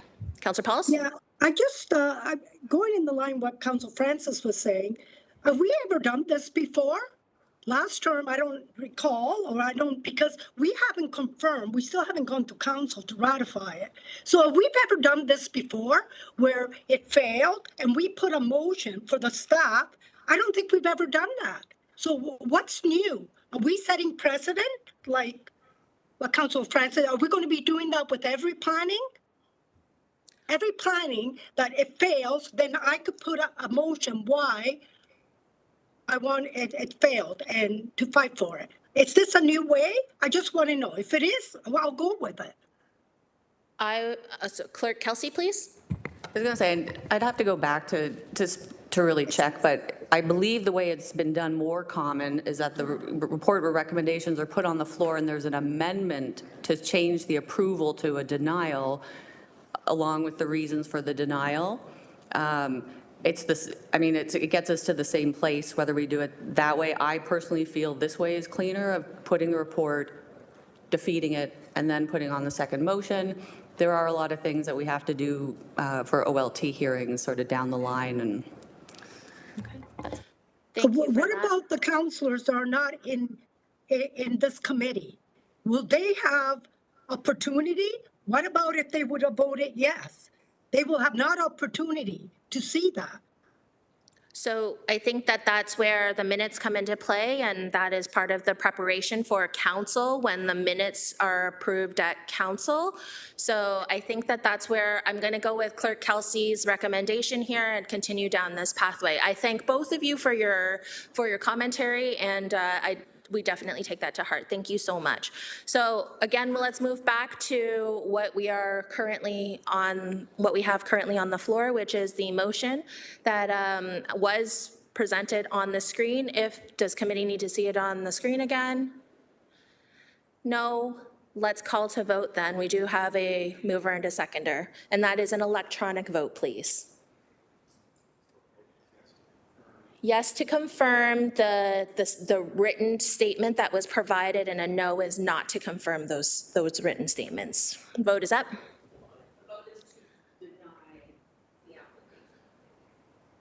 Sorry, the vote is to deny the application. No, we did that one already. the recommendations to approve the application were defeated, so this vote is to deny it with this. reasons. Sorry, that is correct. I'm very sorry about that. Yes, so we defeated the previous one. It is to, that goes away, and now we have a vote to deny with these reasons. Thank you.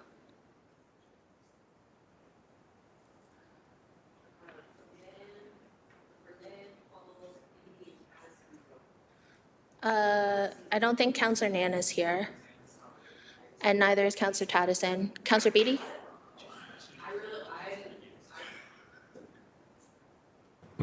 Councillor Pauls, could you please indicate your vote? Thank you. Thank you. Okay. And Councillor Beatty? Councillor Beatty?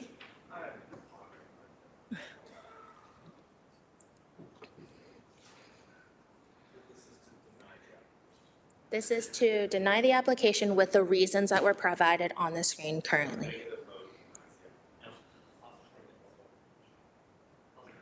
A positive vote denies the application.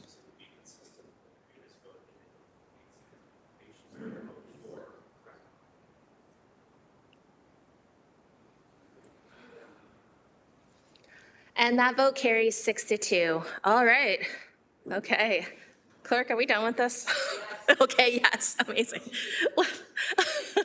Let's move on to 8.3 because 8.2 has been deferred, just as everybody recalls. 8.3 is PED 25114, application for draft plans of condominium.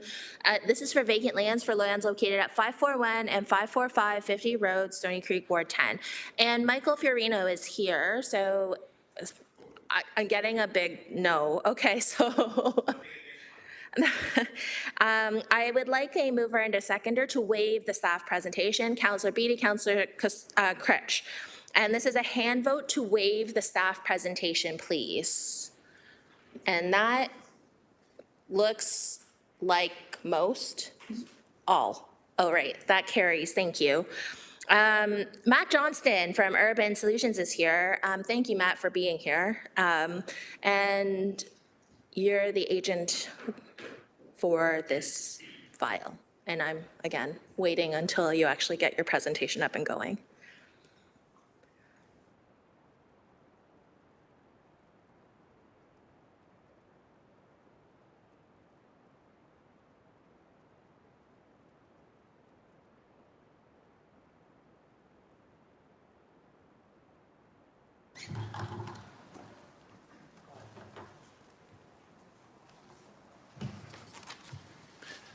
Good afternoon, members of committee, staff, and the public. My name is Matt Johnston, a registered professional planner with Urban Solutions, here on behalf of Mr. Peter DeSantis this afternoon. This is an application that some of you might be familiar with. To get things started, just a quick thank you to Michael Fiorino for his work on the file. I also want to acknowledge Stefano Rosatone for his hard work. There's a lot of moving parts to this one, and this is only one element. Jennifer, I don't mean to exclude you, but your name is here inadvertently. So thanks for all that you do, but it's just unrelated to this file.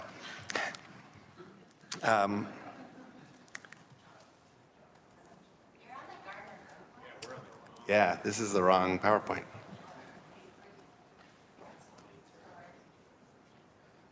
Well, it was saved as 8.3, but.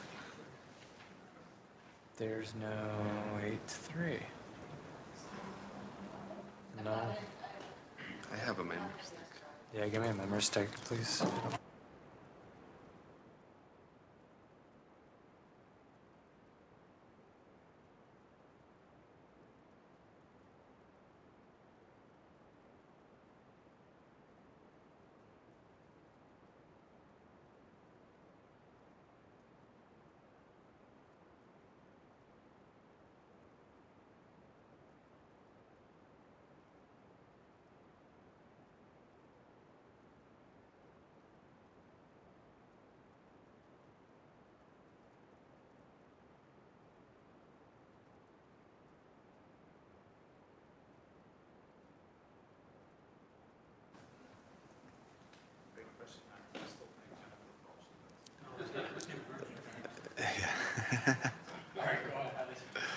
Okay, the formalities are over. I'll just jump right into it. Just want to roll through this quickly. The subject lands are on the west side of 50 Road in the Winona community. You'll recall a few years back where initial approvals are in place. Here's the Winona community. I'm rushing through in the interest of time, but a process was entered through for a previous proposal. The lands are designated low-density residential 2B in the Urban Lakeshore Secondary Plan. They're appropriately zoned R345 in the Stony Creek zoning bylaw. That represents the previous approval for an 11-unit single detached condominium on a private road. Over the course of time, we heard a little bit on this earlier, the process is long. And what happened here is the market has shifted by the time we're ready to get there. And what we're looking to do here is increase the number of units from 11 to 15. You can see a little bit of that chronology on the screen here.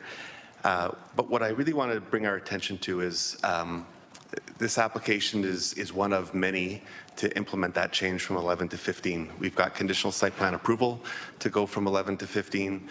We recently dealt with the zoning bylaw through committee of adjustment to go from 11 to 15. And this is one of the last moving parts to get the condominium application from 11 to 15. In doing so, a condition of approval came forward that generated a little bit of discussion, and I wanted to bring it to your attention today.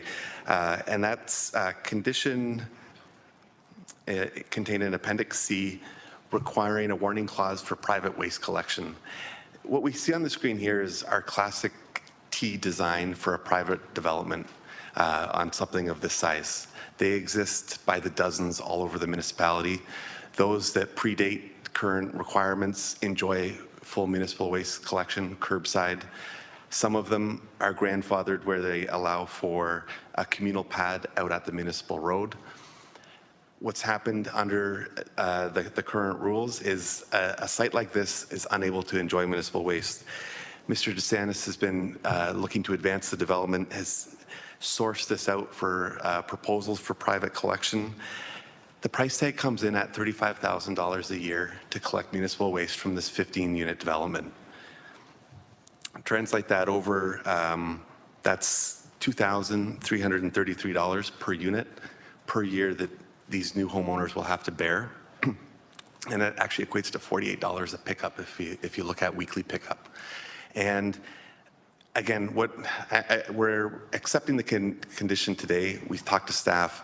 Unfortunately, there's a couple of outstanding units that cancel out the ability for the entire development to receive municipal collection. We understand you guys hear it from your constituents in the long run for those that have to pay for private waste pickup in addition to their municipal taxes. And it's time to have the conversation again. You know, we hear about we hear about the housing crisis. We look at affordability, finding ways to reduce costs. And this is one that we'd love to see come back to a working group through the Development Industry Liaison Group where we can revisit appropriate design standards. We know it's the same trucks that perk it up privately as they do publicly. And these little nuances are something that could be low-hanging fruit to ease the approval process and ease the carrying costs for families down the road. With that said, we are accepting of and supportive of the staff report and the conditions contained within it, but we did want to take a minute to really highlight this issue because it does warrant further discussions. Thank you. Thank you for that. And I know you literally just said it, but I just want to get it on the record. You are in support of the staff report. We are in support of the staff report, yes. Okay, all right, thank you. May I have a mover and a seconder to receive this delegation from the agent? Okay, Councillor Beatty first, sorry. Sure, and I'd be happy to move that, Chair. Just wanted to kind of highlight for my colleagues around the table. Normally, I ask for the full package, the staff report, the full developer report presentation to come forward. As Matt made note, this was a pre-approved development. Previous term of council approved. We're just moving from 11 units to 15 units. Materially, there's not a huge change. The composition of the road isn't necessarily changing. There's not a major impact. And I think that the community, I know that when they reach out with concerns about the property, they're most concerned that nothing is happening. So I think they'd be appreciative of some forward momentum on this. On the waste side, though, two things popped up in your statement there, Matt. Number one being that there are examples of similar compositions in terms of this T road, and I don't have a lot of them in Ward 10, so I'm not as familiar with some of the nuances around them. You mentioned that some of them are grandfathered, so we end up with potentially, I think what you're trying to highlight is there's a displacement where some are already receiving this through grandfathered services, either with the pad at the front or having the vehicles come into the complex. Your development proposal is not going to be eligible for those same services that are being received elsewhere currently. I'm wondering if you just color that up a little bit for us. That's generally correct, Councillor. Through the chair, you know, the designs of our private developments, this classic T that I refer to is one that we see throughout the municipality. There are other versions of private roads where we wind up in scenarios where certain units within that development are beyond the design requirements to be eligible for municipal pickup. And then that unfortunately prevents the entirety of the development from receiving municipal pickup. So these requirements have evolved over time, and over time, you know, things like communal pads that used to be acceptable are no longer acceptable. Certain turning movements are no longer acceptable, but these private developments continue to enjoy municipal pickup. What's happening now is in response to the current design requirements for waste pickup, a number of projects are ineligible, and they wind up having to, you know, go through and again, you know, $35,000 a year for this particular development is something that these residents would get burdened with over, you know, the life of the development. So it's an enormous cost, and it's small areas of ineligibility that have a big impact on pocketbooks and on how waste is collected. Thank you for that. And through the chair, perhaps at the appropriate time, I may ask a question of staff. I don't think that is currently the appropriate time. My second question, though, pertains to, we recently had an uploading of the municipal Blue Box program. It's no longer administered by the municipality. And with that in mind, I'm wondering how that might impact the ability for Blue Box collection in a private condominium. What are the new rules in terms of where those vehicles are allowed to go, because they are not adherent necessarily, or potentially, and they may end up asking a question of staff also, but they may not be adherent to the same rules that they were prior to April 1st. I'm wondering if you have any additional information on the Blue Box program. Through the chair to the councillor, that may provide an opportunity for increased, I guess it would still be municipal collection. I'm a little bit outside my wheelhouse when it comes to the new program. The pricing that was conducted was based on the old system prior to April 1st, so it doesn't account for this change.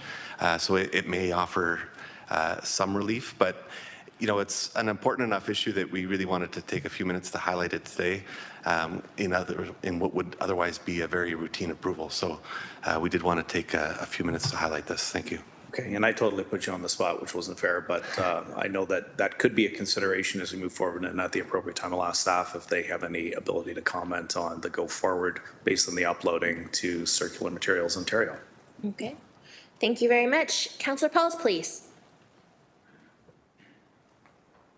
Thank you, Matt. And through the chair, I want to ask $35,000 a year. That is a lot of money. I was wondering, who pays for it? Is it condos where they pay condo fees and you would add it to their condos, and the actual person that buys the house or the condo would pay for it?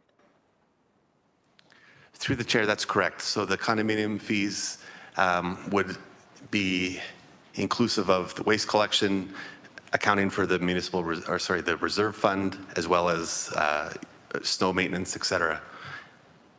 So that's paid monthly by the condominium owners. So, right. So again, it's the people that are buying the homes, and the builders have to do it, you know, to make sure that their cost is covered as well. But I'm wondering, is the main reason because the trucks cannot turn around?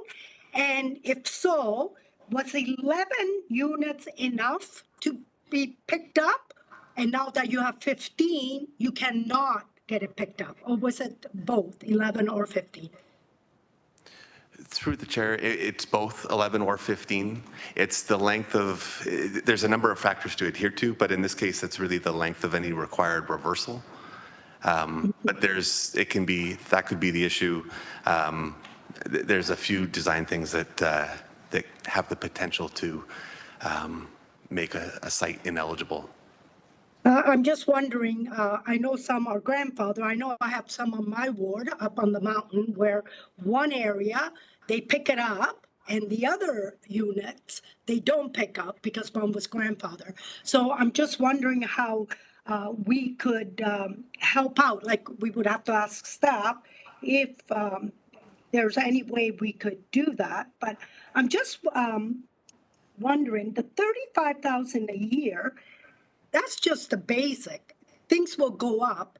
And I know people that buy condos now are not buying them as much because of the condo fees. So I think it's important for the city to look at that. Not only are they paying their taxes, they're paying for the condo fees, which they have to pay for their garbage pickup. So it'd be interesting that staff has approved it, but this is the outstanding thing that you're asking, right? So are you asking for a decision for the city to look at it again? Today, through the chair, we're looking for approval of this condominium as proposed by staff.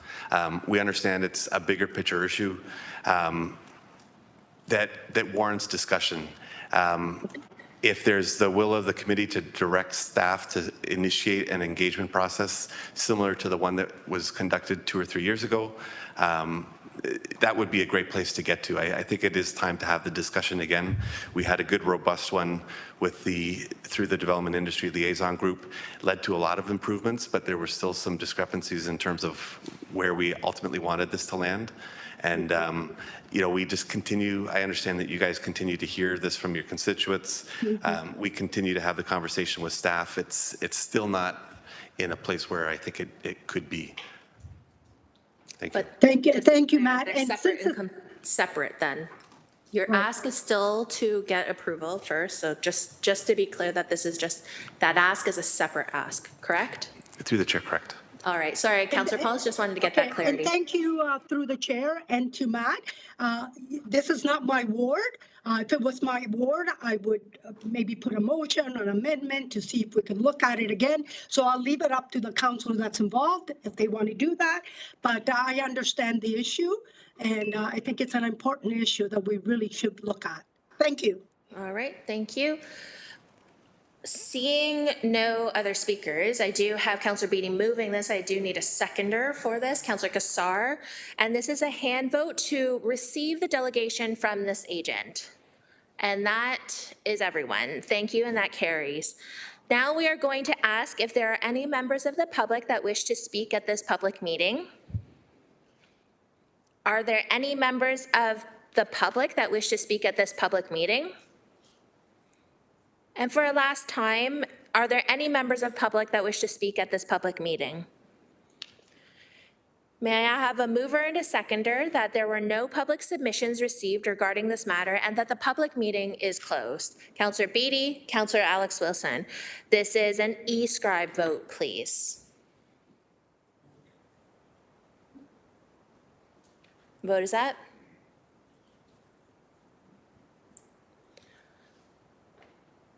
Councillor Pauls is a yes. And that vote carries 8-0. Thank you. So now we are going to approve the report recommendation. So I'll ask for a mover and a seconder to put the report on the floor. Councillor Beatty and Councillor Kassar. Councillor Beatty, did you have any questions? Maybe one. Thank you, and through the chair. As it pertains to the point made by the delegate, it does strike me, and I think we've had this conversation within this term of council already, but I'm going by memory.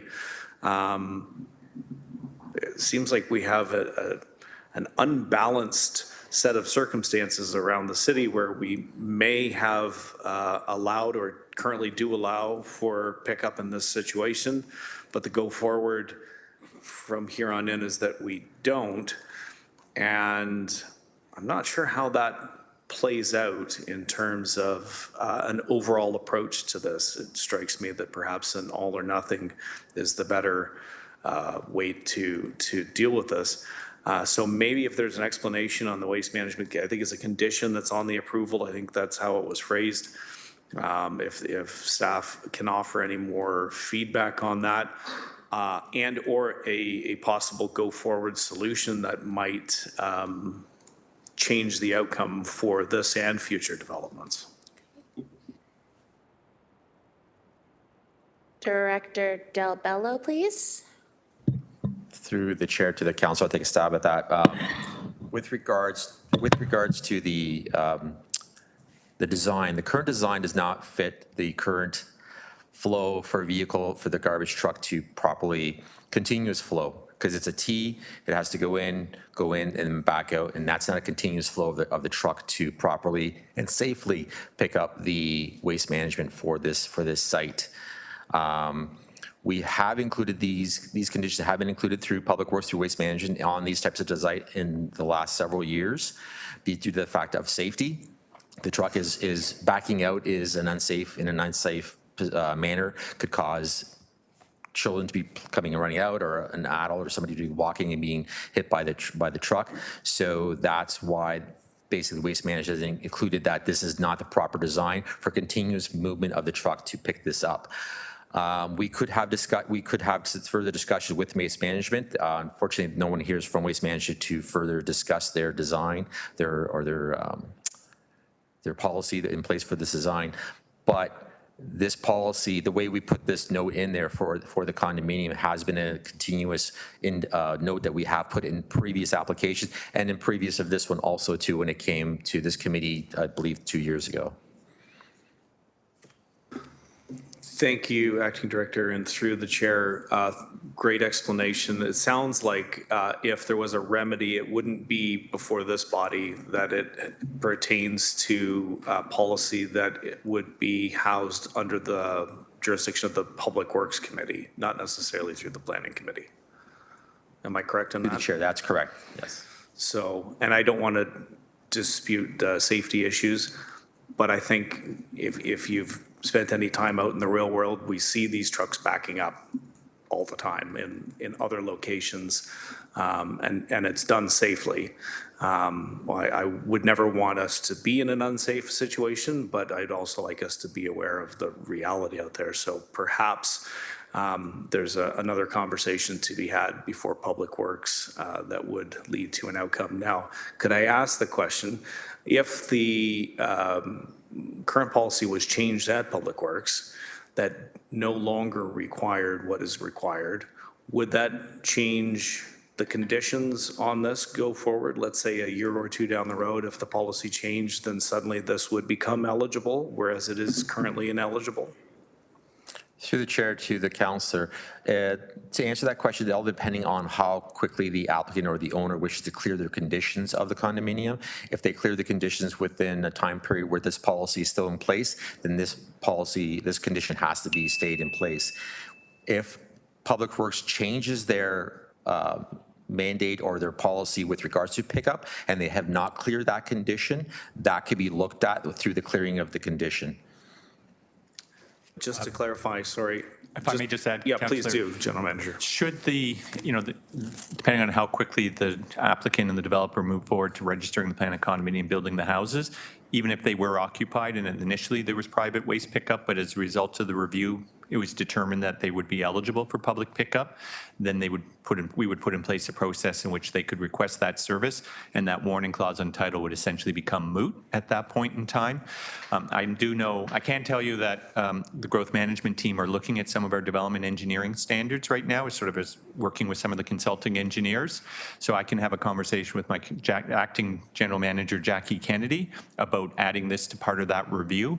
I think it's been about 5 or 7 years since this policy came forward and updated waste management guidelines were adopted by committee and council. It was done jointly between PED and Public Works. And as there was the concern raised by the industry that this because of the cost and what could be seen as a barrier to intensification if every project had to have a U-shaped road or two accesses onto a municipal street, so garbage trucks are always moving forward. But we can have the conversation about starting that review and reporting back in terms of the timelines as part of a larger review. And then also as it relates to this specific project, we can take it offline and work with the applicant and have that conversation and then report back to your office as to the outcomes of those conversations. But it is an issue across the city on smaller intensification sites, the ability to accommodate waste collection where they can't bring it out to the curb and that they're forced, if they're 100% reliance on private, then we get that every couple of years. The condominium association petitions council because they see it as a double tax. They are paying municipal property taxes and then they are paying high condominium fees for either snow removal and or waste collection. And that's why they often will come forward and seek relief from that. Thank you. Sorry, Reno. Very comprehensive answer, Chair. Is there any requirement from me, General Manager, or was that an offer to reach out to my office and follow up? There was no formal, through you, Madam Chairman, no formal direction is required. We will follow up through your office, and I will send a note to Acting General Manager Jackie Kennedy to initiate the conversation with her team and the planning team on this one. Thank you. Well, thank you to Acting Director, Acting General Manager, and I look forward to meeting with the other Acting General Managers soon too. Thank you. Yes. So we do have a mover and a seconder. No more speakers on the speakers list. May I have your vote on e-scribe, please? Vote is up.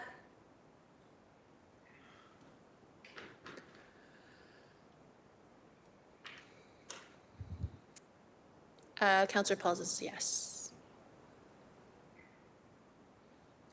And that carries 8-0. Thank you. We are now moving on to items for consideration. This is section 9. So now we're going to 9.1, which is PED 24114A, Green Building Standards, Enhanced Engagement and Recommendations for Urban Areas. Mallory Smith is here. Come on down, Mallory. And we also have city's external consultants, Robert Rapole and Anthony Peleschi from WSP. And they're just getting down to the podium to get set up.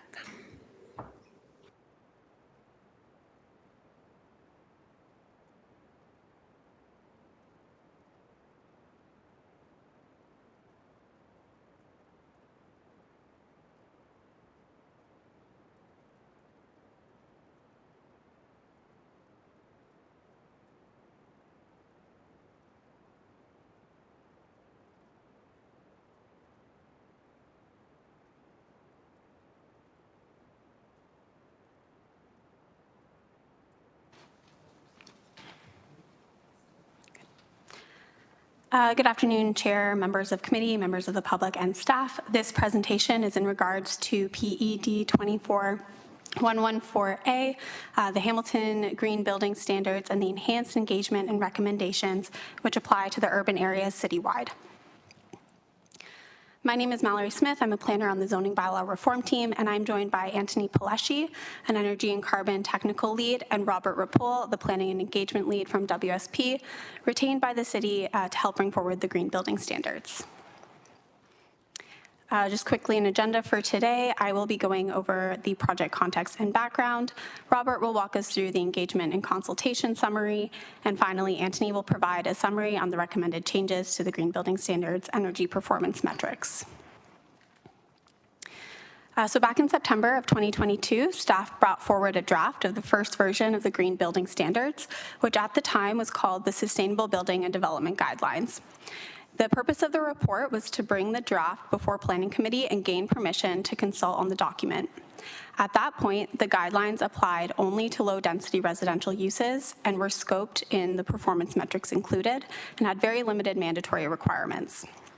At that time, staff heard from Planning Committee a need to expand the application of the Sustainable Building and Development Guidelines to apply to more types of uses, expand the scope of the standards, and have more mandatory requirements. Staff took that feedback away and began a robust work plan, which became what we now call the Green Building Standards. And the details of that work plan were presented to Planning Committee on October 1st of last year. The Green Building Standards now are intended to apply to all new site plan and draft plan of subdivision applications within the urban area for all residential over 10 unit applications, industrial, institutional, and commercial development. Council endorsed the green building standards that were brought forward in October of last year, but directed staff to conduct further engagement with the newly created Climate Change Advisory Committee on their recommendations that were delegated to committee on October 1st. The topic of that additional engagement was scoped to explore a framework that phased in successfully more stringent tiered standards over a fixed timeline, emission limits that require new buildings to transition to efficient, low-emission technology, and to align with Hamilton's goal to achieve net zero by 2050. That direction led to Phase 5 and Phase 6 in the project timeline and began in Q4 of last year. Phase 5 here was the robust consultation that we heard about earlier today from delegates, and Robert will touch on that more in the presentation. That leads us to Phase 6 today, in which the revised green building standards are being presented as a result of that additional phase of consultation. And with that, I will turn it over to Robert. Thank you, Mallory, and good afternoon, Council. Nice to be with you again. I previously had the opportunity to present to you last fall when we came forward initially with the green building standards. And as Mallory mentioned, we were directed to undertake some additional consultation with the CCAC as well as key stakeholders and interested and affected parties within the city, which is exactly what we did. On screen here, you can see that the study has been well informed by a robust consultation and engagement strategy that included a broad audience, including obviously interested and affected parties, being the CCAC, the Bay Area Climate Council, members of the community, and of course, city staff and council. Specifically, following direction in the fall to undertake additional consultation, focusing specifically on our presentation and the report in front of you today, we undertook an additional 4 or 5 items noted under Phase 5 that were undertaken in Q1 of this past year, Q4 of last year and moving into Q1 of this year. Highlighting the key activities that were undertaken with regards to the additional consultation include a meeting with the CCAC that was held on December 12th, 2024, as well as February 25th of this year. That was initially a meeting with CCAC following direction to undertake this additional consultation and technical work to ensure that we understood the CCAC's specific interests with regards to additional analysis and potential updates to the green building standards. And then met with them again in late February, to present our initial findings and work as an opportunity to sort of vet our analysis with them before moving forward in the work plan. We then held a workshop that was attended by members of CCAC as well as industry representatives again in February. The consulting team, members of my team and Mr. Pleshy, who's with me today, met with the municipalities of Toronto and Caledon to understand better what other municipalities are doing within the province, specifically those municipalities that are seen at the forefront of green building standards. And this was a really key opportunity to, again, understand what they have been doing with regards to developing green building standards and take that away and assess the green building standards against those municipalities' practices. We also had obviously regular touch points with CCAC and staff throughout the project, in particular including in March of this year, to present the preliminary findings following our consultation and technical work, and regularly met with the city's project team. So through this engagement and consultation, there were several key items that were heard. Firstly, encouragement to support fuel switching, so for example, natural gas to heat pumps. Explore multiple alternative compliance pathways, so flexible versus prescriptive opportunities or pathways. Opportunities to harmonize with other standards, including the NECB and the TGS. Opportunity to look at district energy compliance pathway. Also some concern with regarding meeting 2028 targets. And each of these my colleague, Mr. Pleshy, will walk through in the following slides.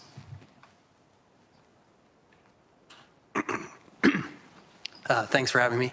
I don't think I was here when you heard about the standard last time. I'm an energy lead at WSP, part of the technical team. It's my goal, and sometimes I'm a bit of an energy nerd, so I may say things that you don't understand. Please ask any questions that you have about the explanation. I'll try and be clear so that it's obvious. So I think that already it's been well summarized what the concerns of the CCAC were and other delegates that were brought forward, but I'll just quickly walk through that and then as a sort of way to build discussion towards what the final recommendations are in my review.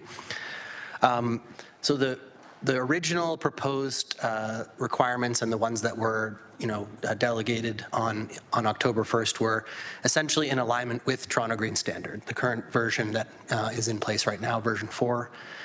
And some criticisms, which Lucia brought up, were that if you were to match the Toronto requirements now, you'll be behind. So essentially, matching the current requirements will put you behind all the other municipalities, many of whom are advancing to a next level of performance by next year, essentially. So that's one major point. The other one is the one that she made eloquently earlier about fuel switching being urgent to address because of the risk of lock-in and the fact that it's most cost-effective to do fuel switching at the time of new construction. So those were the main points that were already brought up. So what we did and what Robert mentioned already is sort of on this idea of the pace of change of the standard and where it should start and where it should go. Essentially, the recommendation that was put forward by the CCAC and one reviewed in the engagement was, let's align with essentially version 5 of the Toronto Green Standard as a starting point, but offer some relaxation or alternative pathways to ease compliance, given the challenging economic times that were also discussed by the West End homebuilders earlier today. So this idea of being flexible while still not starting behind. On the fuel switching focus, the goal was to further emphasize fuel switching, especially for Part 9 buildings, which in other reference standards haven't been emphasized. Fuel switching hasn't been a focus as much. It's been more of a focus on energy efficiency. And then when developing the alternative pathways, try and promote the ones that emphasize fuel switching. That was the main focus. So. Okay, so now I'll get into, I think you understood all of that already. So now I'll get into some of the technical review and maybe a little bit of an explanation of some of the final recommendations. So these 3 metrics that are used by Toronto Green Standard and others to analyze energy performance of buildings and decide if we're on track and meeting our sort of what I would describe as like a holistic set of sustainability and energy goals for buildings. There's this greenhouse gas intensity metric, which is the amount of carbon dioxide emissions, typically including both direct emissions from burning methane or natural gas, and scope 2 electricity emissions. And that is really about fuel switching. So if you have a GHGI metric, you will support fuel switching. That's kind of the key. But it could cause peak demand, so the demand for electricity to be in conflict. And so you need other metrics to help manage that. And so that's the reason for the total energy use intensity metric and the thermal energy demand metric, which is why they were developed as part of previous version, Toronto Green Standard and other green development standards. So those metrics help to reduce total energy, and that translates into energy cost.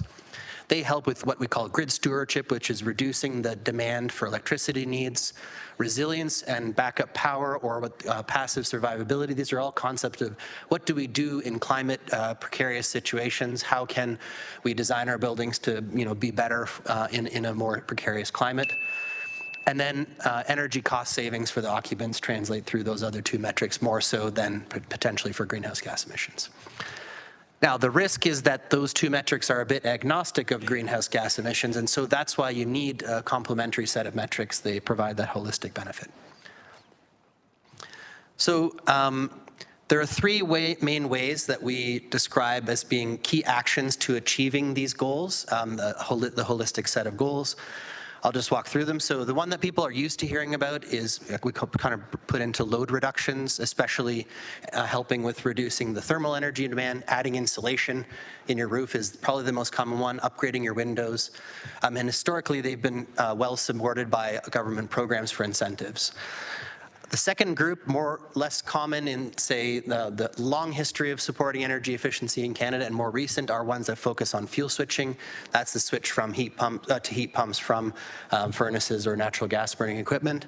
And the last one, which is being promoted more so lately, especially by the provincial government, is ones that reduce and improve, reduce impact on electricity demand. We call grid stewardship measures. And all of these together are taking us towards those zero carbon buildings that we need for all buildings in the future, and are promoted by, for example, the new NECB in the long run, in the farthest tier, and the tier 2 and further requirements in other municipalities. So if we do them all together, all of these things will help to have the interconnection between the buildings work and the grid work that we want to do to achieve zero carbon. Now, I think the cost of those things is also varied. So how much we pay for them is different. So it's been brought up, and I think it's one of the contentious things that is discussed is how much does this all cost? If you take the load reduction and fuel switching things that we see people typically doing in Toronto, for example, to achieve these standards and put them together, it ends up being about a 4% net increase to achieve the 3 metrics that are sort of proposed today. So it's about a 4 to 5% increase. If we want to go beyond and achieve those further tiers, tier 2, and even like a fully zero carbon design, that's where you start to increase the cost, and needing all 3 sets of metrics, maybe it's upwards of 7 to 10% in an increase in cost. And obviously that varies widely in different markets, but that's the relative cost. So the key thing I think I want to emphasize is that the fuel switching part on its own is the cheapest of those. Oh, sorry, do I have to go fast? Oh, I have many things more to say though. So do you want me just to skip to the end? How many more things do you need to say? Actually, I was going to go over the whole standard and review it, so. There's 10 slides left, so Mallory, do you think another 10 minutes? Should be good. All right, so clerk, do I need to get motion to extend by 10 minutes? Or is it okay that we can just keep on going? We're going to keep on going, committee, so another 10 minutes, please. Thank you. I'll try and be brief. Yeah. Okay, so just getting into the standard, these are the 3 metrics plotted. So on the left-hand side is the energy ones, energy and EUI and TEDI, and on the right-hand side, the GHG metric. They're sort of plotted together so you can see them together. Originally, the plan was to have that first tier of the standard be sort of right here in alignment with Toronto Green Standard. Now we've shifted that basically 1 step further. So we're aligning with what is anticipated to be the next version of the Toronto Green Standard in alignment with TGS V5. And then the tier 2 of the standard is functionally equal to that next tier proposed for Toronto. So shifting things over by 1. Hopefully that's clear. So these are the 3 requirements sort of just brought into clarity here. So what will the requirements be? This is for an example high-rise residential building. And what the targets will be.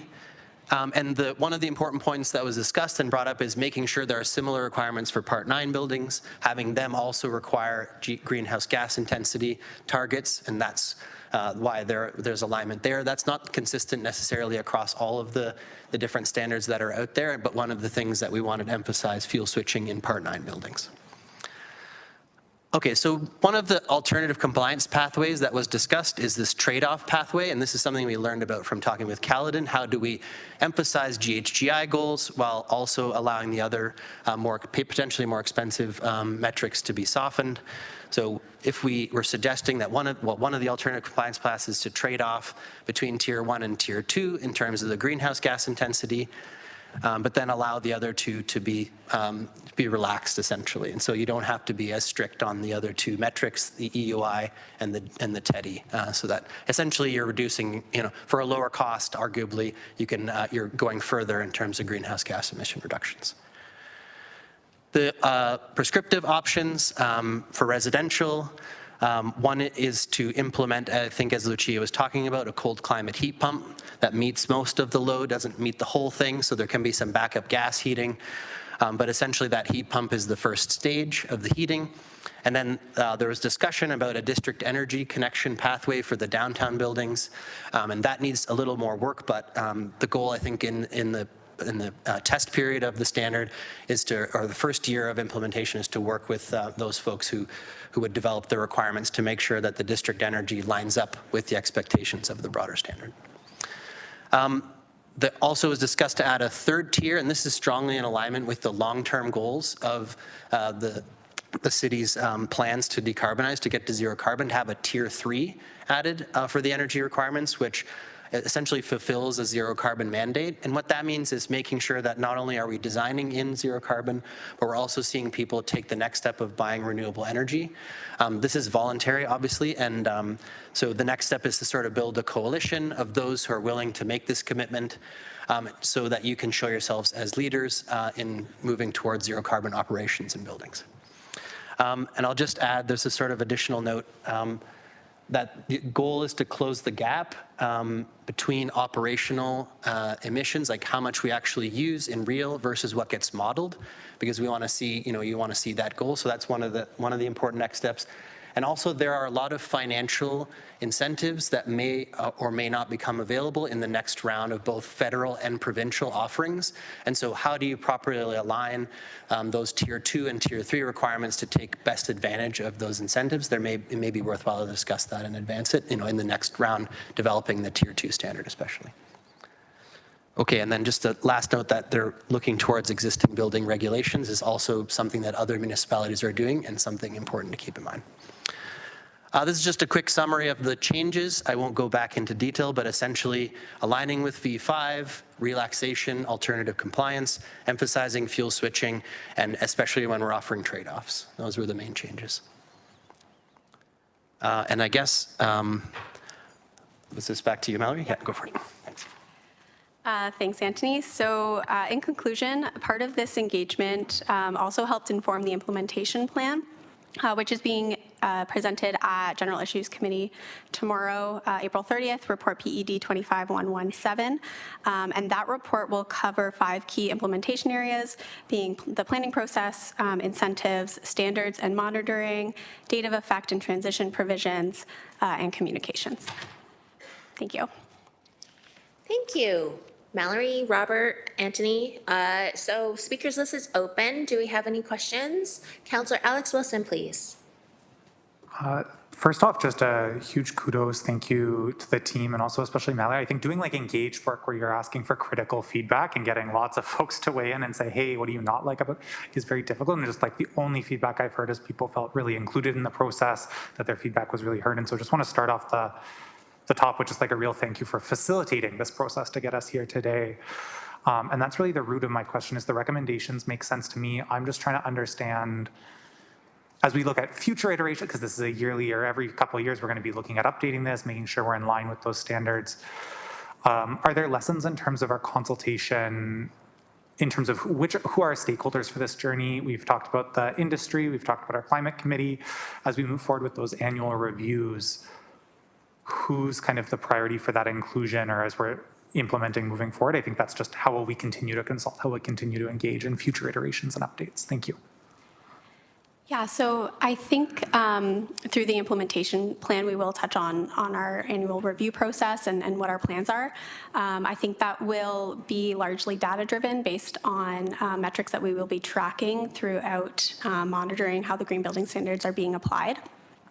We would also be looking for committees such as the Climate Change Advisory Committee to have input as we advance the standards and move them forward to be more ambitious over time. We would also be looking for industry feedback. Of course, they're the ones who are implementing the standards and using the standards every day.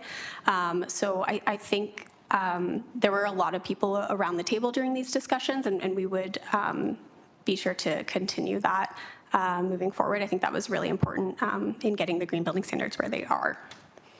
And just one follow-up from myself, Chair, and it's real. I'm not trying to characterize this. I'm trying to understand staff's characterization, but I'll offer one and feel free to reject it if it's not accurate. Is the first time this was proposed, there was some feedback from community members through the direction to get more engagement, more like some specific questions looked at, the jurisdictional scan, a different recommendation came back. Is that about kind of the capacity, the specific questions that are looked into? I'm just trying to understand what about the process led to a different outcome. Was it the focus in on kind of we want to do a jurisdictional scan, understanding where Toronto's at, allowed us to test some assumptions and find out we could walk a little bit faster maybe than we thought in our first iteration, or just trying to understand, because clearly something maybe changed in terms of capacity implementation. What got us there and how do we structure programs in the future to be attentive to that. So there's not a kind of going back a second time or something else, understanding the climate committee didn't exist at the time. So that's maybe unique to this process. Through you, Chair. Yeah, thanks through the chair. So the Climate Change Advisory Committee being created within that time is certainly helpful. And our first October 1st iteration of the green building standards were aligned with the current Toronto Green Standard. I think this is an industry that moves relatively quickly. And then within that time frame, as speaking with Toronto and Caledon had recently implemented their standards, we saw what other municipalities were doing, and those markers were moving forward quite quickly. So with this version, we wanted to align with what is going to be best industry standard at that point in time, which does change quite quickly. I think that's so helpful to just get that full picture of the context as to why recommendations are shifting, what's happening in the sector. So thank you so much. Really appreciate that. Thank you, Councillor. Councillor Kassar, please. Thanks, Chair, and I'll echo the thanks. Mallory, thank you very much, and it's great to have some industry experts here to help on such an important topic and to help illuminate some of the details. Great job. I want to re-ask a question I asked of Delegate Lucia earlier today, and she referenced you should ask the industry experts just around the fact that the delegations and the presentation are about incremental capital costs at the outset, but I don't think speak to operating costs over the life cycle of a different type of energy or heat pump versus furnace. So is anyone able to speak to that? Okay, yeah, sure. Yeah, through the chair, I feel like this is one of the most important questions that relates to the occupants, because often the developers and builders are separate from the occupants. Like, what is the impact to them down the road? Most of the work that we do is to explore life cycle cost impacts associated with fuel switching. So that's a lot of my work on a regular basis. So, and it's really important because electricity is more expensive than natural gas in the current environment, and actually arguably has become recently more expensive too because of the changes in the carbon pricing scheme in Canada. The truth, though, is that generally speaking, I think Lucia hinted at this, the capital cost for the fuel switching piece, especially in residential buildings, can be modest. The energy impacts in terms of increasing electricity use are also modest.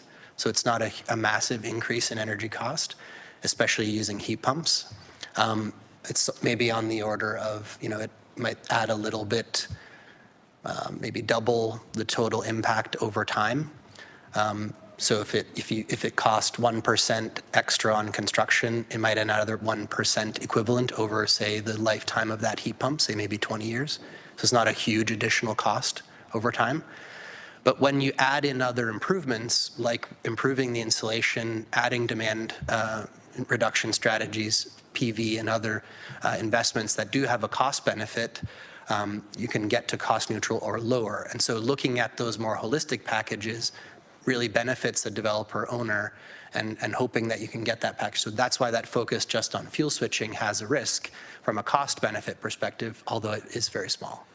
So is that a good, Yeah, thank you. So that speaks to the builder, the occupant, but it doesn't speak to the broader reason on why we're doing this and the benefit of not having those emissions. Would you care to offer any comment on that? Right, yeah, and actually, so your colleagues in Vancouver recently went through some debate around their policy related to fuel switching, which was meant to contain, they have a bylaw which requires fuel switching essentially in the city for new buildings, and it was questioned, that bylaw was questioned, and one of the pieces of research we did was to review that, understand what was at stake in the question of that bylaw. And what the council in Vancouver brought forward was that for the most part, costs are neutral, other impacts and other concerns that were brought forward are neutral, but not switching to heat pumps has a significant impact on greenhouse gas emissions. And so staying with a solution that includes furnaces as a primary source of heating will significantly prevent the city of Vancouver from meeting their goals. I think that would also be true arguably here, so. I would also argue it's the same thing here. It's one atmosphere. Yeah, thanks, Chair. You mean we don't share the same air as Vancouver? Hold on a second. Yeah, I figured.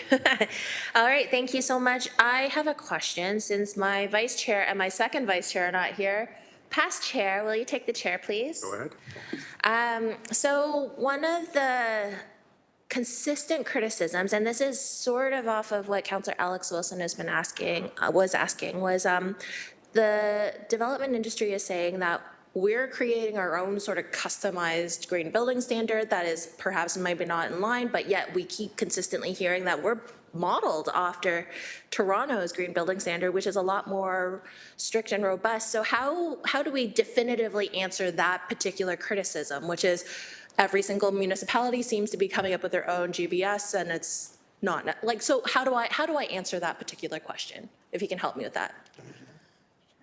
You can go start. Okay. Yeah. I can start, I'm sure Antony can add. So I think most municipalities generally would be supportive of the province coming and creating a provincial level green standard.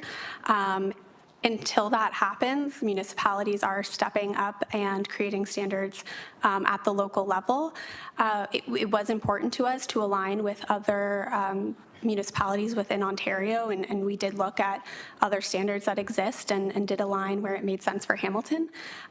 So I think it is important to not have vastly different standards across the board. I think that's a fair criticism.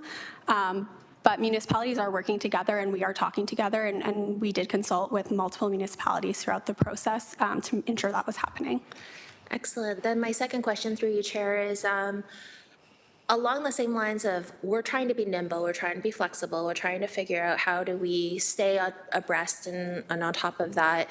So how would I, again, definitively answer that question of, yes, we are working with other municipalities, but we're also trying to build in that level of flexibility so then that way we can feasibly adapt to whatever the market changes to. Like, how do I answer that particular question, and how do I do that in a way that can give some peace to the developer industry that we're not doing this as a cowboy and on our own, that we're trying to align with best practices with the rest of the Ontario municipalities? Yeah, I can start on that. I think the report tomorrow might touch on that a little bit more in terms of implementation and having a periodic review process to make sure that, and when that review process happened, it would look at what other municipalities are doing, what the current standard is, as well as local driven data from our monitoring process. So I think that as we move forward, we will intend to maintain being aligned with other municipalities and keep moving forward in that direction. Okay. If I can add, building on staff's comments, our green development standards are a 2-year pilot project, so we do it as a living dynamic document. They're not supposed to take effect until September, so there is a bit of for the development industry, there is a transition period. And secondly, any current development applications are grandfathered. So if they have an existing draft approved plan of subdivision, formal consultation, or site plan, they will not be subject to these guidelines when they do take effect in September. And then finally, our Office of Climate Change, they do sit on a GTA-wide group, or actually province-wide group of sort of like-minded or counterparts, then this is a common item for discussion at that table. So it is a good way of exchanging that information amongst our counterparts across Ontario. So it does give us that flexibility to say, what are we doing? What other people are doing?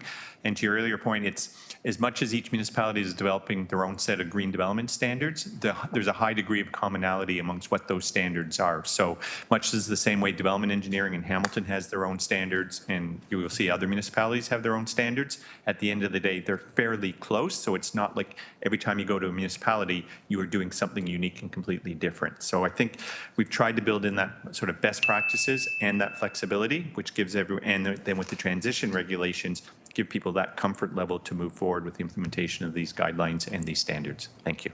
Thank you. Chair, I think I'll probably also ask that question again, so you'll see a repeat and a replay of, because I think that the answers that were provided today are very important and should be added to the public dialogue on how we talk about the green building standards. Thank you, Chair. I'll take the chair back from you, previous chair. Thank you. Thank you. Okay, any other speakers? Questions? No?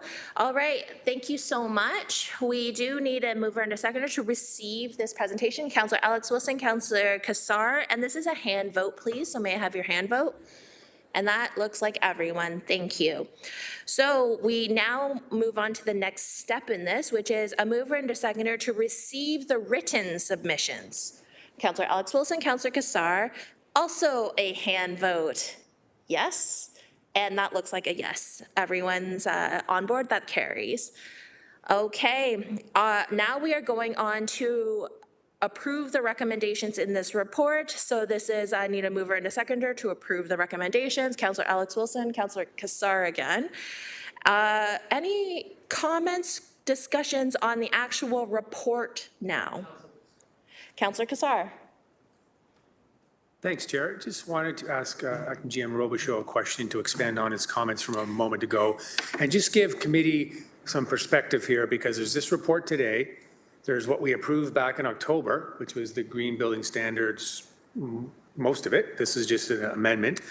And there's been much, so that's part one of the question, just to clarify for committee that. Maybe then I'll ask the second part. So that's number one. Through you, Madam Chairman, the councillor is correct. On October 1st, council adopted green development standards on a citywide basis. As a result of input from the Climate Change Advisory Committee, there was a direction to consult with that committee and take a look at the energy-related modeling policies and report back on that consultation. So the report in front of committee today is to amend or update the energy modeling policies.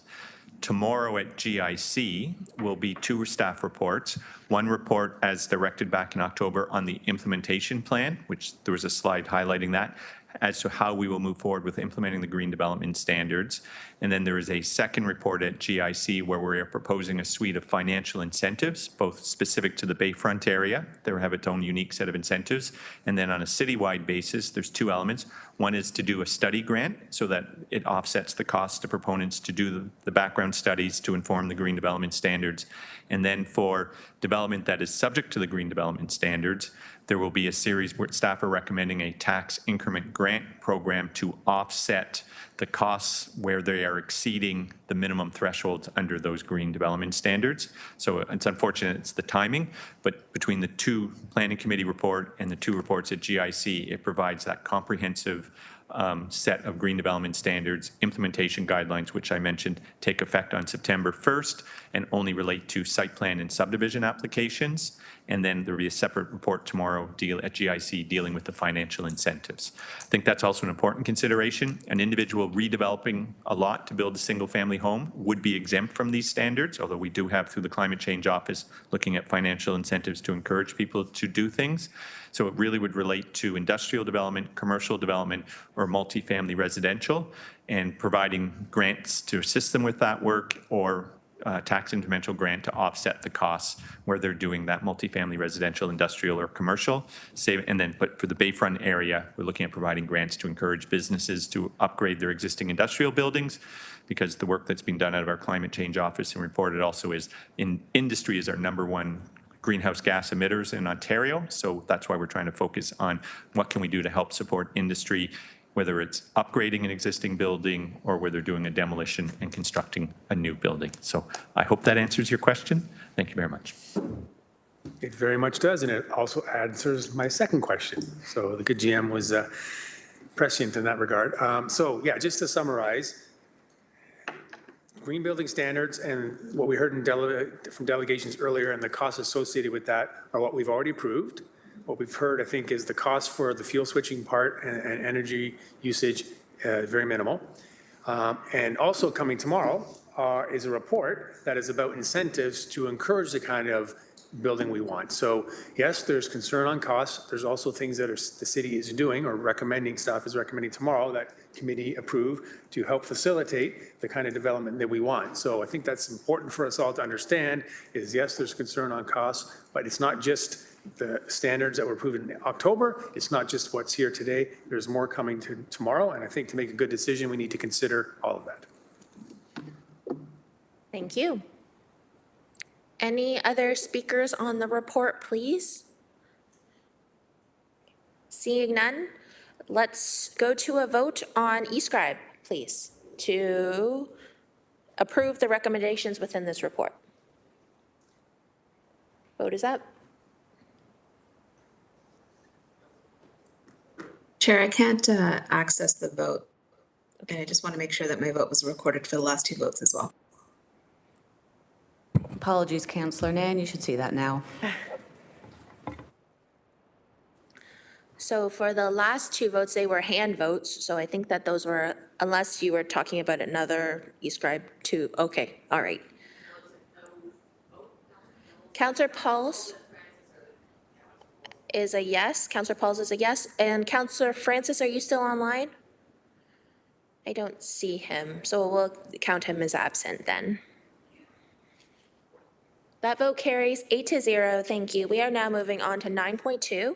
This is for PED 25134, which is the demolition permit for 535 Old Dundas Road. May I please have a mover and a seconder to approve the recommendations in this report, please? Councillor Kassar and Councillor Alex Wilson. Sorry, just for a moment of clarity, I just want to point out that the recommendations are to deny the demolition permit. Yes, thank you so much. This is to deny. Yes, so it's okay for you to put the report on the floor and move it, but then you can vote against it if you like to. Okay.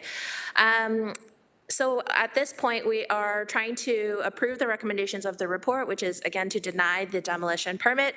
Any discussion on item 9.2, please? Councillor Kassar. Councillor Kassar and Councillor Alex Wilson. Councillor Kassar? Yeah, thank you. If any colleagues wanted to ask questions first, I'm fine with that, but not seeing any. Okay, yeah, thank you again to their delegates this morning, Mackenzie and Ryan, for being here. Like I mentioned, I had multiple conversations with them. My preference always would be to maintain housing in the community, but to cut to the chase here, it's clear that the house prior to them taking ownership of it had gotten into a shape where it is not sustainable. The structural integrity is poor. So I would move then the alternative to authorize it. Again, don't want to see us lose housing, but in a situation where it's already gone too far, I think this is the right thing to do. I would encourage, as I said before, is that property owners who have buildings that are vacant need to be taken care of them, and we should not get to this point. However, understanding the circumstances here, I think it's appropriate to move the alternative. Thank you. Councillor Kretsch, please. Didn't know that was going to happen, so now I do have a question or two. So to staff, quickly, just asking, when the property owner presented their engineering report, there was a comment made suggesting that they sent it to staff several times, and then ... Can you please fill in the blanks? Chief Building Official Rob Lawley, please. Thank you, Chair. Rob Lally, Chief Building Official. I'm not aware of the owner submitting that report more than once. It came to my attention that the report was submitted. We did review it. We sent out staff to do an external investigation of the property and prepared the report and brought it to committee. Thanks. Okay. Any other questions, comments on 9.2, please? Okay, seeing none. You are moved, but do we have to deny, do we have to? So we're voting on the report recommendations, which is on the floor. The recommendation is to deny the demolition permit. So if we vote to put it, if Councillor Kassar would like to move the alternative, don't we have to defeat this existing one and then move the alternative? Yes. Yes. That was my thought process. Okay. Yes. So it just because Councillor Kassar has already mentioned out loud that he would like to move the alternative, it is up to committee to approve, which is to deny the demolition, or turn down, which is to defeat it, and then we can talk about the alternative. I'm just trying to get this as clear as possible so everybody understands where we're going with this. Yes, with the report recommendation would have to be defeated in order to allow for the vote on the alternative. Okay, all right, so I think we're all clear, right? Okay, let's go to the vote, please.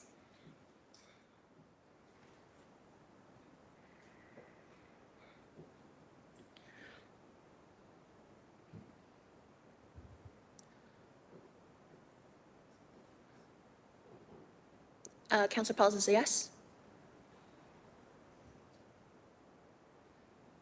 And that vote is defeated. So because the existing recommendation has been defeated, I'll go to Councillor Kassar. Councillor Kassar? I would like to move the alternative to allow the demolition. And do we have a seconder for that? Councillor McMeekin? Okay, excellent. So we do have a mover and a seconder. May I have the electronic vote, please, to move the alternative? Vote is up.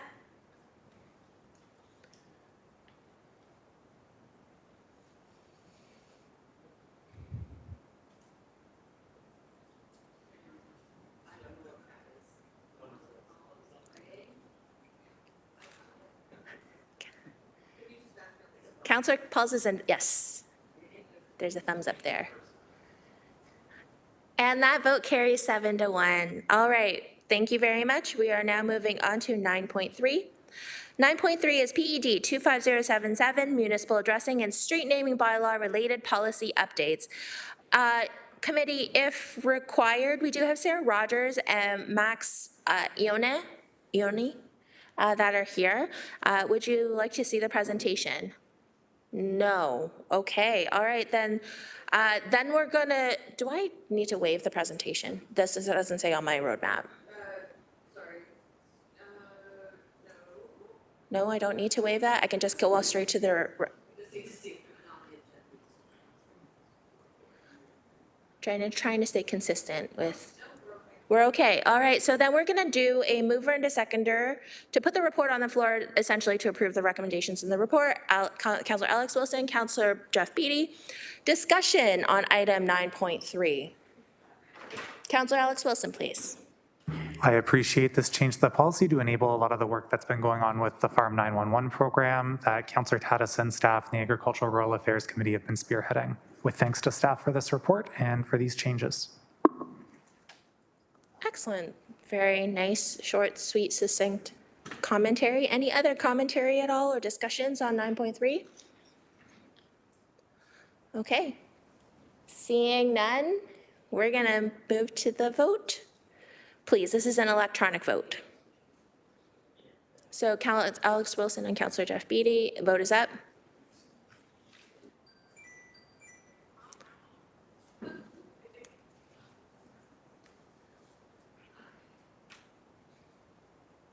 And that carries 8-0. Thank you. Thank you very much.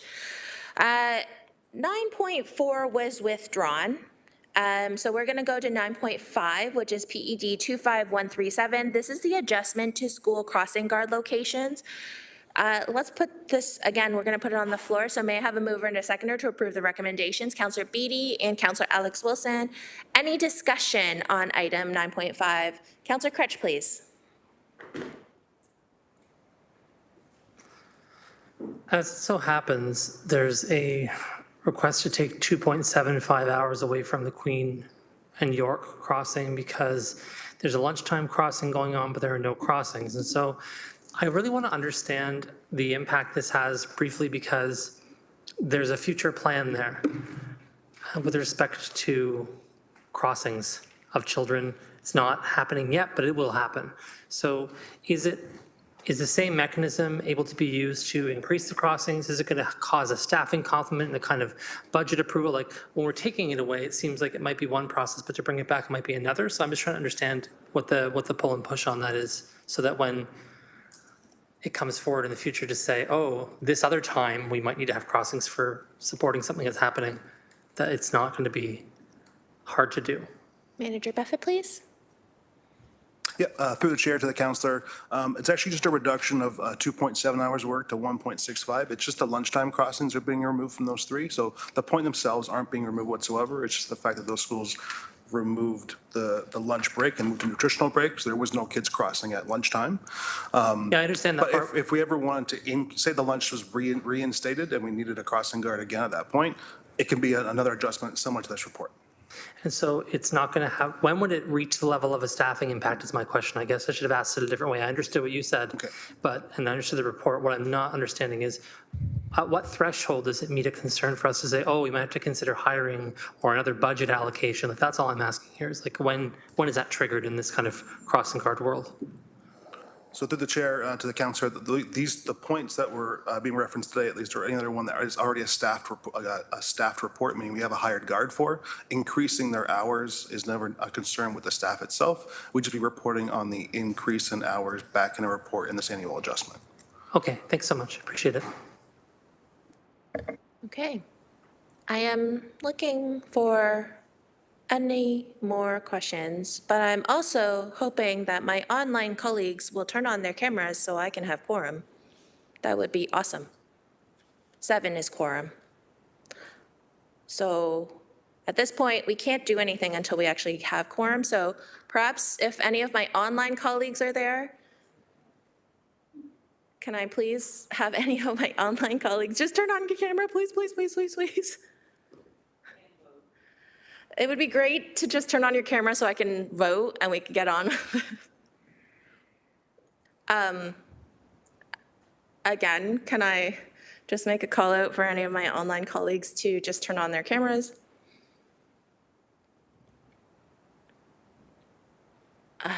I'm at a loss. I'm not really sure. Esther, Councillor Pauls, Councillor Nan, Councillor Francis, are any of you guys around so you can just turn on your camera so we can vote for this item? We are currently at 9.5, which is PEG 25137. Councillor Pauls, oh, thank gosh. Amazing. She's there, she's there. Okay, wonderful. So, Councillor Pauls, we're just getting ready to vote on PED 25137, which is the adjustment to school crossing guard locations. We already have a mover and a seconder to approve the recommendations therein. So may I please have an electronic vote, please? Vote is up.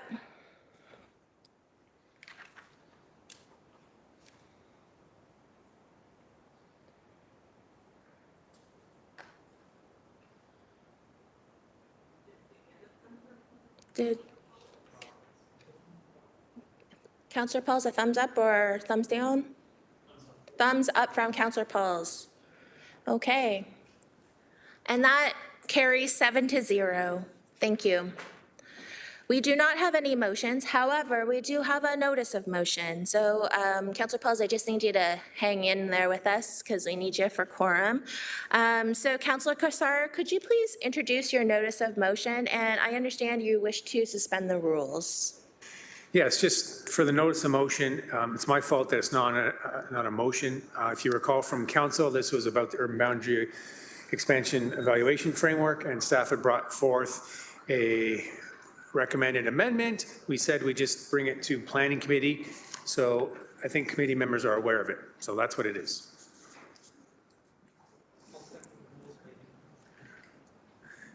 Thank you. So I would like to Read it in, and then you wanted to waive the rules. waive the rules, and then I'll speak to the motion. First, we're waiving the rules. Yeah. Okay. Okay, so suspend the rules moved by me, seconded by Councillor Kretsch, that the rules of order be waived to allow for the introduction of a motion respecting additional modifications to the official plan amendment for the final framework for processing and evaluating urban boundary expansion applications. All right. We do need a vote to waive the rules. The vote is up.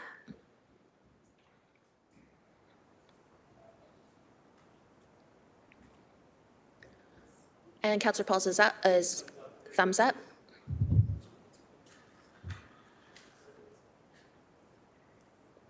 And that carries 7-0. Please continue to introduce your motion, please. Thank you, Chair. It's moved by me, seconded by Councillor Alex Wilson. And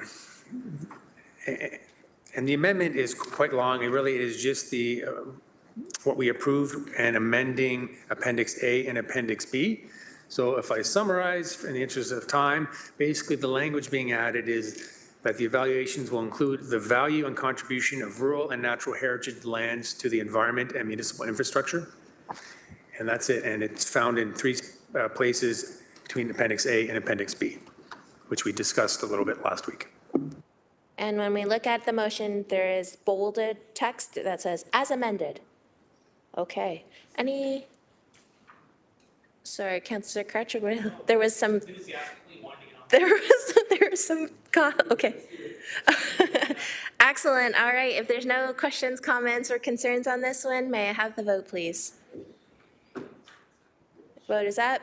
Councillor Pauls is a yes, Councillor McMeekin is also a yes. And that carries 7-0. Amazing. Okay, I do also have, if Councillor Francis is online, because there was a notice of motion that he wanted to put forward, but he's not here. So I will not do that. Okay, so we are now moving on to 12.12, Section 12, which is private and confidential, Happy to move. to minutes. Okay, so I think I still have to read this, though. So I'll read this as quickly as possible. Yeah, the blue? Okay, so mover and a seconder, so Councillor Alex Wilson, Councillor Jeff Beattie to approve the April 8th closed session minutes. May I have your electronic vote, please?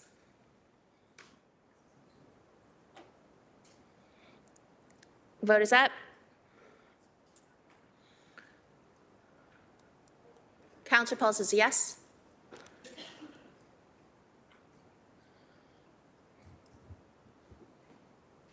That carries 7-0. Now, we do have 12.2, which is asking whether a committee would like to go into closed for these items. I'm seeing no. Okay, are we good with this?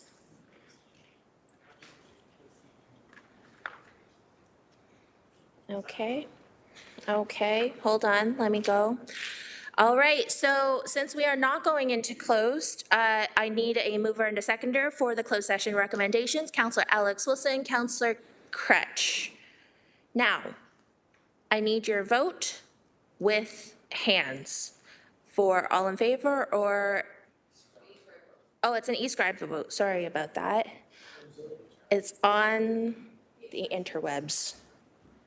Oh, I was on page 24, 25, got it, okay. Vote is up.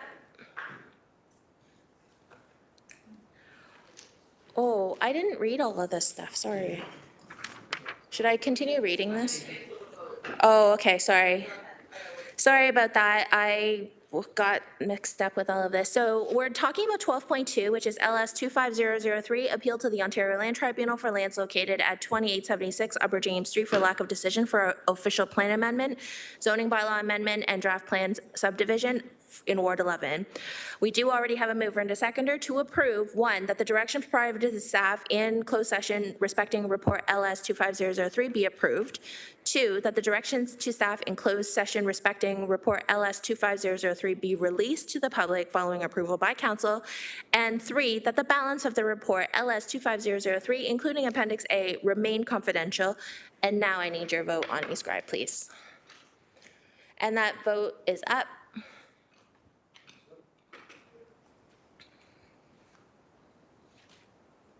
And Councillor Pauls is yes.